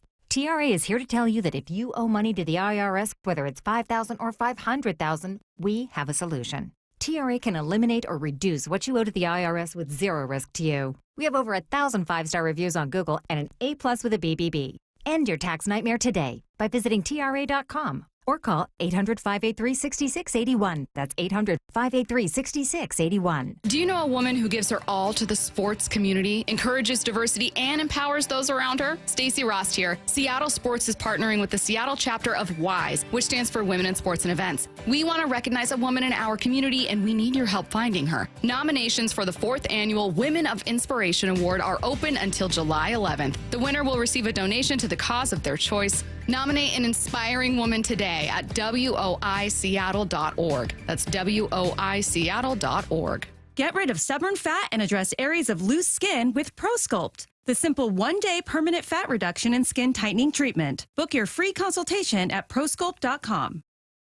Hold up a sec. If I work today, why should I have to wait 2 weeks to get my money? With Earnin, you can access your pay as you work instead of waiting days and weeks for a paycheck. Get up to $150 a day with a max of $750 between paydays. No interest, no credit checks, and no mandatory fees. Because, hey, it's your money. Download the Earnin app now to get it and join millions of people making any day payday. That's EARNIN. Earnin is not a bank. Access limits are based on your earnings and risk factors available in select states. Expedited transfer is available for a fee. Terms and restrictions apply. Visit earnin.com for full details. Headed to the ballpark? Skip the traffic jams, parking fees, and the stress of driving. Make riding transit part of your game day ritual. Roll in with your crew, talk stats, and meet fans. No traffic, no stress. Community Transit riders enjoy seamless connections to light rail and ferries to get to Seattle and beyond. And youth 18 and under ride the bus for free. All in for the win. Plan your trip with Community Transit at ctgo.org/home run. Breaking news for the people of Boomtown. With Xfinity Mobile, the Wi-Fi is booming, at home and on the go. And an upgrade storm's on the way. That's right. And with Xfinity Mobile Premium Unlimited, you can upgrade your phone when you want, up to 2 times a year. Now, once customers catch wind of the guaranteed new device discount, it'll be the biggest upgrade storm in history. Wow. Let's hear from our weatherman on the scene. How's it looking out there, Rick? Well, Bill, the Wi-Fi is still booming. Now through September 30th, existing Xfinity Internet customers can get an unlimited line included for a year. Plus, ask how to get a free 5G phone. Learn more at xfinitymobile.com. Restrictions apply. Xfinity Internet required. Unlimited line offer requires Xfinity 300 megabit internet or above. Taxes, fees extra. After promo, regular rates apply. Reduced speeds after use of monthly data included with your data option. Data thresholds vary. From the Quantum Fiber Studio, this is Bumpin' Stacy. Weekdays 10 to 2 on Seattle Sports and 97.3 FM HD2. It's what I need to know. Get your questions in now. 866-979-3776. I also like moments of advice. Those are always pretty fun. Mariners lineup is out. Mitch Garver is not in it, though obviously it doesn't mean that Harry Ford's been called up, nor do we have anything saying he's on the IL, just something of note. Crawford, Rodriguez, Raleigh catching, Polanco DH, Arozarena, Rayleigh, Canzone, Williamson, Young, Gilbert on the mound. First pitch at 5:05 p.m. in Arlington. What I need to know. I have a friend who gives me unsolicited advice constantly. It comes off as if he knows everything. Am I correct in thinking those people who give out the most advice all the time have the worst advice? His theory is because they use up all the good advice so often, they don't have any more to give. They just keep talking. Yeah, I'm sure they give good advice sometimes. It's just, it's nice to... Here's the way I work, though. There's like 2 or 3 people that I'll be like, all right, what do you think? You know, or just give me their opinion on things, and then you kind of form your own off of your collection. You know what I mean? Put it together like a collage. Yeah. You're surveying. I will admit that I'm guilty of giving unsolicited advice a lot because I talk a lot and I can't stop myself, and it just comes out. However, I've gotten better at when someone's like, I just need to rant about this, especially friends. I've gotten better at being like, do you want me to just shut up? Or do you want me to tell you what I think? I'm trying to be better about it. So I'm guilty of doing what your friend's doing. I think most of the time it's like especially active listeners, people that go, what? Really? Are more likely to do it. Yeah, so yeah, that might yeah. be his thing, but I don't think it's wrong. Okay. What I need to know. When you're looking at someone during conversation, what distracts you most? Excessive nose hair, ear hair, or big, angry eyebrows? Nose hair. Nose hair for sure. Nose hair, yeah. Mm-hmm. I respect a thick brow. A lot of respect for brows. Old guy ear hair can really throw you off, though. It's hard to see, though. But when you catch it, then it's the only thing you're looking at for the rest of the conversation. Because you know if you can see it from the front. It's a real problem. It's ear hair for sure. Sometimes I'll just zero in. Bump, you don't have any. I'll just zero in Not and yet. just stare at it. 866-979-3776.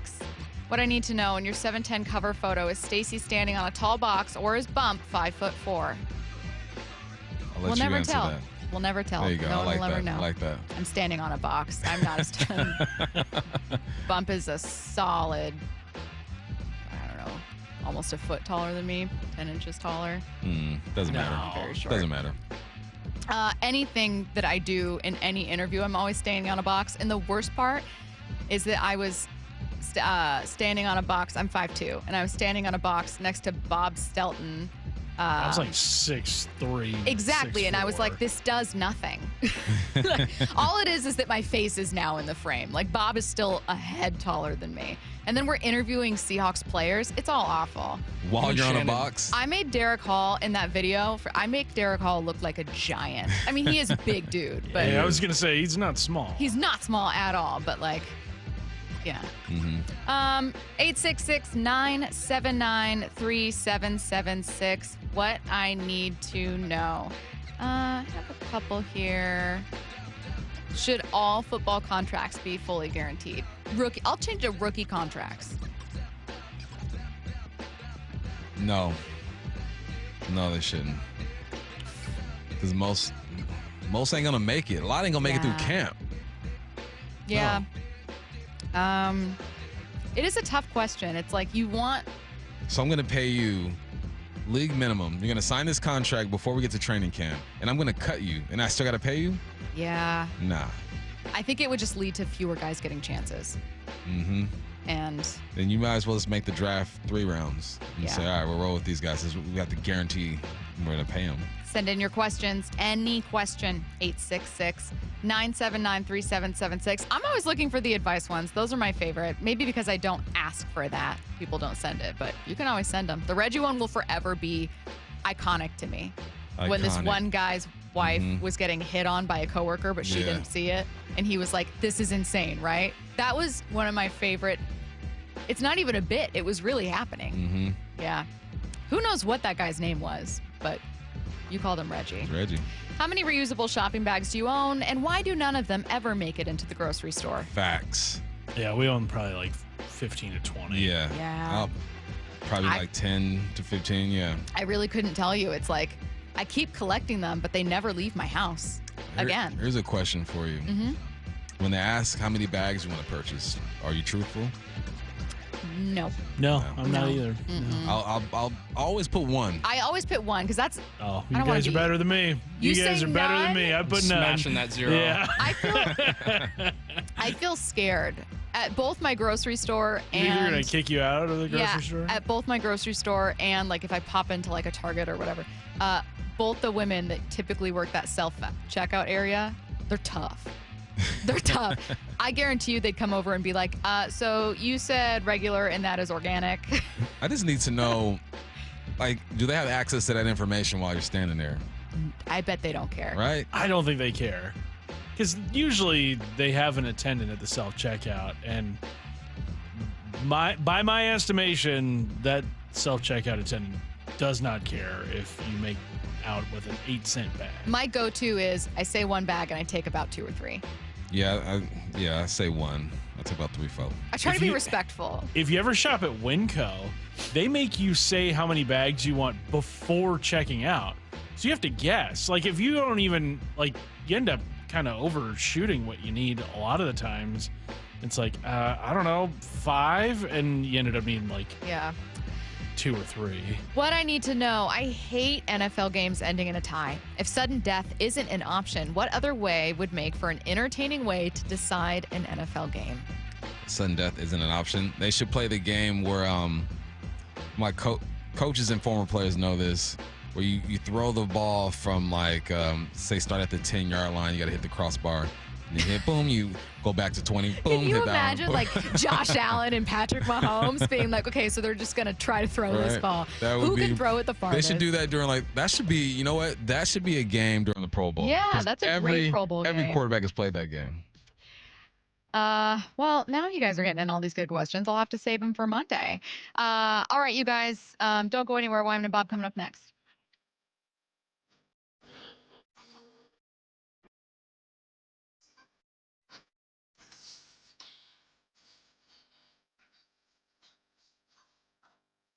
We've got some breaking news. And the next offer on the way to Cal, swinging a drive, deep to right field. Big Dumper is in the Derby. Goodbye, baseball. If you're going to get tossed meatballs and stuff, all you got to do is connect. You have enough power. You got a big dumper. That ball is going to travel. What would happen if you switched Cal and Judge? Like, what if Cal was doing this for the Yankees and Judge was doing this for the Mariners? Who's the MVP then? Hear Cal Raleigh in the Home Run Derby Monday, July 14th, right here on Seattle Sports. Make our community better informed, better protected when it comes to consumer issues, and better equipped to take on whatever life throws at us. That's why I love the free Washington Accident book series from Davis Law Group. These books keep us better informed about the law, better able to protect ourselves on and off the road, and better off when all is said and done after an accident. Chris Davis didn't have to write these books. He did it because he saw a need. People who were in accidents or other legal situations didn't know what to do, what pictures to take, documents to request. Only a tiny fraction of the people who get these 3 books will ever become clients of Davis Law Group, but that's not the point. Chris wrote them because it was the right thing to do. The free Washington Accident book series is a must-have for drivers who want to be prepared for whatever the road might throw at them. Get yours at WashingtonAccidentBooks.com. Smoked paprika in your go-to goulash? That's go-go goulash. Sometimes a different way is the better way. Like the SR 509 Expressway, an alternate route that'll help manage congestion and provide better access to SeaTac. Open soon, free through summer. What's the biggest mistake you can make when selling your home? Settling for less money. That never happens with Orchard. Disappointing offers can wear you down, causing you to settle for thousands less. You don't have to settle when you sell with Orchard. Orchard reinvented the real estate industry by guaranteeing your home sale and helping you sell on the market for top dollar. First, Orchard gives you cash up front so you can buy and move into your new home first, on your timeline. No waiting, no showings, no double moves. Then once you're all settled in, your Orchard agent helps sell your home on market for top dollar. Here's what one Orchard customer said. I never could have sold without Orchard. I made way more than I expected, and it couldn't have been easier. With Orchard, you never have to settle for less. Buy before you sell and get top dollar for your home with Orchard. Curious how much your home is worth? Visit Orchard.com to get your free home valuation. That's Orchard.com. Orchard.com. Did you know that most people wait 6 or 7 years before they buy a new TV? That's a lot of time in front of one TV. So why not get one of the best sets for the next 7 years? Like one of the top-rated Samsung, LG, or Sony models. Too expensive? What if you could get up to $1,000 trade-in for your old set? Who would do a stupid deal like this? Right now, at Video Only, you can get big bucks for your old set as a trade-in and a hot price on the new models. Don't be sorry. Check out Video Only. Get in the zone, AutoZone. Jane has 150,000 miles on her truck, and she's proud of that. Jane's secret? AutoZone, where friendly AutoZoners help her find the right parts. Jane's brother Josh only cares that his car starts and goes, but when it doesn't, he also goes to AutoZone, where friendly AutoZoners help with free services. No hassles, just help. Everything you need, nothing you don't. Get in the zone, AutoZone. Restrictions apply. Progressive knows there are some surprisingly expensive things in life, like frames. because you found a classic 70s concert poster. But when you went to get it framed, you realized the frame will cost about 4 times the amount of the poster, which is actually absurd because no one will be looking at the frame, and if they are, then you severely overestimated how cool this poster is. But then you remember by switching your home and auto to Progressive, you could save hundreds and put it towards a classic 70s concert poster in an absurdly overpriced frame. Progressive Casualty Insurance Company, affiliates, and other insurers. Not available in all states. Hey, Brock Ewart here for my friends over at Xfinity. You know, change is always happening. It's part of life. And when it comes to music, we know that change is all around us. Songs are rewritten and remade. Classics are remixed. Bands and artists, well, they come and go. Even our taste in music, as we get older, can change a bit. But no matter how things change in 5 years, there's one thing that will stay the same. And that is the price of your internet. That's right. Xfinity is introducing a 5-year price guarantee. It means you get 5 years of the most reliable Wi-Fi with their best equipment included for a price that stays exactly the same. Are you surprised? Well, life is full of them. One internet price, 5 years, guaranteed. Learn more at Xfinity.com/deals. Now, restrictions apply. New residential customers only. Taxes and fees extra and subject to change. Most reliable Wi-Fi based on Open Signal Awards USA. Fixed Broadband Experience Report, August of 2024. Go check it all out right online at Xfinity.com/deals. Guys, it's Men's Health Month at Revive Seattle. Get a free comprehensive wellness panel. It checks your testosterone, blood sugar, heart health, and more. Valued at $400. Offer ends June 30th. Call 206-529